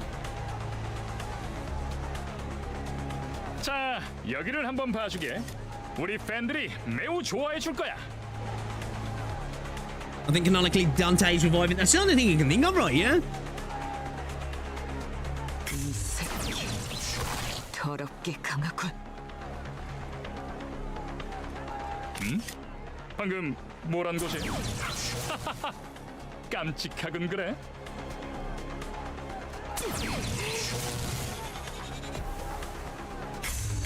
One after another, he made short work of the sinners.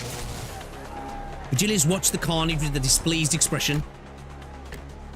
동지에서 주제도 모르고 나대면 어떤 결과를 초래하는지 깨달을 필요가 있지. 단테, 지금의 당신은 기억이 안 나겠지만 당신도 어쩌면 Used to be something of a 같은 bigwig. 존재였을 때가 있었습니다. So,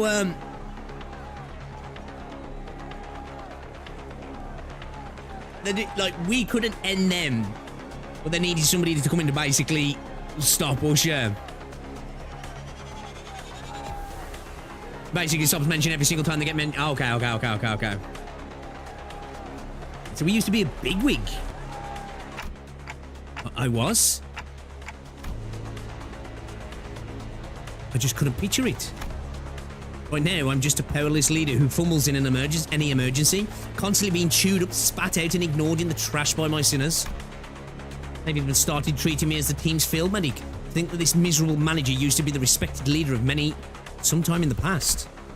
I felt a genuine desire to ask Faust for another way to recover my memories. 하지만 기억을 잃었다는 사실이 당신의 관리 소홀에 대한 온전한 면죄부가 되어줄 순 없죠. 무슨 말인지 스스로 아실 거라 믿습니다. Okay.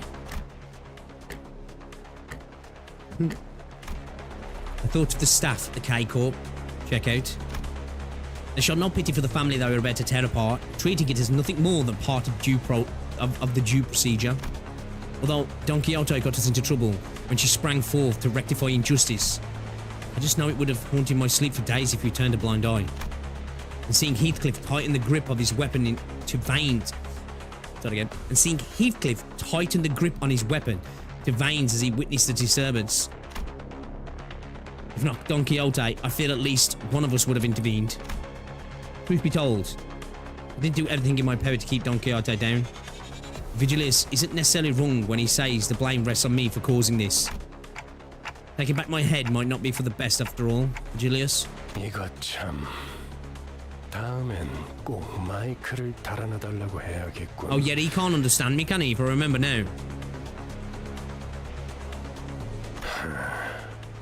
알아들었다는 소리로 이해하겠습니다. Bro, I was just listening to us like. 46.5초. 오늘도 Bro dealt with him in less than 50 seconds, yeah. Holy shit. Bro, Homelander. 끝난 모양이군. 시계 돌릴 시간입니다. Time to rewind.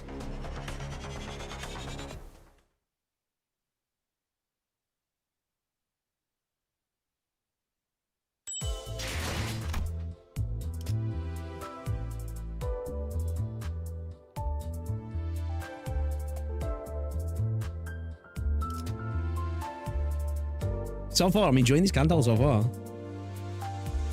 There's one thing I like as well, which you got that vibe right from the start, right? We've got like a crew of well, sinners is a great word, right? Like these mismatches, you'll just like sometimes just go off fucking off on one. We don't have much control over the situation, if you will.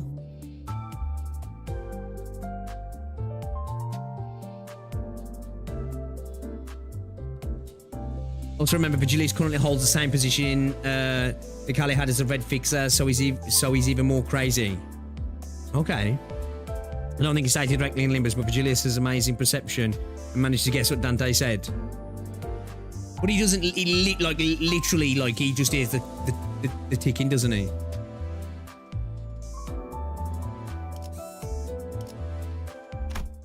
But he gets the gist, is what you're saying, yeah?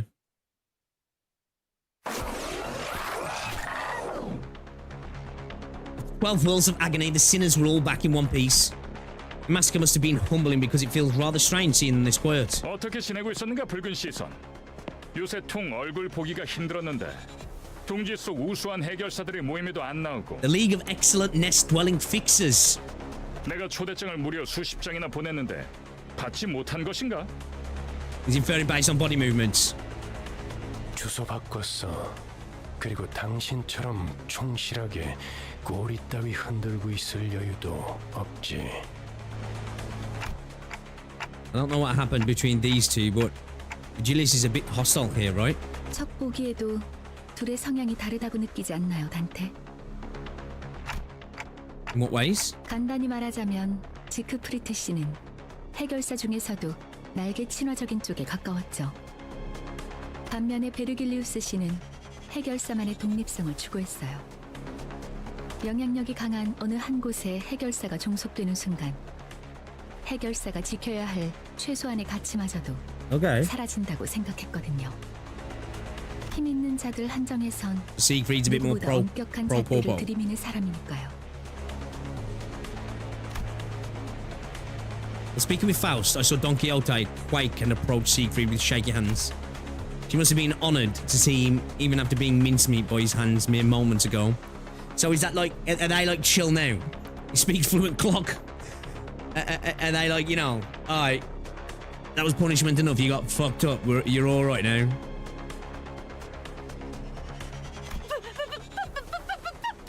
팬이요! 그대의 피규어도 모아놓았어.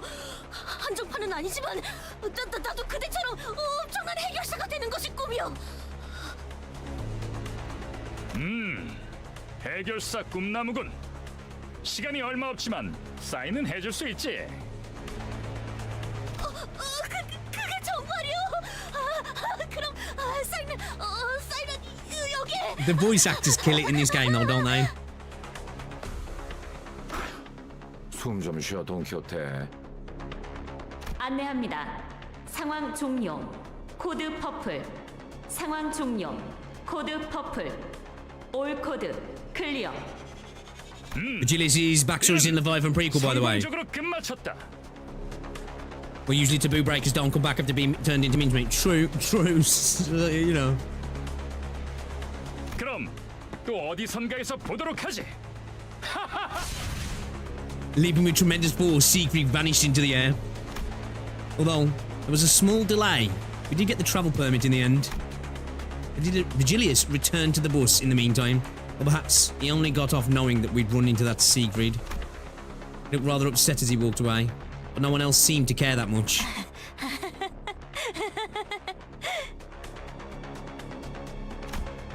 Clueless to the surrounding frigidness, Don Quixote was happy as a clam, caressing the sheet of paper autographed by Siegfried. 꿈을 꾸고 있는 것은 아닌지 모르겠어. 아, 관리자다리, 내 볼따구 한 번만 꼬집어줄 수 있겠어? Just as I was about to give the blissful Don Quixote a word while we walked out of the border checkpoint, an armored vehicle stopped before us. 새로운 적인가? 둥지 검문소 앞에서 간도 크군. Okay, so it's literally like a section of the city then that's for these guys, yeah, okay. 이 차는 LCC 청소부서 소속이군요. The clearance department. Following Faust's plain reply, the vehicle doors opened. 나 참, 왜 이렇게 오래 걸린 거야? 이 근처를 세 바퀴나 뱅뱅 돌았잖아. How is these do? A couple of familiar faces appeared out of the car. They've been sold. Even though their outfits had changed, their faces were greased with just as much confidence and poise. 비포 팀에서도 온 건가? 분위기가 좀 달라졌군 그래. 그건 카지노 잠입을 위한 위장복이었답니다. 결과적으론 쓸모가 없긴 했지만 말이에요.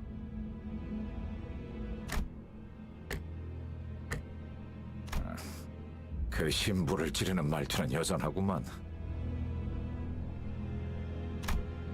My chest ached a little at the thought of the harmonious cacophony that was our last operation.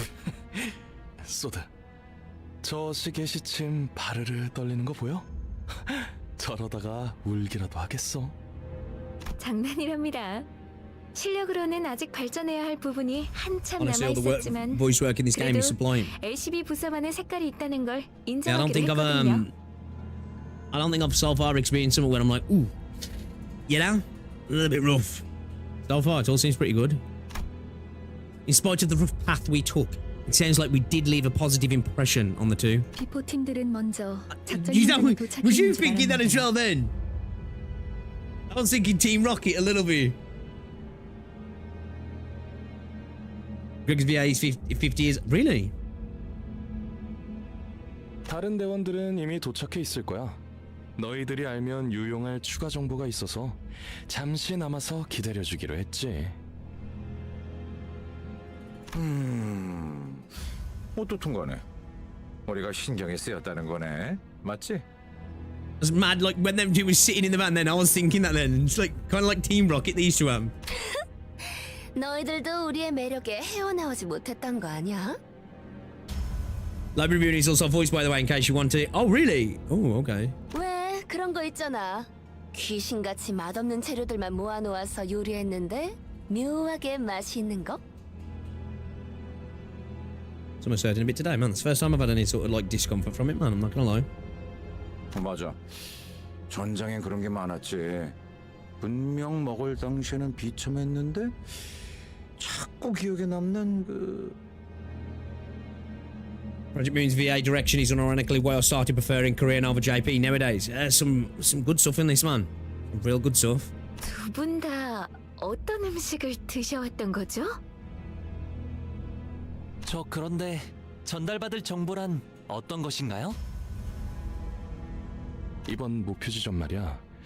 우리 말고 다른 집단이 점령해 있는 상태인 것 같아. There's no me out because they had obliterated him. 그래서 우리 쪽에서도 평소보다 많은 인원을 So you got 투입하고 up into the 있지. sky. Ding. 허, 그래봤자 또 어디서 모여드는 쇠파리 같은 놈들이겠지. As Otis pointed out, we weren't new to the encounters against groups of foes drawn near the golden bows. For our first mission, straggling soldiers from G Corp took shelter in the abandoned facility. And in our second, a variety of gangs inhabited the casino. 안타깝지만 이번 상대들은 예전 같은 부스러기는 아닌 모양이야. 심사 기록을 슬쩍 살펴보니까 몇 주 전 엔사에서 대거 파견한 기록이 남아 있었어. 심지어 우리와 목적지가 같더라고. Okay. 엔사에서요? 공식적으로 드러난 행보는 아니지만 K사 쪽에서도 심사 통과를 해준 걸로 봐선 모종의 거래가 있었을 수도 있지. 즉, 엔사에서 미리 파견이 와 있는 게 사실이라면 가는 길이 순탄하지만은 않을 거라는 소리랍니다.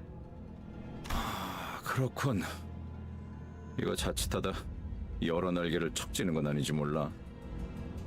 장기적으로 봤을 때 날개 간의 충돌은 불가피한 수순일 거예요. 하지만 엔사에서 Conflicts with the 공식적인 wings will be 파견을 unavoidable. 공표한 게 아닌 걸 봐서는 단순히 이익 집단 간의 충돌로 마무리될 수도 있고요. 어쩌면 그들이 진정으로 원하는 건 황금 가지가 아니라는 가능성도 배제할 수 없어요. 어찌됐든 여기저기에 써먹기 편한 게 우리라는 건 부정되지 않은 것 같지만. 아, 맞아. K사 입국관리소에서 소동을 일으킨 멍청이들이 있다고 했는데. No. 혹시 얼굴 Don't 봤어? Don't know who that was. There was a bit of a scuffle on the other end of the building, if I'm honest, I think. 소문이라는 건 참 빠르게 퍼지는군. 마치 로신한테 갔어.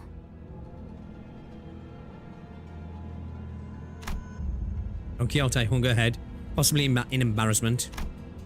Perhaps she's finally starting to learn that her reckless actions have repercussions. That, or I'm mistaken, and she's glad that more people know of what she's done. 아깝지 뭐예요. 그런 광경은 자주 볼 수 있지도 않았을 텐데. 목숨이 여러 개 있는 게 아닌 이상 누가 감히 입국관리소에서부터 소란을. They don't know it's just, are they?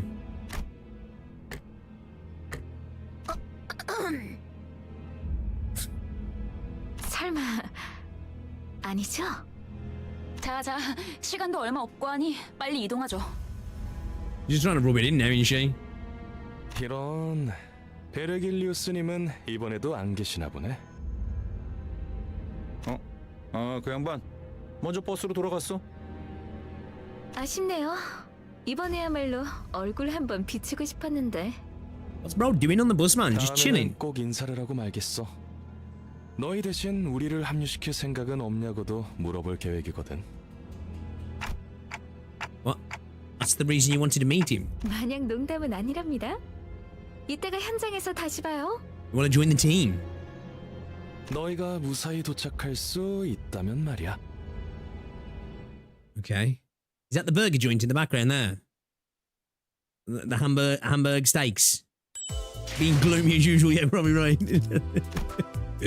True.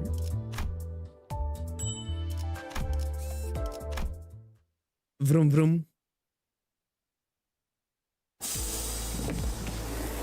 Pouty Karen and the cold stare of Virgilius awaited us on the bus. The air was heavy with a sense of oppression, leaving little room for light-hearted jokes. 늦었어. 카론 100까지 샜는데도 너희 안 왔어. Sorry, Karen. 카론.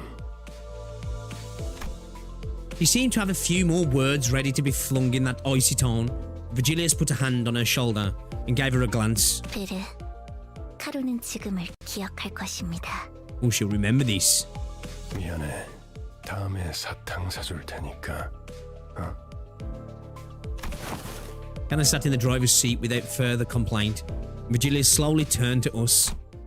If there was one thing the sinners and I were all good at, to be sensing imminent danger and making way. Dispersing from the group, we scuttled away into our seats, leaving only Don Quixote anxiously standing in the aisle of the bus. 변명을 듣겠다, 돈 키호테. Okay. 본인은 핍박받고 있는 약자를 그냥 지나칠 수 없어. 아니, 틀렸지. Bro's not happy. My vision couldn't follow what happened in that instant. I have nothing to blink, so it shouldn't have been possible for me to miss a moment. And yet... Oh shit. When I caught up with the situation... Oh, dude, stepping on her? The first thing that came into my sight was Don Quixote brought to the ground, shoulder trampled under Virgilius' shoe. Bro was giving off that aura, literally. Got that stank booty. Look at that. Bro's got some swamp ass going on, I think. I mean, that's what's happening. 나는 변명을 하라고 했지. 네 사상을 변호하라고 하지 않았다.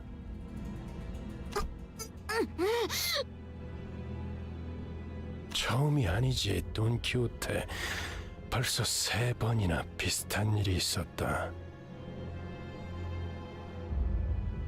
The man who uses aura. 네 정신 나간 짓 때문에 3번이나 일이 어그러질 뻔했다고. I know he's something from his butt crack though, by the looks of it. Has dude just ripped a big one? What's happened? He's covering it up. That's why he's stamped on her. He's trying to hide the fact that he's farted. I think. 어떻게 생각하지? Bro does have aura though. 말해봐라. 본인을 위해 동료에게 폐를 끼치기는 했다만.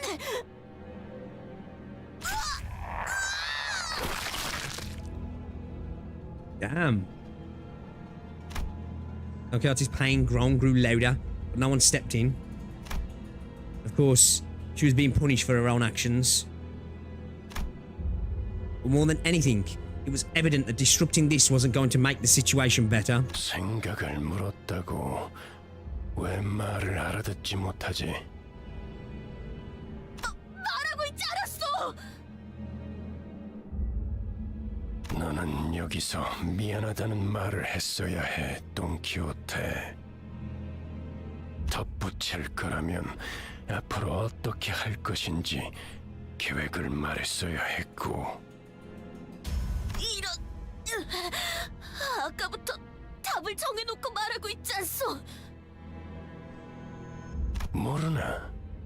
회사는 대부분 정해진 답을 갖고 있다. 그 답을 맞출 수 있는 길을 물을 뿐이지. 회사가 너 따위에게 의견을 묻고 있다고 생각하면 큰 착각이다.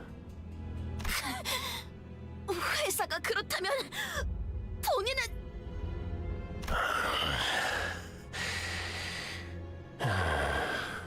지치는군. Did his face just get darker? What, tripping? Did ya? Virgilis kicked Don Quixote, tossing her to the floor, then gripping her full by the collar. 입사할 때를 기억하고 있겠지.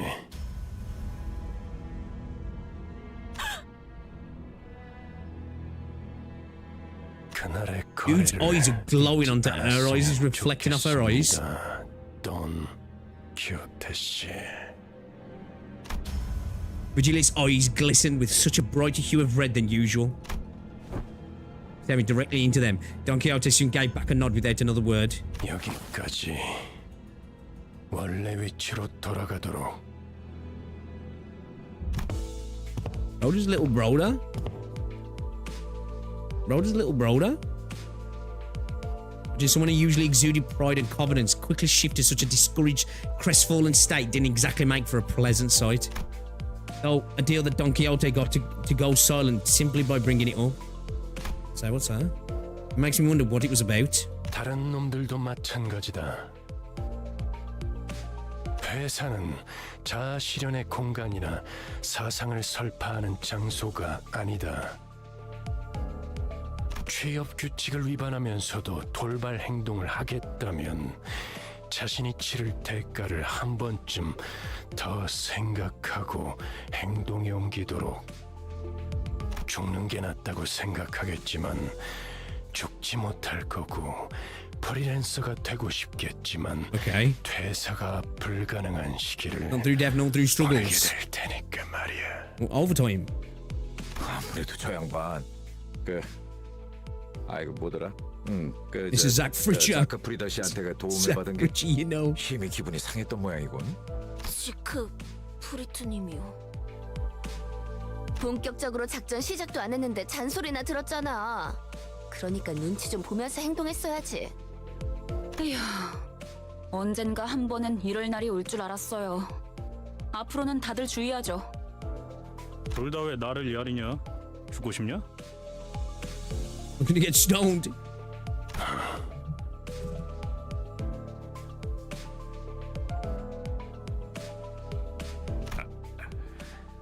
알았어, 알았다고.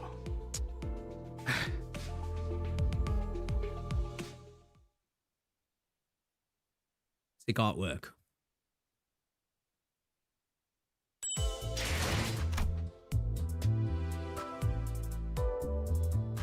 Gentlemen, guys, want to message up Siegfried's name?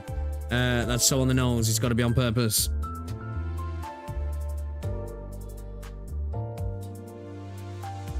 Wish that were me.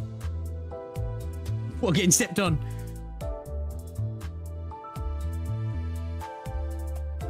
To be fair, kind of was asking for it, right? You know, we had a whole conversation.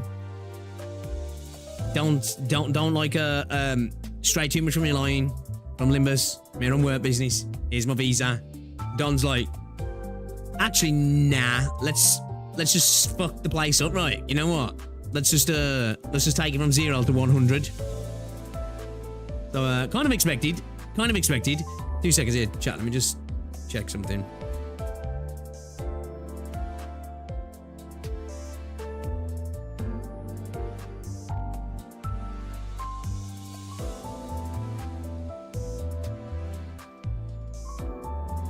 What's this? Berserker Onslaught. What's that? Be pre-approved. That's Berserker Onslaught, chat.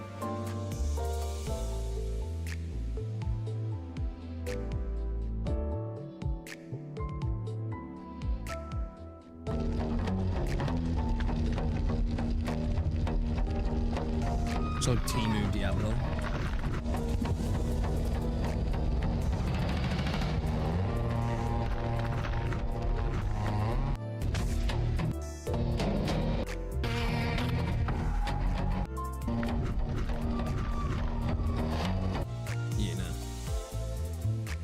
Yeah, you're right, mate. You're right, mate.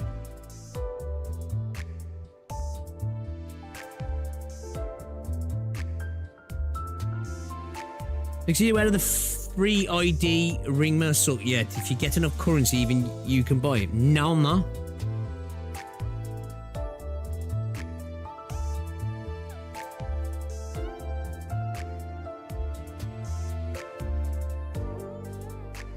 I'm getting shit kicked in by Virgilius, right? Like fully. Bro didn't even break a sweat either. You just was fucking quick with it. Just slap the taste out of her mouth.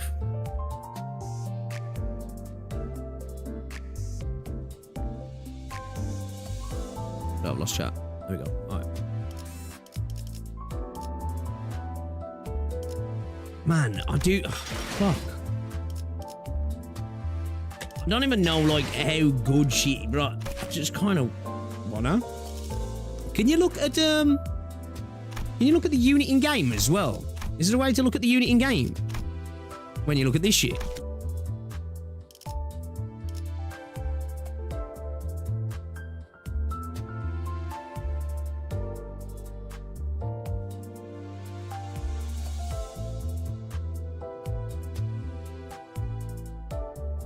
Auto drive, then check rewards on the left.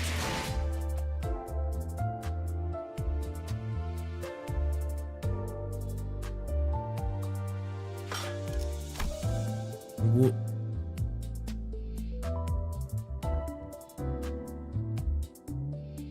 Oh, event. Oh, what? So I can. Oh, is this her event then at the minute?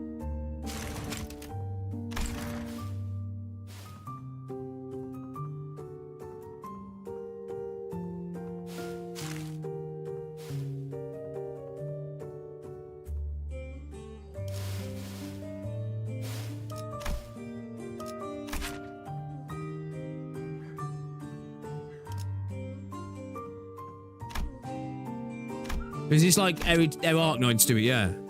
You can buy a unit from the shop.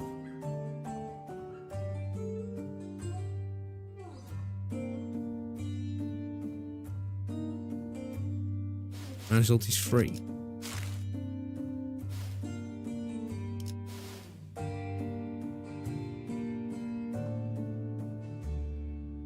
Free if you can gather 1k. Just kind of like the fucking... Kind of like AYK, do it, yeah.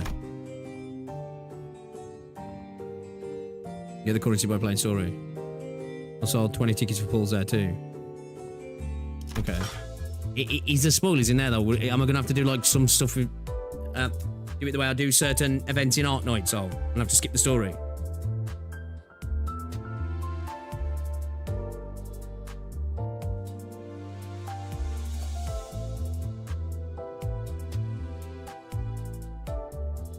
Okay, by parts here you get the unit. Well, yeah, usually like it'll be like an unlockable unit and then pots as well, right?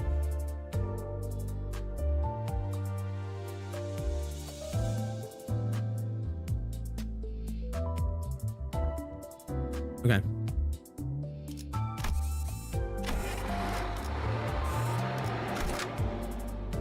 Can't do the events, you have to do the story or it and do. All events at MSQ, you can't access the story. Oh. Okay.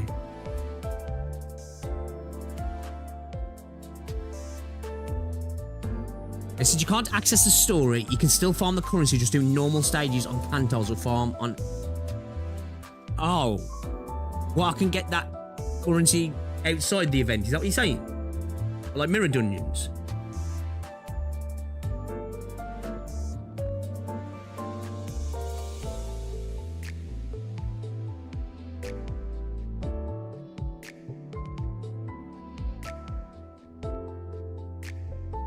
Ring out just for a bonus currency reward.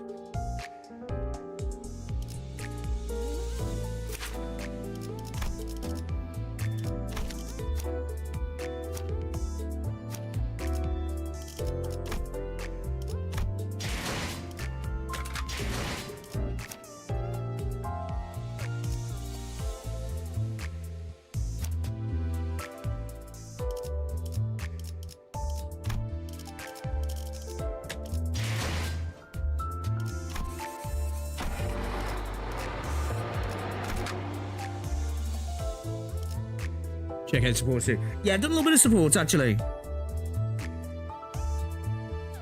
can farm either by doing normal Canto Sage or MDs. Oh, okay. Okay. Okay.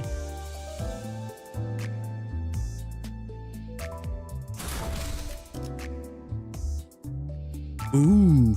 The current average level of your deployed units is lower than the recommended level for this stage. Start the encounter anyway. Ooh, should we level up a couple of units then, shall we? I don't know if I want to... Shit, I didn't mean to do that. 일인가요? 출발합니다.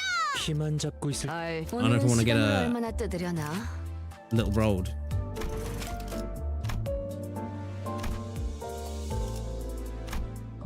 I should be alright though, right?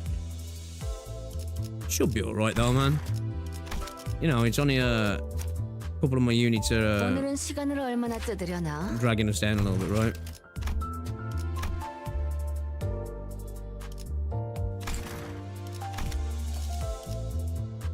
Oh, did you go off all your units? Does it that?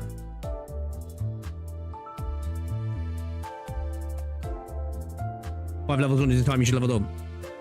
I'm gonna be concerned if the level difference is about 6 levels. Okay.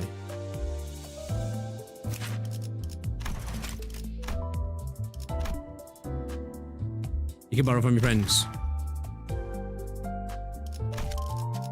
Okay. Alright, let's see how it goes. Let's see how it goes. Now I'm starting to get to the point where I need to start like learning stuff. I don't want to like be using supports too much, if I'm honest. Like at the start we were spamming a little bit in Canto 2, but I was like, you know, we could just click and go kind of thing, you know what I mean? 3 levels AKA 3 offense levels equals 1 clash power. Right, okay. With the conflict sorted out, the bus finally departed. We can get the windows evoked a strange feeling in the passengers. 저 인간들은 얼굴에 근심 하나 없어 보이네. Like, I don't want to steamroll stuff too much, like with supports. Just purely because, like, there's a lot to learn. And I want to learn it, gradually learn it as we go, rather than getting to a point and I'm like, fuck. You know? Oh, you can do that with the supports. Ah, you can get the passives as well. Okay. You can bench support. I'm going to have to stand up, chat, man.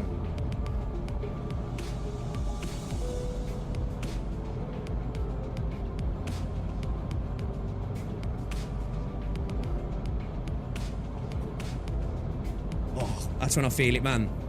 When I stand up.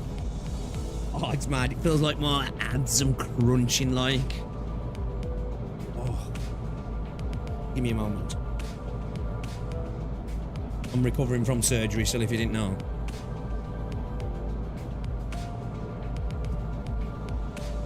Yeah, bitch.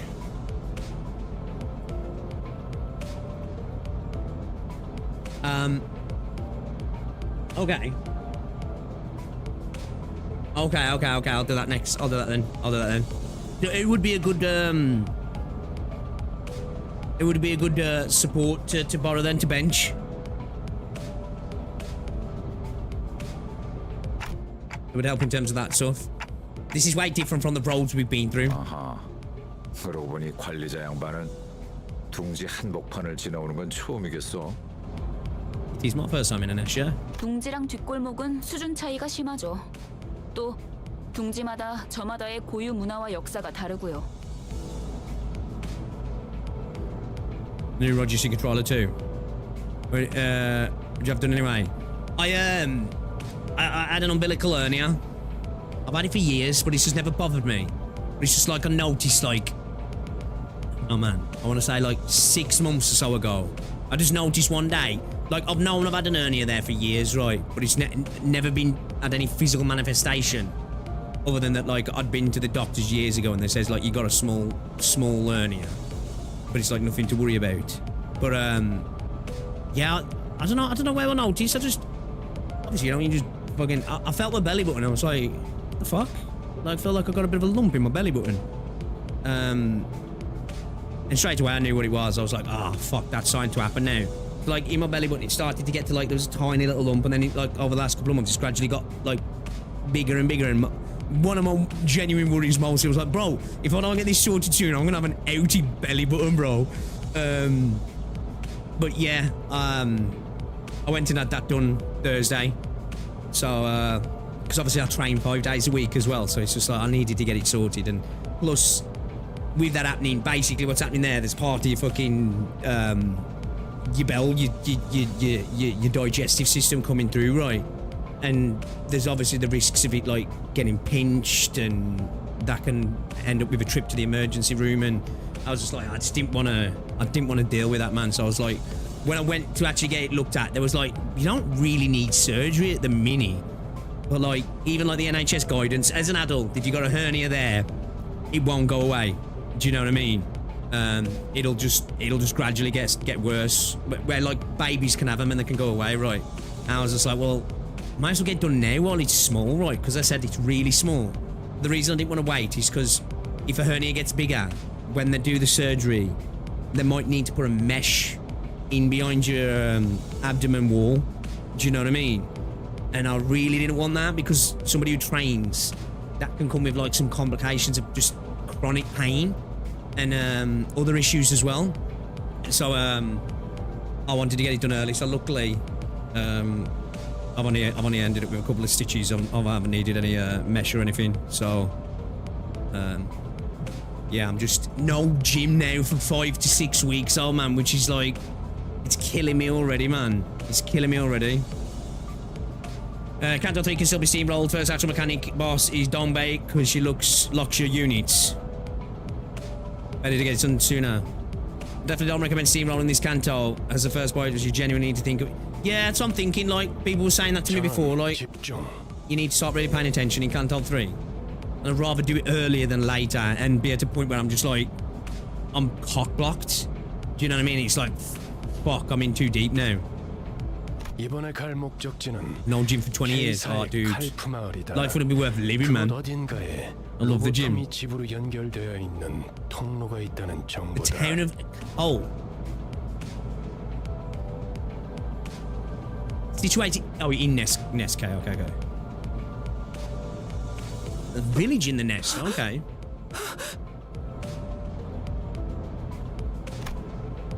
As soon as the name Cole was mentioned, Sinclair lapsed into fear once again and started trembling, as if something were coming after him. 하지만 너희들이 전해준 정보대로 제3의 세력들이 이미 그 지부를 점령 중인 상황이다. 그래서 클리어 부서에 추가적인 정찰을 요청했지. 비포팀의 사정관측 3과가 투입되었죠. 에피와 소드 씨도 함께 하셨을 겁니다. Epi and Sold should be with them by now. 상황이 어떤지 파악이 되면 그쪽에서 먼저 보고를 줄 거다. Shortly afterward, the bus entered a quiet woodland path leading to the village. Lush green trees rarely found in the back streets began to decorate the scene, providing a comforting sight that was soon disturbed by something odd. I could see an ominous billow of smoke rise in the distance. 왜? 저기 연기가. Why's bro so shook? 싱클레어? Sinclair? 카론 꺾어. 회피기둥 덜컹덜컹. Rumble tumble. The bus made a sharp turn to the left shortly before a giant nail flew in and noisily embedded itself in the back window. 어떤 새끼야? 뒤질 뻔했잖아. 이 정도의 가속도로 실험해보진 않았지만 창을 조금 더 튼튼히 덧댈 필요가 있겠군요. 우리를 향해 정확히 조준하고 던진 거다. 아까 비포팀들이 일컸던 Can I get that bulletproof glass on the go? 엔사의 직원이겠군. 베르, 메피가 다쳤어. 카론 Mephie got hurt. Aww. 멈추지 않으면 더할 기세군. 전원 Karen's sad. 한차.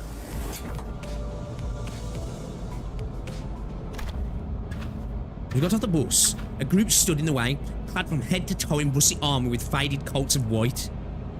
Oh shit, what's going on here, man? Don't be in a nice area, it's already looking rough. 정차. 이 길로는 지나가지 못한다. Gotta pay a toll. 아 이렇게 말로 하면 될 걸 유리창까지 뚫을 건 뭡니까? 나 참. 선전 보고 없이 공격해놓고는 무례하군. 소속이라도 말해야 예의지 않겠나? 우리는 이단 신문관. 불경한 일을 꿰뚫는 못이오. 죄악을 두드려 다스리는 망치다. The nail that fixes the blasphemous and the hammer that strikes down the sinful. The 인사. line. 나겔 운트 하모의 직원이라는 걸 어렵게도 말하네요. Play the Nagel und Hammer. 못과 망치라고도 불리죠. 지금은 이단 신봉자를 정화하고 있으므로 German. 이 앞을 지나갈 수 없다. Village is burning, what do you mean nice? Well, that's what I was thinking, like, you know, there was like trees, we're going into a nice tree area, I was like, oh, we're going into a village, and it's like, yeah, don't look so great now. 이단. 이봐요. 우리는 단지 이곳을 서둘러 지나가고 싶을 뿐입니다. 뭐냐? We got heretics. 관광. 관광 버스라고요. A tour bus, you know. The Germans. I suppose it kind of makes sense as well with that place when she meant to bet the Hamburg steaks, yeah. So the Germans are cannon in Limbus then, yeah? Labelled as tourists, all of a sudden, the sinners exchange looks in silence. To prevent another disastrous first impression, Gregor was doing what he could, even though his efforts fell flat for the most part, to gently appease the armoured crowd. Accompanied by an attempt at the kind, harmlessly smaller tourists would wear. Accompanied by an attempt at the kind, harmlessly smaller tourists would wear. 그래. I read that like that. 저번 광산 때부터 느꼈던 건데 사실 이런 쪽 개그에 욕심 있는 거 아니야?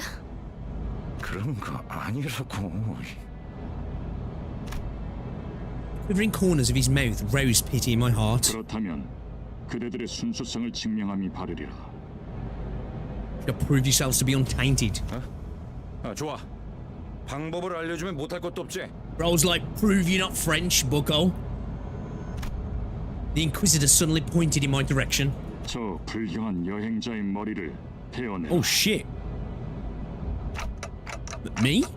그리고 우리 망치의 앞에 무릎 꿇고 봉헌해라. Bro wants the clock? 그렇다면 그대들은 때묻지 않는 자이며 여정의 불이익 또한 없을지니. 물론 그 불결한 차량도 두고 가야 할 것이다. 보자보자니까 무슨 헛소리야. 야, 아무리 우리가 핫바지처럼 보인다고 해도 그런 걸 들어줄 것 같냐? Furious, Heathcliff was the first to quit playing as a harmless tourist.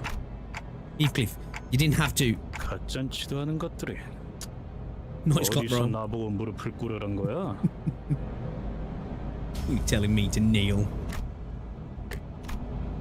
The Inquisitor, as was declared to us, nodded in response. 알겠다. 그렇다면 그대들은 이단이다. I like Dude's design though. With that, the group of Inquisitors moved into position at once, ready to attack. Alright, we're fighting Germans then, yeah? It's in me blood. Jokes.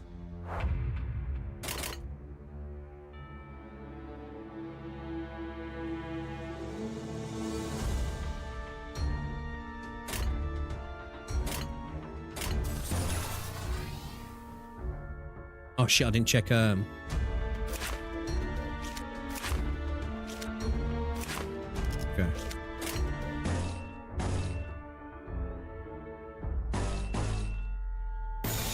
거기구나.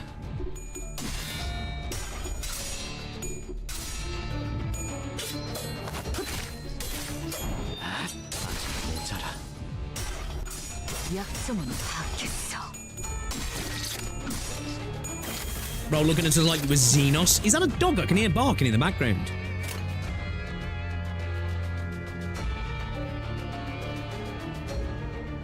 Yeah.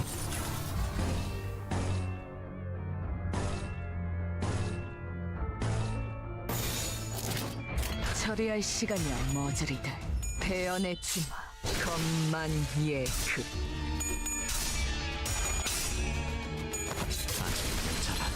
I don't know if it's a muffled bark or I'm hearing stuff. 탈탈 털어주는 수밖에. Bro, madness, I've said this so much.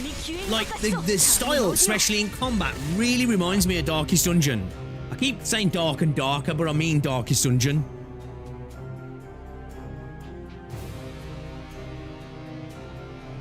We can't rip space yet. We can't rip ass yet, boys.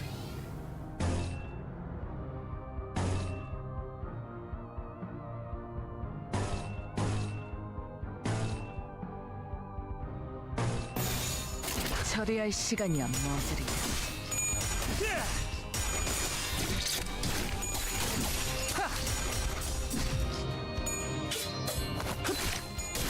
These animations are fire as well, man.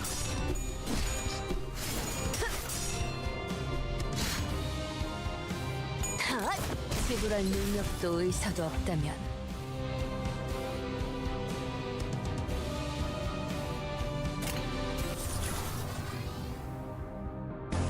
I need to start learning some more other units.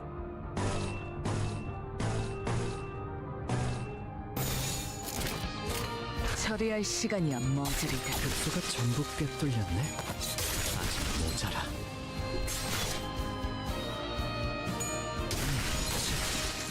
기름도 나오지 않는 놈이구려. What's up, not Cyberchungus? The combat music here is underrated. I'm really enjoying some of the combat OSCs in this game. 여러분들, 왜 그렇게 뒷걸음질을 하시는 건가요?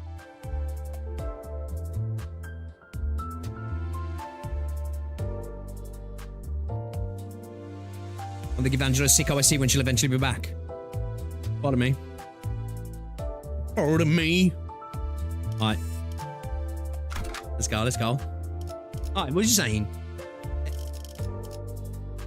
Who shall I use to support to bench to gain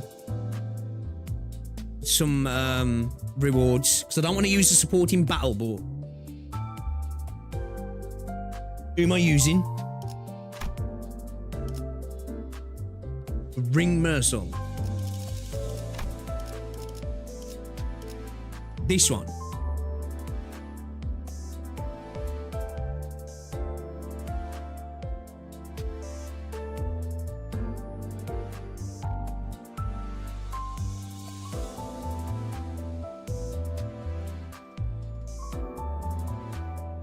Yep, this one, yeah? Alright.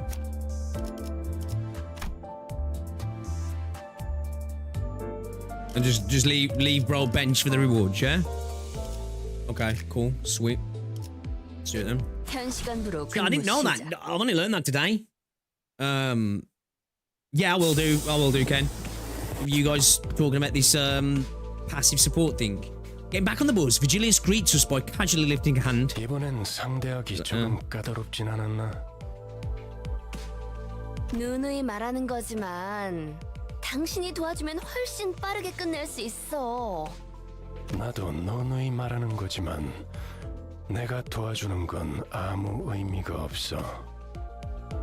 저자들 우리더러 2단 신봉자라고 했어요. 대체 뭘 보고 그러는 거죠?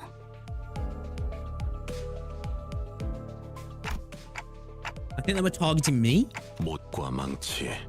나이글 경험이야말로 하마. 가장 중요한 가치란 말하는 날개. Russell muttered vaguely.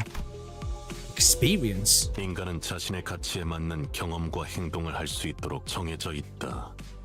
그들은 경험에 대해 그렇게 말합니다. Okay. 그것들 우리에게 관리자님의 머리를 내놓으라 했지. I want Jimmy Glock. I want Jimmy Glock, chat. 그들이 또 온 거예요? 잊지 않았던 거죠? 그렇게 찾아와서. Is that who he does he remember these guys? Is that what he was like when he saw the smoke? Sinclair was almost having a fit at this point. Roger looked at him with pitying eyes. There was also little she could do about it. 베르베르, 소리 나는 상자가 시끄러워. The sandbox is being noisy. 선발대에서 연락이 온 모양이군. It's on the radio. The soundbox, you know. Okay, I like that. That's my new name for fucking Alexa, man. 이리 줘. 피, 여기는 버스다. 거기 상황은 어떤 것 같아? What the fuck? That's not creepy. 에피? 방금 에피 씨 목소리가 맞았나요? 아니, 그보다 사람 목소리이긴 했나요? 바람. 싱클레어, 무슨 소리를 하는 거야? 휘파람 소리가 들렸잖아요. 마지막에. Yeah, I did. 희미하게. 그런 게 들렸었나? 그 자식이 온 거예요. 마침내 우리 마을까지 전부 죽이려고. Calm down, Sinclair. What do you mean by whistles? And who is this wretched woman? 저를 기다리고 있는 거예요.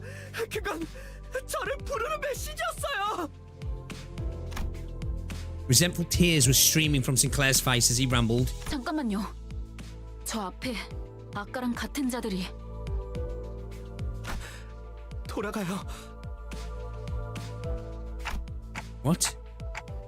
저희 그냥 돌아가면 안 돼요? 가기 싫어요. 돌아가요, 제발. 이제라도 운전대를 돌려서. 꼬맹이, 대체 왜 그러는 거야? 앞에 뭐가 있는데? 가면 안 돼. 전부 죽을 거야. 돌아가요. 에밀 Bro, he shook ya. 싱클레어, 쓸데없는 소리를.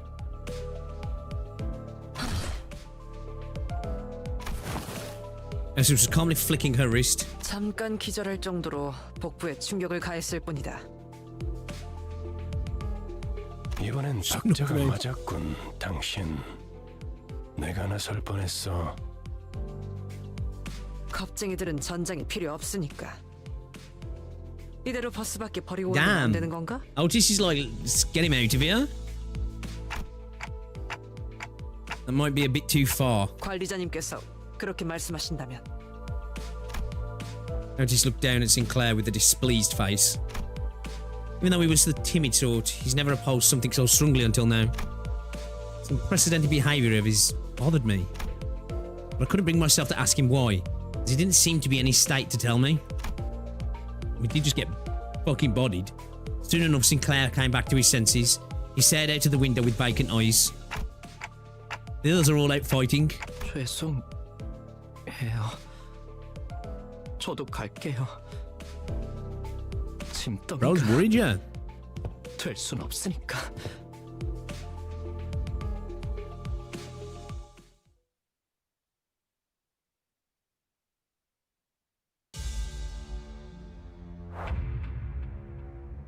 Clocking is a magic cure for all your problems. Don't just charge him willy-nilly, okay? Okay.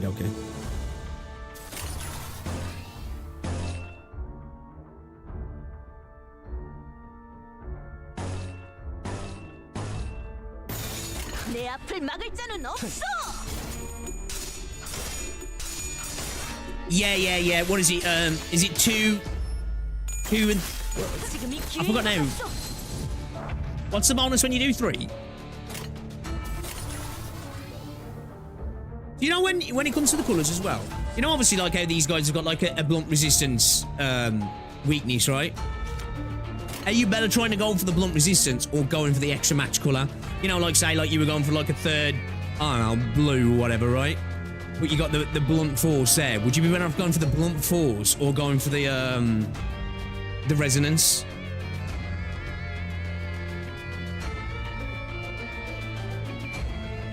Yeah, I can definitely hear the dog barking.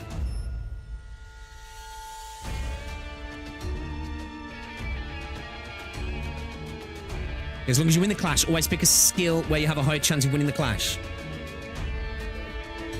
Okay.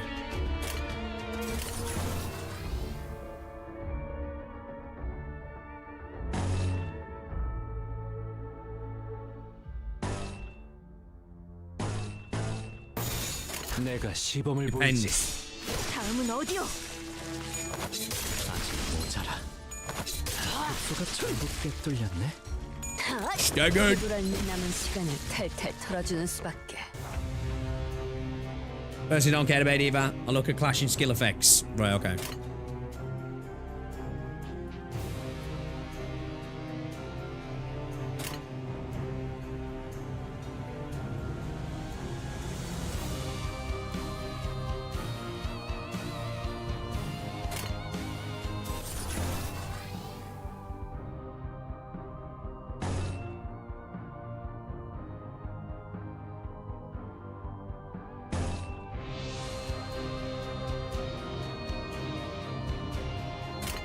What's that doing? Wait, what? Shoot him 10 points. I got 6 right.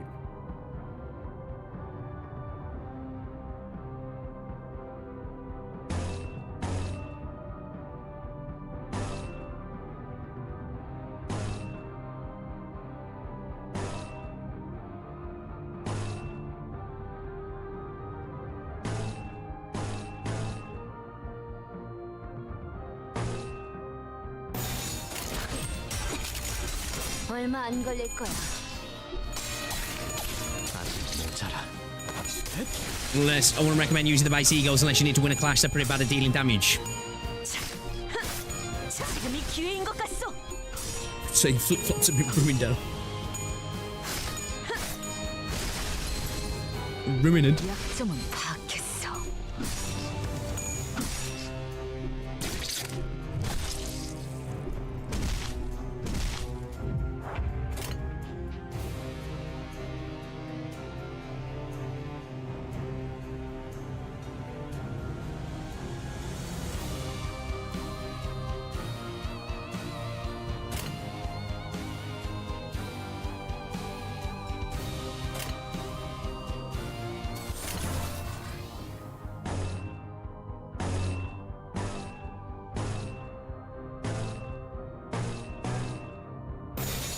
거기구나.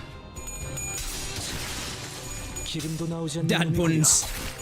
아직 모자라. 흡수가 전부 꿰뚫렸네. Can't beat a good dad joke now and again, man. 기름도 나오지 않는 놈이구려. Resonance can sometimes give that little sometimes to get dominating with skill you wouldn't have. Some team comps are built to have 6+ sequence of resonance to make their skill turn into a new. Okay, I'll get it now. I get what you say when you mean it depends on 왜 you. 그렇게 뒷걸음질을 하시는 건가요? Okay. How many stages entirely in its entirety as this Canto guy. I'm really liking this so far. Like, who the fuck is this chick? Sinclair so shook off? Like, bro is shook, right? Why is he so shook?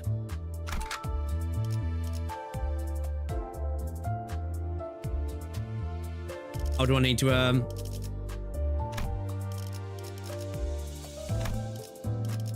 bring bro back in again, yeah? 현 시간부로 근무 시작. 22.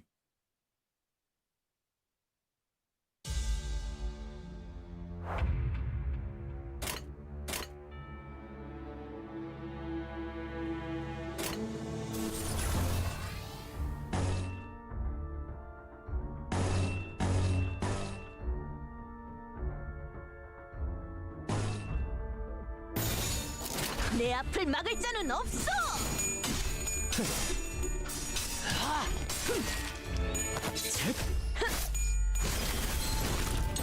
지불할 능력도 의사도 없다면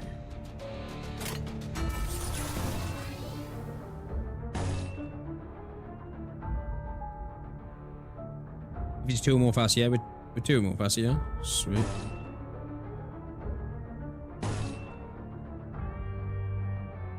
Not on rip space. 내 앞을 막을 자는 없어.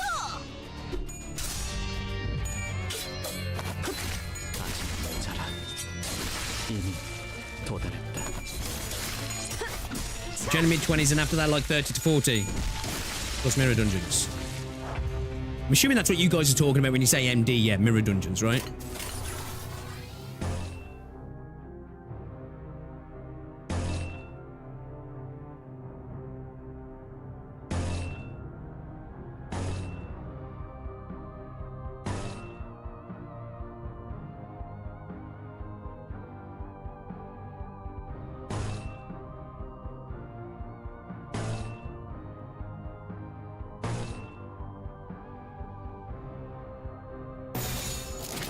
Hopeless.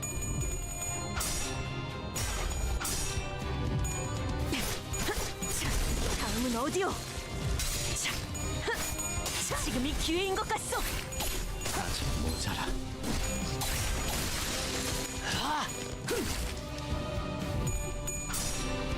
배연의 주. Bro, I love Rio shoot. 약점은 검만예크. I think I've got a bit of a type, you know? Lappy, Inez, Ascalon, Ryoshu. You know, there's a little bit of a type starting to come along, man.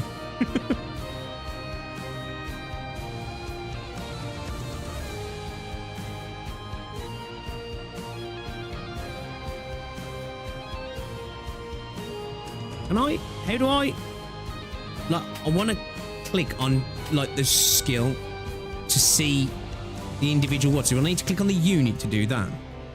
빨리 말해줄래? I'm guessing so, yeah. 시간이 아깝거든. Attack by skills that trigger Tremor. Tremor Burst. Raise the stagger threshold by the effect's potency. At the end of the turn, reduce the count by 1.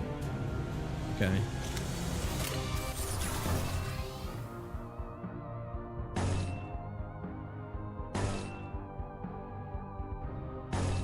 Speed by 2, faster by 2. No. Get the 2 points, yeah.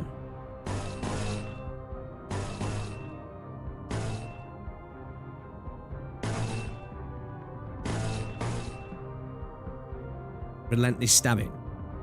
Can I do that? Can you?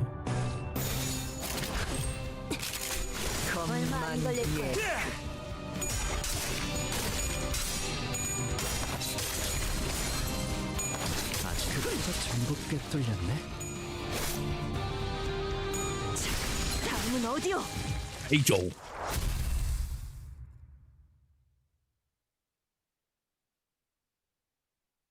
I love that Ryoshu has having a skill called Slash that does blunt damage. Does she? Silent Night. 여러분들. Okay. Yeah, Tremor only does if you've Tremor Bursting. Okay.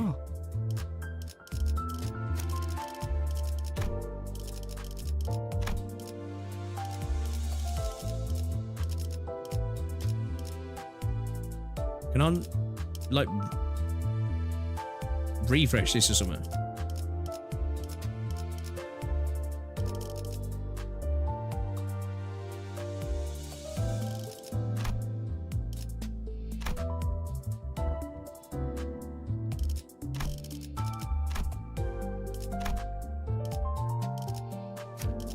Do I just back out to refresh it?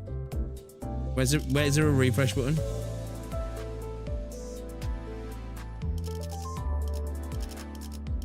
Rather than backing out.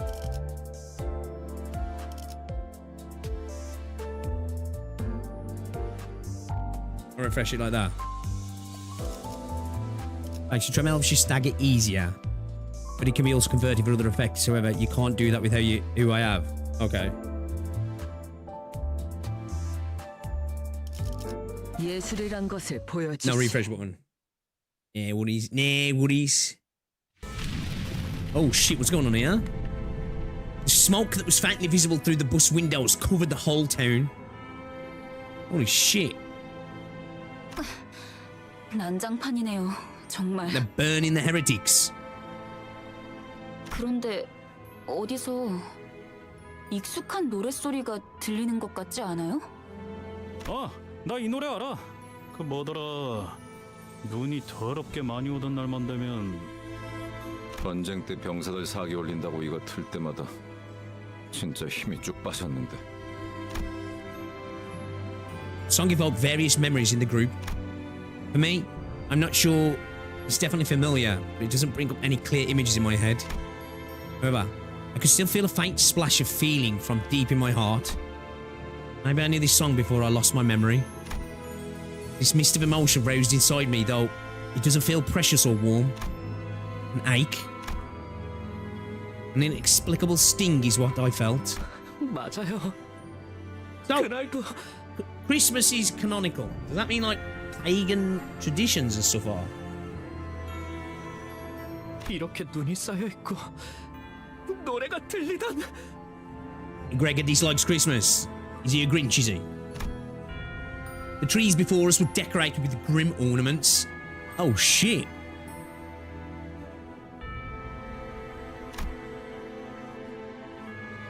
Are they intestines?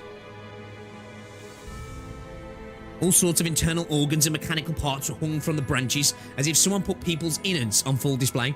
I guess so then. 이건 너무 지독한 거 아니야? 클래식. 아니. That means that Jesus was real and he was a colour fixer. 근방에 생존자는 없다. Then everything finally fell into place. It's just like 마이크 테스트. who's this? Piercing sound caused the group to cover their ears. 모두 즐거운 성탄절 보내고 있나? You enjoying your Noel? 고요하지는 않지만 거룩한 밤이지.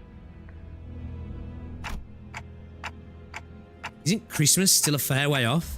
네, 한참이죠.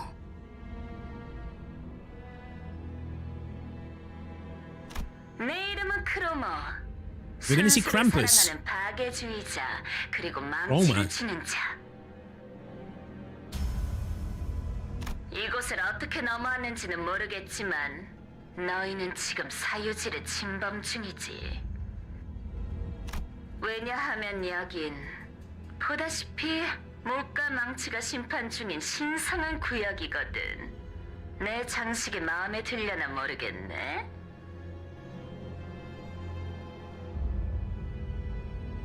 Hope you like the decorations. 잘못 들어왔다 치고 지금이라도 얌전히 돌아가주면 너그럽게 벌금만 매겨주지. 왜냐하면 오늘은 성탄절이니까. 아, The one who shall grip my balls. 거기 귀도 있어? 이곳에 있나니? Here I stand. Yo, this dude looks badass. 혹시 말이야, 거기에 이단이 있나? The massive man named Guido, who responded to her, turns to us. He intently stares into each of us until his eyes fall upon me. He gazes at me for a very long time. Although he was wearing a mask, those eyes of his, they froze us completely still, as if his glare nailed us to the ground. 순수하지 아니한 자와 그들의 추종꾼이 함께합니다. 그리고 말씀하신 그 아이도. That's Sinclair.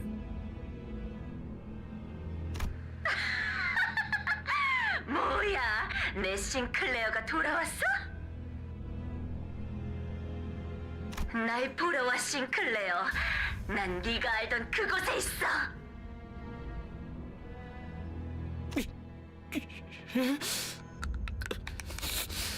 그럼 Is that Rose teeth?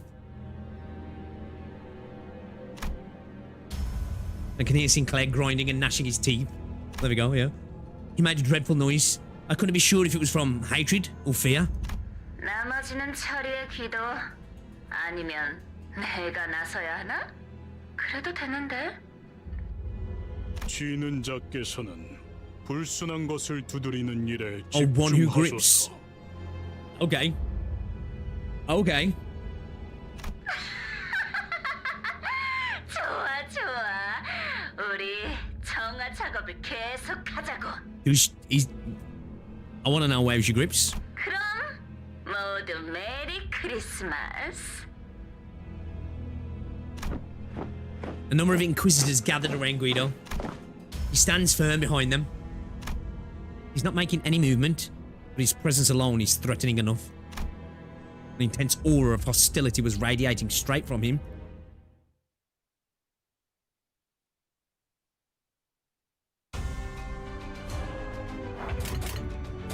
Damn! The one who grips, you know, what the fuck?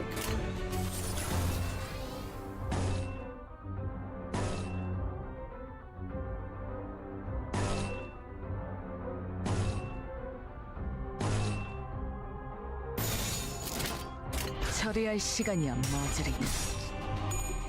I would let her grip. Is it grippy? Yo, casual, what's going on, dude? She's gonna grip your sapling? Well, I don't know, I mean, we'll have to wait and see if that's something that we'll be okay with.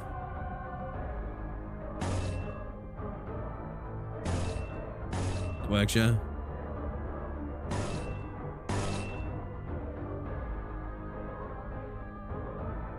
Works as well, right? Over the please.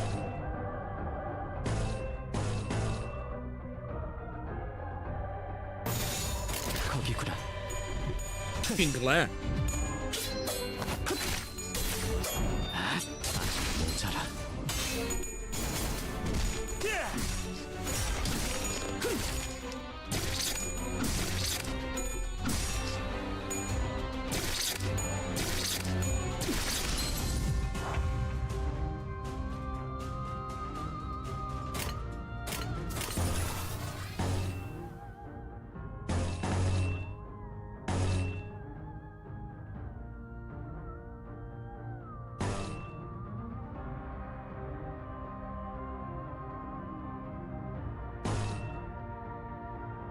Need that charger.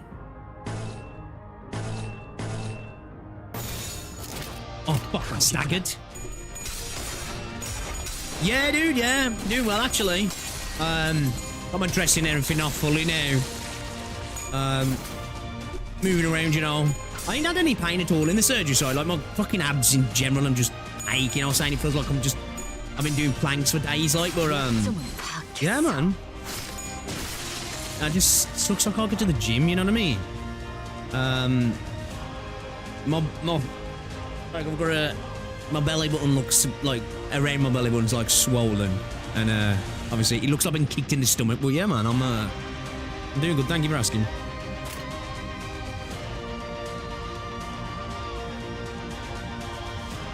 This music goes.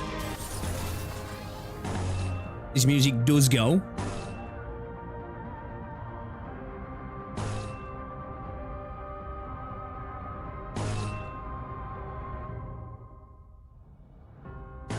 I didn't check which...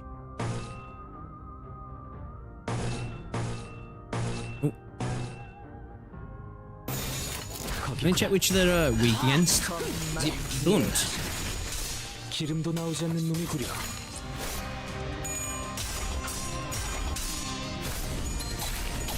급수가 전부 꿰뚫렸네. Oh, check these, dude. What the fuck? Oh, yeah, they're all carrying nails as well, yeah. Okay.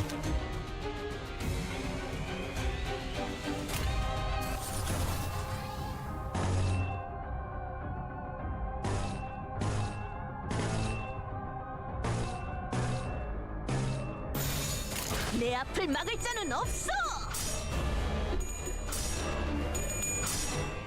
배연의 춤. John Lobotomy. 약점은 파악했어. 지금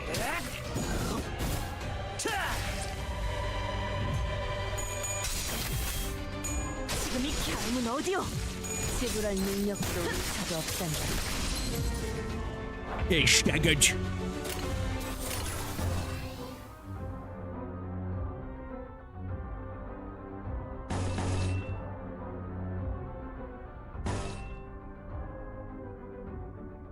No.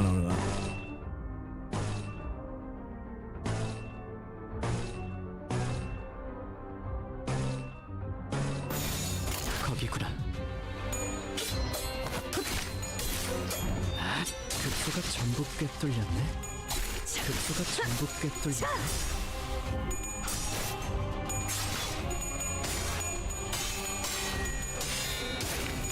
Should we just confiscate the ego the Inquisitor's got their hands on, but I'm too lazy.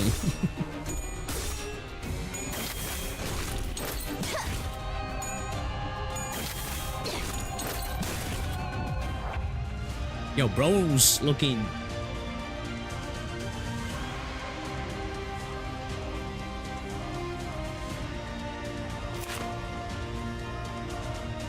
Yo, this music's kind of fucking slapping, bro.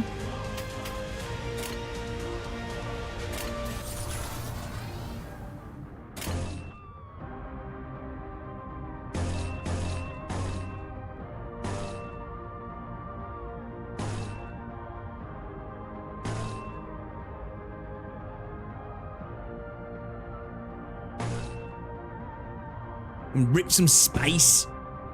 So, you know we rip space, right? So if I've got 20, I can get up to 20. That means I can do a back-to-back rip space, right? Or is that actually possible? Will I get to 20 and then lose one and it'll go down to 19? Or can I do like a back-to-back rip space if I had the 20? Yeah. I'm assuming so, right?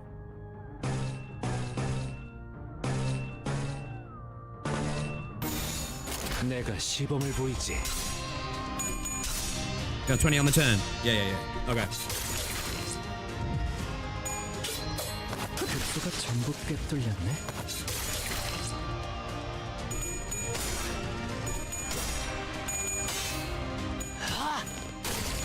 You get fucked, bro. Pin him down. 다음은 어디요?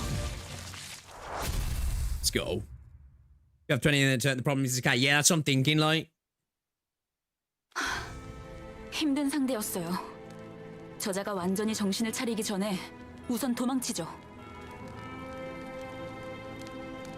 수치스러운 소리를 잘도 짓거리는군. 승기를 잡은 군인은 적을 두고 꽁무니를 빼지 않는다. 지금 군인 정신이 중요할 때예요?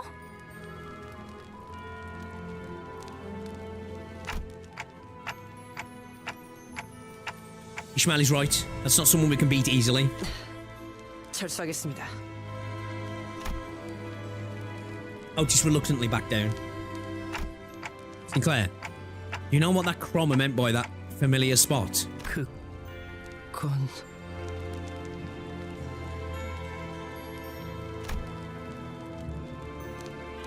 Yeah, Roger's looking a bit, she's struggling a bit, yeah. Sinclair shook. He was seemingly overwhelmed with dread. But I could also see a teeth grinding anger in him that surpassed his fear. Looking at him, a thought blossomed in my mind. You need to talk, Sinclair? Tell us what you know. It will prevent half the deaths we might suffer.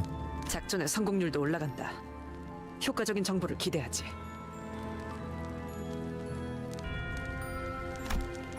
I hope I'm doing the right thing, as the manager. Sinclair shook his head upon hearing my words, breathed in, and finally opened his mouth after some struggle. 우리 집이요. 크로마는 분명 그곳에 있을 거예요. His house. Oh, okay, so this is where he's from, yeah. 너 그 자식이랑 아는 So you 사이였니? know that bird? 아, 젠장. 하도 귀가 찢어질 뚜두서대서 머리가 다 지끈거리네. I know where he's lich. Appreciate you stopping by, man. 학교에서 만났어요. Met her at school. 저런, 혹시 친구였어? 친구라면 잘 타일렀으면 좋겠는데. 친구 아니에요.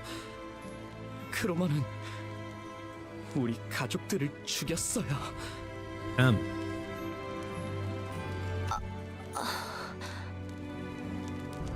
미안해. Prosthetic head hanging from a tree slowly turned to face us. Lights and sparks occasionally flickered within.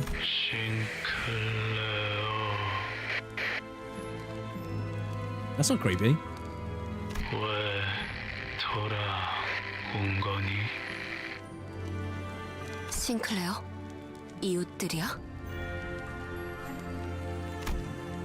Roger asked while looking at the dismembered prosthesis. 그런 것 같아요. 아니었으면 좋겠지만요.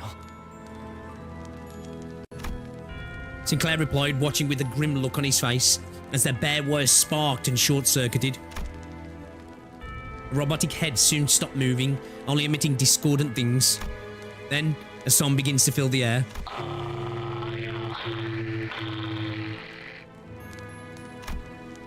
All the heads hung from the trees are singing the same song. The carol leaking through the vocal units of so many lifeless heads lands on the flames below. Okay, this is a creepy silent night bird. 역시 의체 보유자를 말하는 것이군요. Oh, yeah, that's why they wanted my head. Okay. 도시의 의체 보유자들이 보이게 된 지 꽤 오랜 시간이 흘렀지만 여전히 그들의 모습을 보고 이질감을 느끼는 사람들은 많죠. 저희 마을은요. Around steaming at 3 a.m. 저희 마을은 K사 의체 산업의 성지라고 불릴 정도로 주민 대부분이 하이엔드 의체 부품 제작에 종사하고 있었어요. 크로마는 오래전부터 계속 우리 마을을 주시했던 거예요. 네 가족도... 네. 저희 아버지는 신생 의체 회사의 대표였어요. Okay. Starting to make, well, not make sense, but I'm getting what's going on. 그래서... 아니, 제가 보기엔 이자들에게 그런 거창한 사상 따위는 없어요. 그냥 광기와 폭력에 매료된 미치광이죠. Ishmael asserted to him. After a while of staring at the Christmas trees decorated with his neighbours, Sinclair turned to me. 관리자님, 예전부터... Oh, sorry, bro. What is it? 기분이 어떠세요? Feel? 네. On my head. 머리 대신 의체를 달고 있는 기분이 어떠냐고요? I was a little taken aback since I've never had anyone ask that kind of question before. The issue is that there's no way to know how I might have felt before I got a clock for a head. That's... 따지려 드는 게 아니라요. 무례한 질문이었겠죠? 죄송해요. No need. It's alright. The other sinners were a billion times ruder to me with their daily interactions anyway. I'm afraid I can't answer that. I don't remember a single thing about my life before this clock. 그러시군요. 항상 궁금했어요. 머리 대신 다른 것이 자리를 잡았을 때의 기분은 어떤지. I always wondered what it feels like when there's something sitting where your head should be.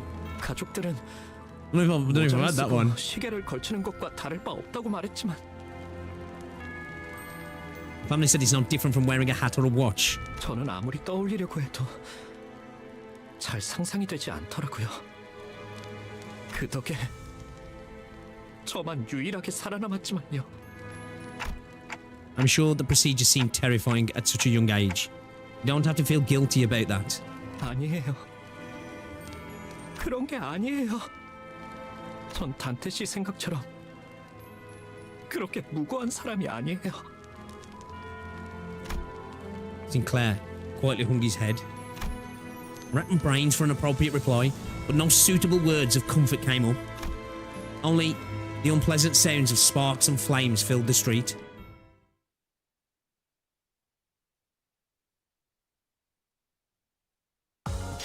아직 모자라. She. 여러분들. Oh yeah, Silent Night, Holy Night. 왜 그렇게 뒷걸음질을 하시는 Damn, man, 건가요? I am really enjoying this so far, boys. I'm really enjoying it. I think I'm actually, I think I'm becoming a Limbus fan. I think I'm becoming a Limbus fan.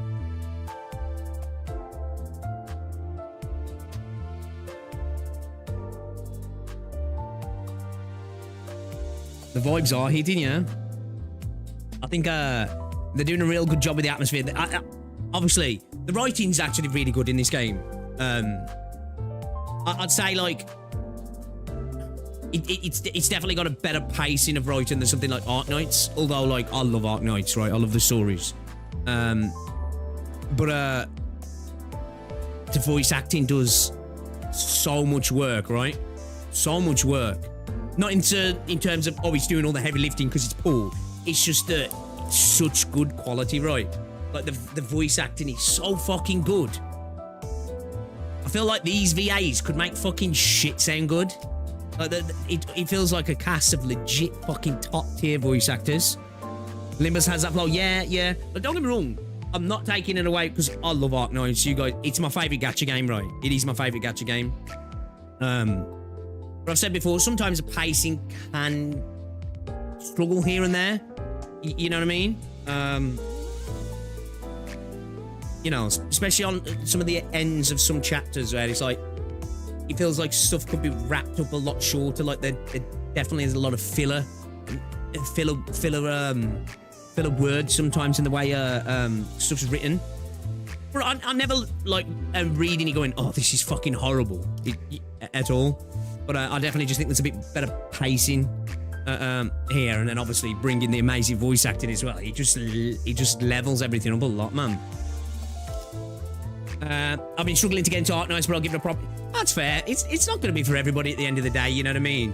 I love it, right? I love it, but I'm cognizant of it's like Limbus Company, right? I think you guys who are fans of this are going to understand that it's just not going to be for a lot of people, is it? Whether it's the style of the game, the story itself, and the what it's targeting in terms of its themes and stuff, or purely just the gameplay, right? Do you know what I mean? Not gonna lie, when I play Arknights, it feels kind of heavy because of constant reading with only the music. Well, that's the thing, isn't it? You've really got to be ready to dive into a book, basically, innit? It's what it is. Arknights is a book, isn't it? Really. Because they kind of harbour also some of these VA voice Arknights as well, although I don't remember if all of them do. This game is for a niche crowd at the end of the day. Yeah, I think so. I think this is, for me though, it's the example of one of those games, which it seems like Project Moon have done throughout the games, is that when you're unabashedly and unashamedly doing you, it does well. Now, you're not going to get... Genshin does well in terms of everybody wants a bit, right? But you're going to get a core fucking, like, fan base that's a true enjoyers of what you've got to offer because, you know, it's unfiltered, right? That's like a lot of people's critique when it comes to Endfield. which I see where people are coming from. I'm still a big fan of Enfield. I am. I'm still a big fan, but I see where people are coming from because it's not exactly that. It is trying to please more people, and I think it's doing a fine job. It's pleasing me, you know, but I know it's not pleasing everybody, and I think that's the reason why, right? You know, not to shit on Enfield because I'm a big fan. I think it's just because of the slow start, but I understand it gets exponentially better. Yeah, a lot of people have said that. I think with me, I don't know what it was. I just right off the get-go with Arknights, I was like, oh, I'm kind of fucking in here. But yeah, like even massive Arknights fans are like, yeah, it takes a couple of chapters to really start to get going, sorry. Until suddenly one day it gets introduced to Roblox players. Yeah, no, that's the wildest one for me, that is. For me, what makes it different is that Limbus has more natural dialogue, where AK makes people talk like JRPG bosses. Yeah, that's definitely true, yeah. I think sometimes, it's just it's how things are written. I think sometimes it comes from... Obviously, when you've got like a visual novel style as well, you have to do a lot of telling, don't you? Like, you have to explain not only like what people are doing and saying, you have to explain the tone a lot of the time as well, don't you? Where when you've got voice acted stuff, that can be just expressed by a good voice actor. But I do agree that it's not just down to that, it is down to just a style of writing. As you say, they are a little bit like that, aren't they? But for me as well, that's like a thing that I really like about it. It's again, it's an acquired taste, isn't it? I think it's an acquired taste. Alright, let's go.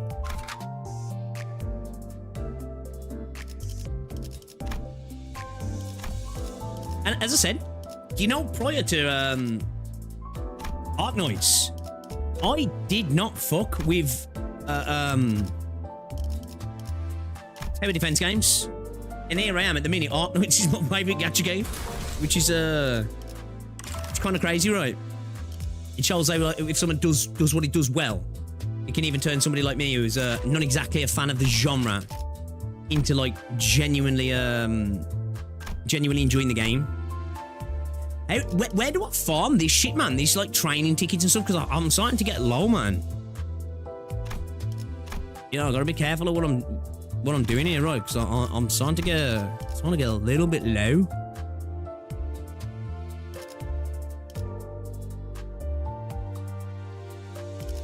Set to up tire. Should we actually up tire, or should we switch around?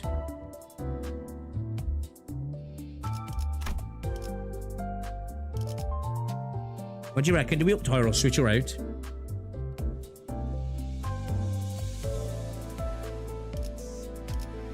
It's in the Luxcavation. Right, okay. Up tire, Roger, yeah. You need to keep doing history chapters to unlock the good farm. Right, okay. Roger's good, okay. It's fine, you can clear this chapter with your current levels. If you want to try, you can just use Roger for support. If you go to the window, Luxcavation, you can farm material for leveling up and... Okay, sweet. Alright, and let's see, what can I, Ooh. We're gonna get away with just the one, yeah. Okay. We'll have to start doing some farming. What, have I got? I can't... I can do some singles, right? I can do a couple of single pulls. Should we do a couple of singles? Should we gamba? Fuck it, go on then. Do a couple of gambas. Go on then, let's do a couple of gambas, chat. You twisted my arm. You twisted my arm. Go on then. You twisted my arm. Let's do a couple of gambas. Oh shit, can I? Can I? I can, yeah. Yeah, I can. I wasn't sure if that was paid ones then. Singles aren't recommended. Oh, really? Ah, well then. We'll go with this one then. We'll save him. What is that then? Because I've heard some other people say that. Why not do singles? What's the specific reason?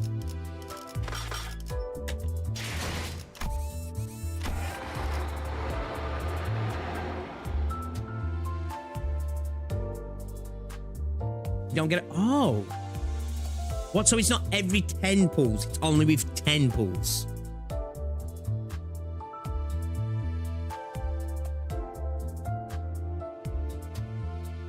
Damn, that's insane. Okay. Makes sense then, yeah. Check if you can claim your 20 pulls in the event. Where am I looking then? And the reward exchange. is this the pulls, yeah. I'm assuming that's the pulls, yeah. 10 pulls is like ejaculation. Some gachas that have that where only 10 pulls are good. Yeah, I didn't know that. I didn't know that was like that. The gacha's really bad in this game. I really don't recommend pulling except in Walpurgi Snacked, where you got no choice.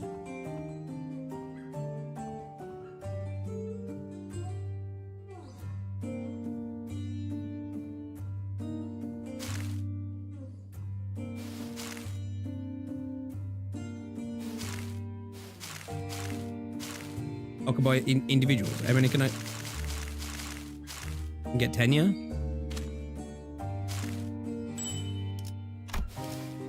Well, I can bang that into a 10 pool. I don't have to do it in singles, right? Oh, I can, sweet, yeah. Fuck yeah, go on then. Gamble, fuck it.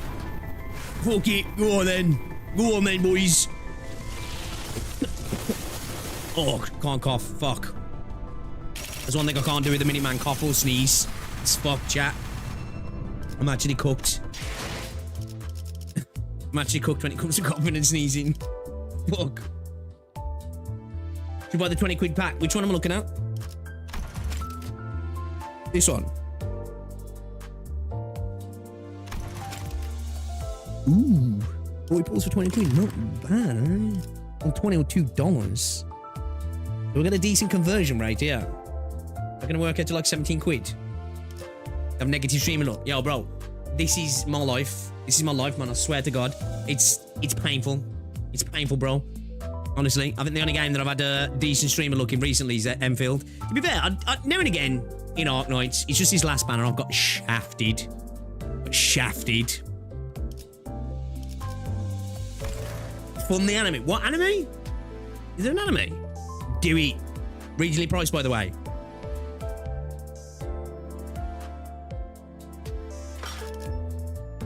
Write it off as a business expense.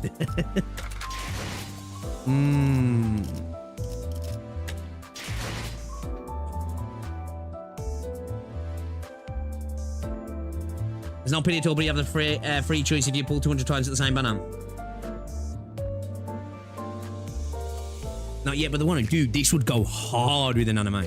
Because I was thinking this earlier, I was like, man, this would actually be a fucking sick IP to have like a show, but then I'm like, they keep destroying real life stuff or live action stuff, but then again, if it was done with Korean backers, like, you know, a Korean show, then actually it might be decent. Director promises an anime when he's able to. Theo said there's enough funding to make an anime.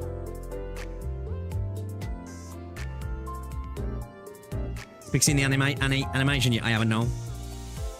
Keep playing for now. Mind checking your inventory. I want to see how many yellow boxes you got. Where am I looking? Oh yeah. The button that says inventory. 나는 그저 서 있을 뿐이었어.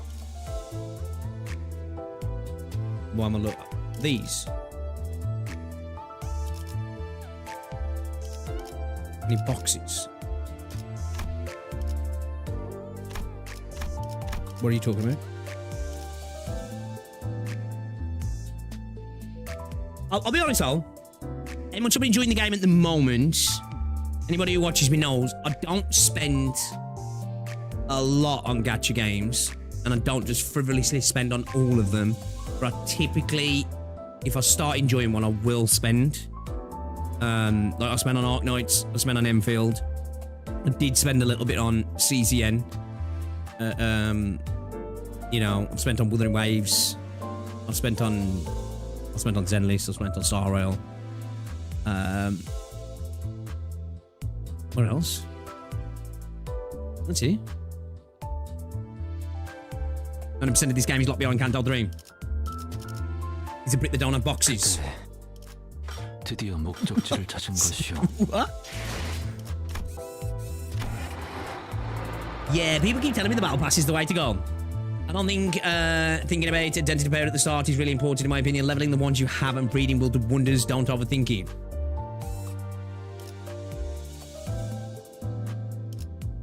Right then.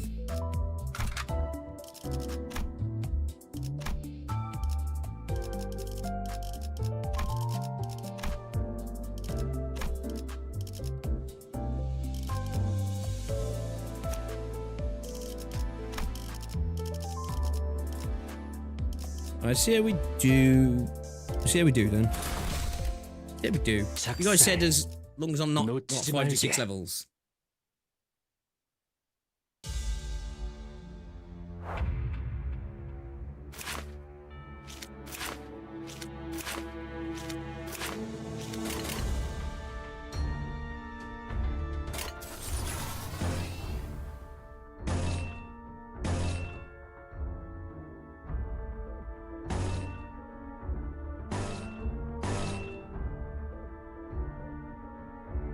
That's not good because our speed isn't, is he?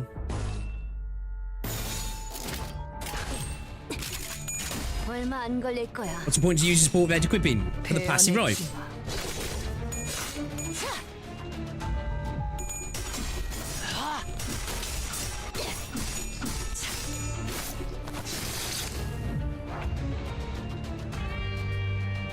Well, that's what chat told me anyway. So if it's wrong, don't blame me. Don't blame me.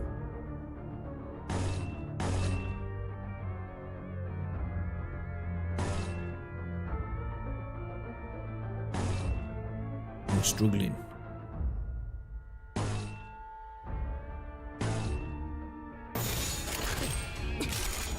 얼마 안 걸릴 거야.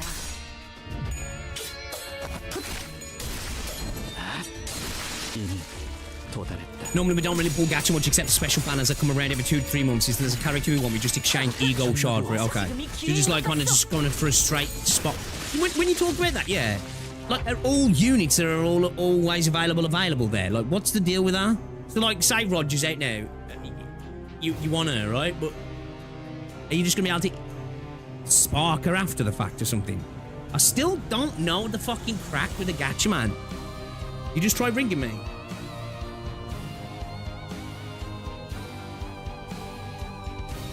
You want me to ring you?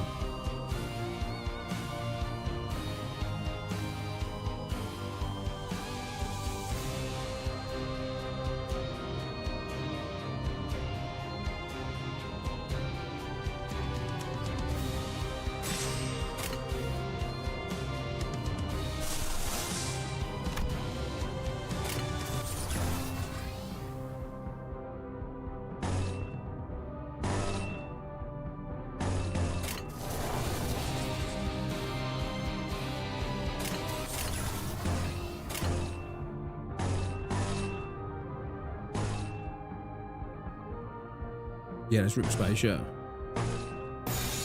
Rip space! Yes, please. 2 seconds, chat. 다음은 어디요?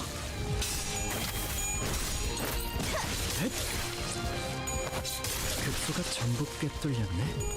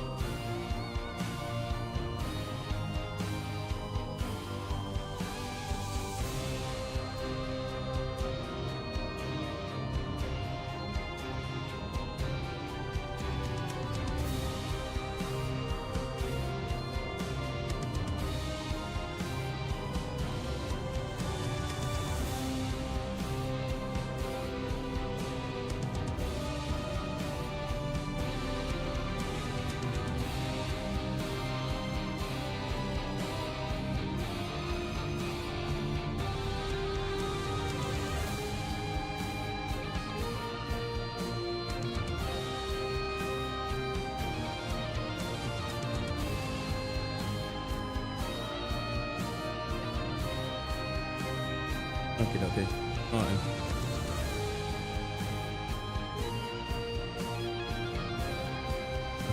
No, not being like them.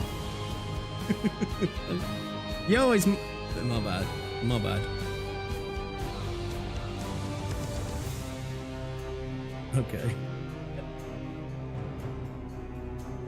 Alright. Right. 8. Alright, man. In a bit, yeah. Love you. Bye, bye, bye. Keep the fucking shit's breaking up. Sorry, chat.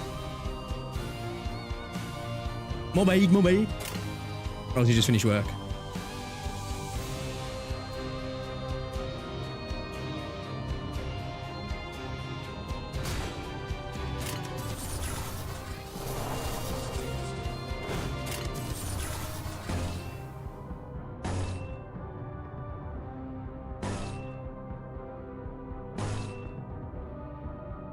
Go over the relentless stabbing.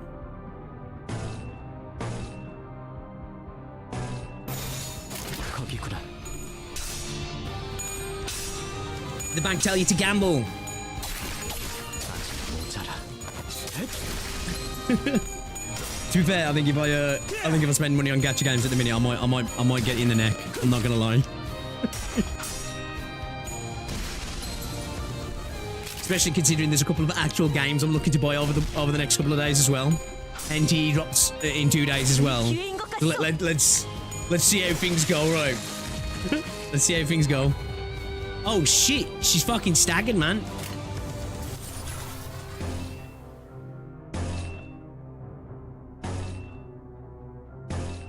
Yeah, we're good there with the speed, Joe.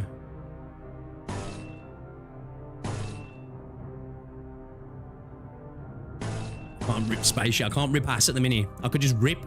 I can't rip ass yet though.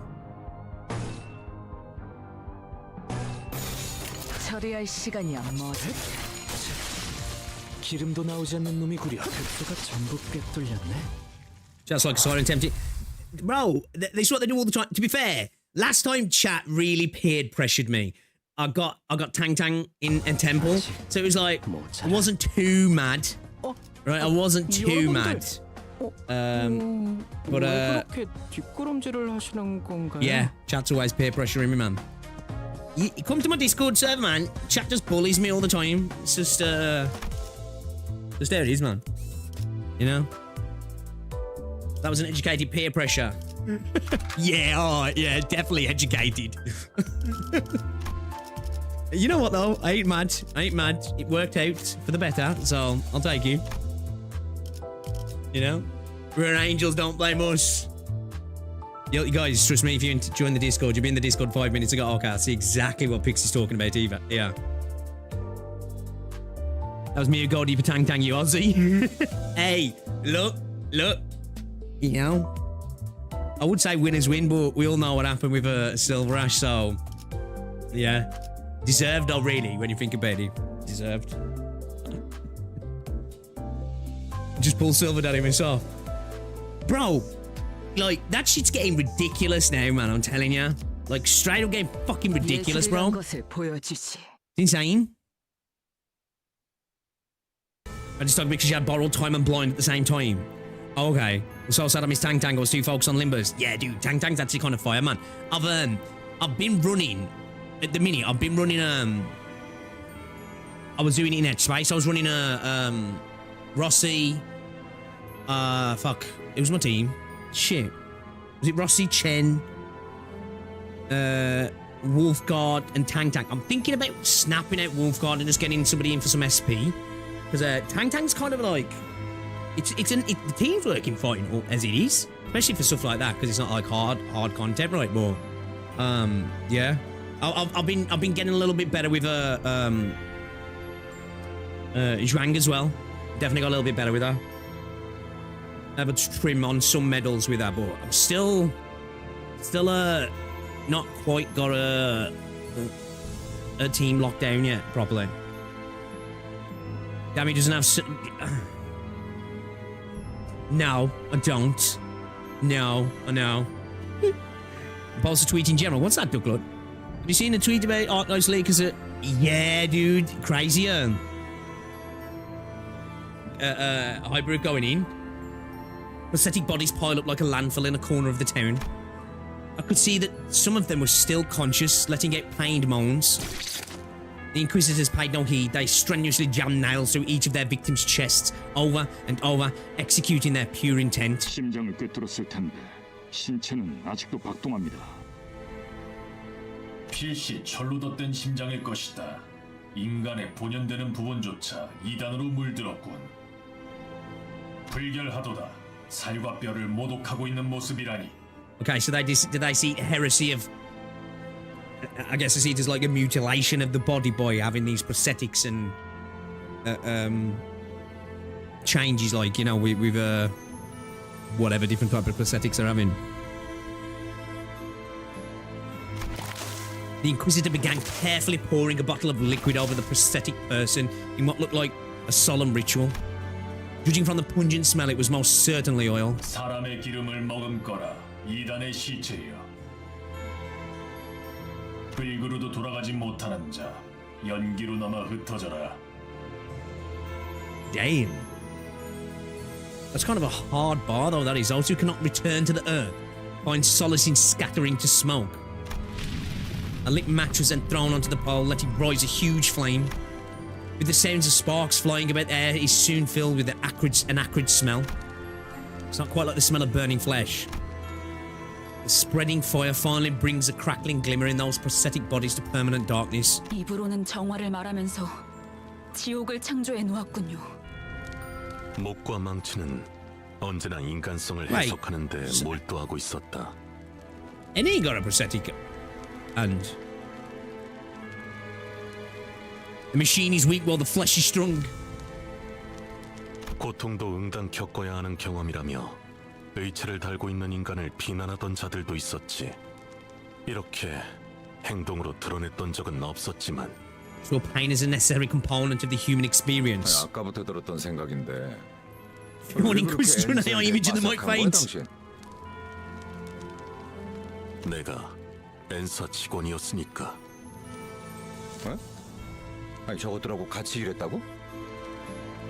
저들과 같이 일한 적은 없지만 소속의 관점에서 본다면 그렇다. Come to think of it, this might be the first time I've heard Muscle actively talk about himself. He would rarely recount anything related to him. Perhaps he felt it wasn't necessary to speak at all. 왜 진작 말하지 않은 거야? 그럼 당신도 저런 괴상한 무기를 지니고 다녔어? 굳이 이야기할 필요가 있나? 뭐? 야, 그럼 내가 너랑 저 새끼들이 같은 편인지 아닌지 어떻게 구분해야 하냐? 난 말이야, 관리자 저놈의 시계대가리라고 부르고는 있어도 머리를 자르고 불태워도 싼 놈이라고는 생각하지 않아. Listen, mate. 말만 번지르르하게 정환이 뭐니 하고 있어도 내 눈엔 그냥 사람 죽일 명분이 필요했던 미친놈들이 보일 뿐이거든? 말해봐, 너도 저 새끼들이랑 똑같냐? 그런 것에 대해 생각하던 시기도 있었지. 같은지 다른지 답을 내놓지는 않았지만. 그럼 지금이라도 답을 내놓아보란 말이야. 넌 관리자 놈이 명령이랍시고 마을 사람들의 모조리 쳐잡아 죽이라고 하면 그대로 따를 셈이야? 꼭 답을 내놓아야만 하나. 그 일이 업무를 처리함에 있어서 도움을 주진 않는다. It's kind of like straight to the point, right? Matter of fact. 사원은 명령에 따라 움직이는 것이 규칙이다. 베르길리우스, 그자가 내놓은 취업 규칙에도 적혀 있을 텐데. 관리자가 행하라고 하면 행할 뿐이다. 내 생각이 필요하다고 말하면 제공하겠지만 그럴 필요도 없는 상황에서 나불대는 버릇은 없다. I love when the sinners just straight up get into it. Yeah, no, well, this is one of the things I think that's a real... Arknights as well, right? I'm not saying they're two unique games specific to having this, right? But especially like in the so-called big 4 and 5 that people like to talk about. A lot of like where stuff falls short in character development for a lot of units is that there isn't... It happens, but like it's never like as relatable where you get these discussions like off the bat between characters, like, you know, get into their own thoughts and opinions that can sometimes differentiate from like maybe what the job is, the role that we're supposed to be playing as well. They're not just bots, if that makes sense, you know, just along for the ride. They feel like they're actually like well built up, relatable characters. And again, I think this is one of the things that, like, obviously I'll see more as we play. I think is a positive and a benefit to having a game where you have alters, because then you can just build on individual characters quite heavily, can't you? Do you know what I mean? Instead of having to constantly have this rotating carousel of characters. Here's a new character of the patch. Get to know him for 5 minutes now. Fuck him off. Here's a new character. Fuck him off. You know what I mean? Where like you get a bit more depth to doing it like this, which I think I think that's a really good strong point for the game and strength for it. Like, so yeah. I like the discussions that they have as well. 뭐? 너 돌았냐? 너야말로 머리를 깡통으로 교체한 놈들이랑 별반 차이가 없어 보이는데? 단백질이 16%, 수분이 60%, 무기질 7%로 구성되어 있다는 점에선 Bro broke it down to his protein content. 또한 불필요한 중금속은 나의 구성 요소에 해당하지 않는다. 그 또한 차이다.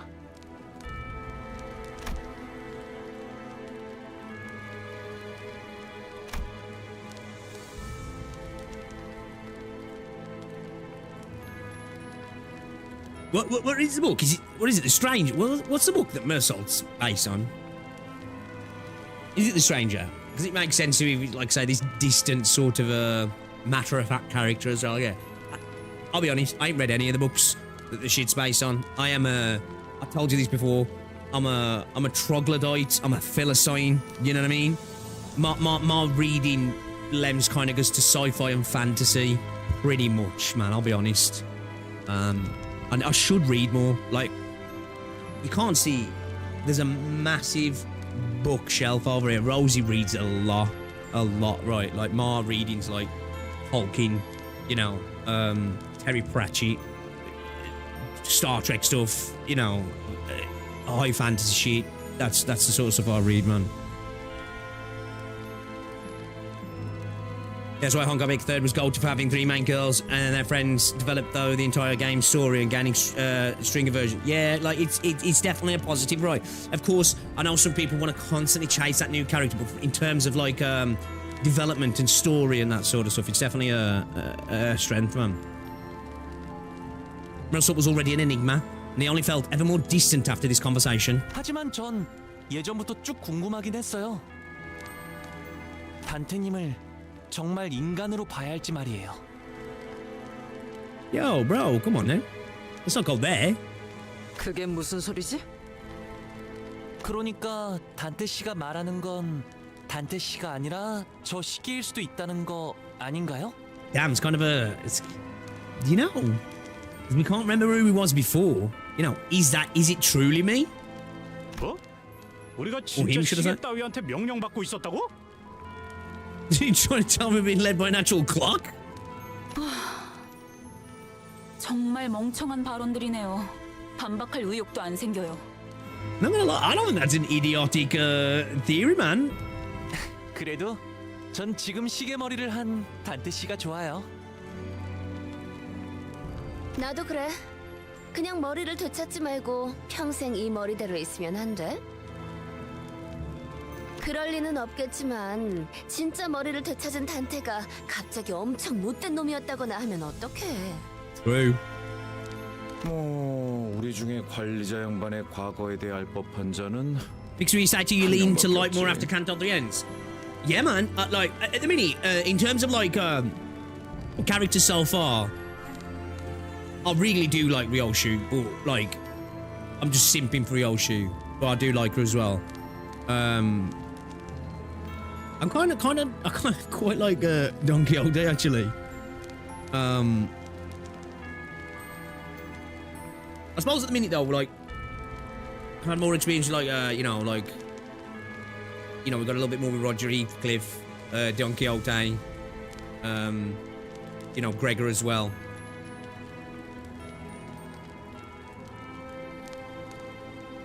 That is too many Don Sims. It's hard not to like her though, right? Because she's like this almost larger than life flamboyant character, and the voice actor just smashes it, right?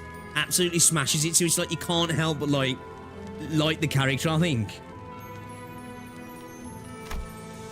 Gregor's eyes naturally fell on Faust. 그 부분에 관해선 기밀 사항이에요. 심지어 보안 등급 최상이죠. And I get the feeling that I won't be able to read it for myself. It's only natural. I have no idea who or what I originally was, so I had nothing at my disposal to refute Honglu's light-hearted accusation. Maybe he's right, and I am really just a clock. Even if I ask Faust, there's no telling if she'll give me a real answer. I wouldn't be able to discern the truth in such a thing either. There's even a slim chance that the real Dante is hidden away somewhere, and that I'm some advanced imitation trying to believe I have free will. Damn, right? I was saying this is like the sort of like stuff you can get into, and we saw a little bit with Levy's quest with Endfield, you know, the reconveners, the idea of like, what is oneself? Who am I? Is this me? You know? Am I built on the memories that I have from this other person? In any case, sitting here and ruminating won't get me anywhere. Who knows? Maybe I'll mount this thing on the wall when I find my real head. Ishmael sent me a chastising glare for even suggesting something like that. But she had no choice other than to shrug. Well, it is true.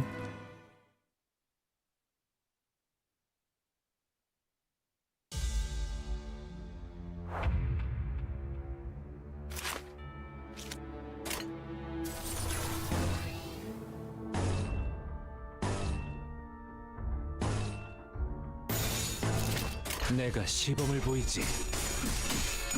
Don, Heath, and Greg are my top three. Yeah, I do like Heathcliff. Just like Ryoshu's just fine as well. All right, you know what I mean. First 5 is Faust, and second is Mer. The more that little bit we got from Mersault there, you know, do kind of like him actually. Well, at the minute I've had a lesser exposure to certain characters where other characters got a little bit of the limelight at the moment, haven't they?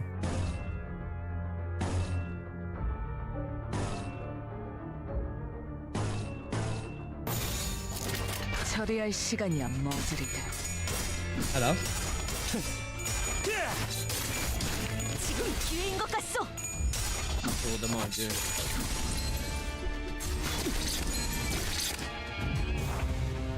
Okay, sweet. Is it instead of the mix, maybe just get some more cashews? Yeah, then mix like half of my even fan off. Yeah. You get some deli meats as well. Yeah, boy. Alright. If you don't mind me being a pain, sorry.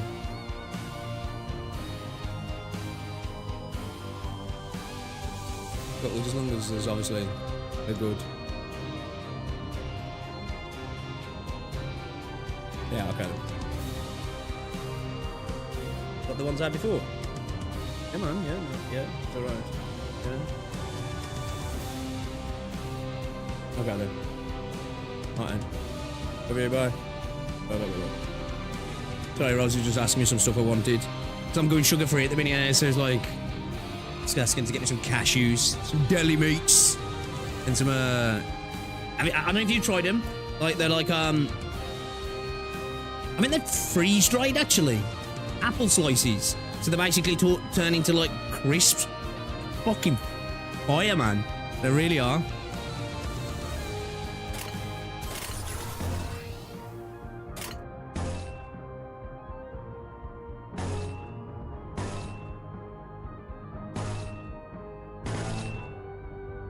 What's my charge at?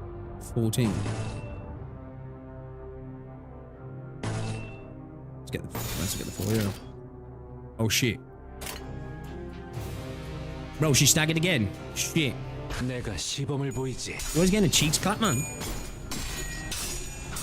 Cashews. 지금이 기회인 것 같소. 급소가 전부 꿰뚫렸네. 다음은 어디요? 기름도 나오지 않는 놈이구려. 다음은 어디요?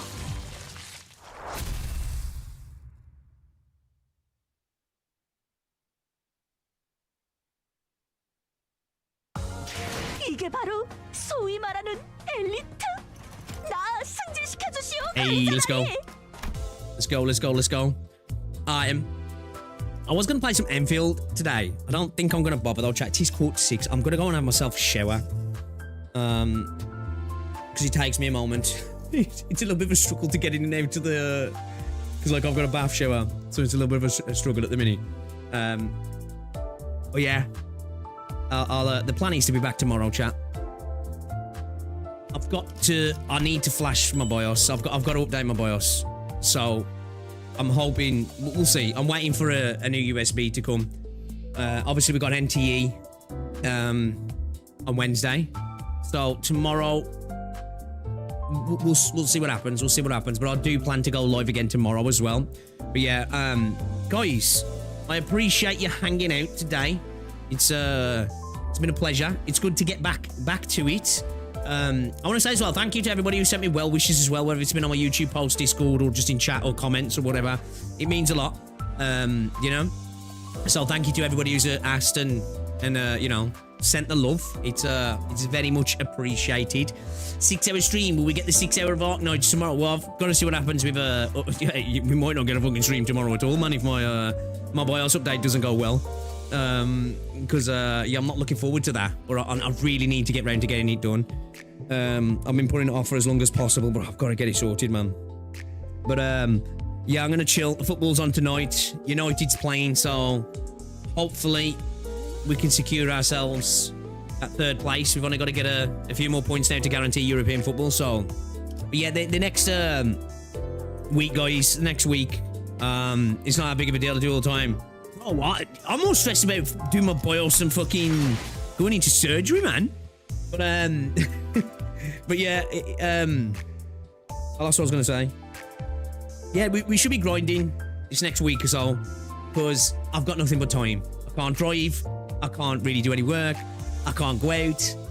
Really, obviously, I'll get better as we go. So we just got time to stream and game, boys and girls. So we'll be doing plenty of that. But I think I need to go chill now for the rest of the day, watch the football, and I'll catch you all later. Guys, as well, if you haven't already, join the Discord. There's a link down below.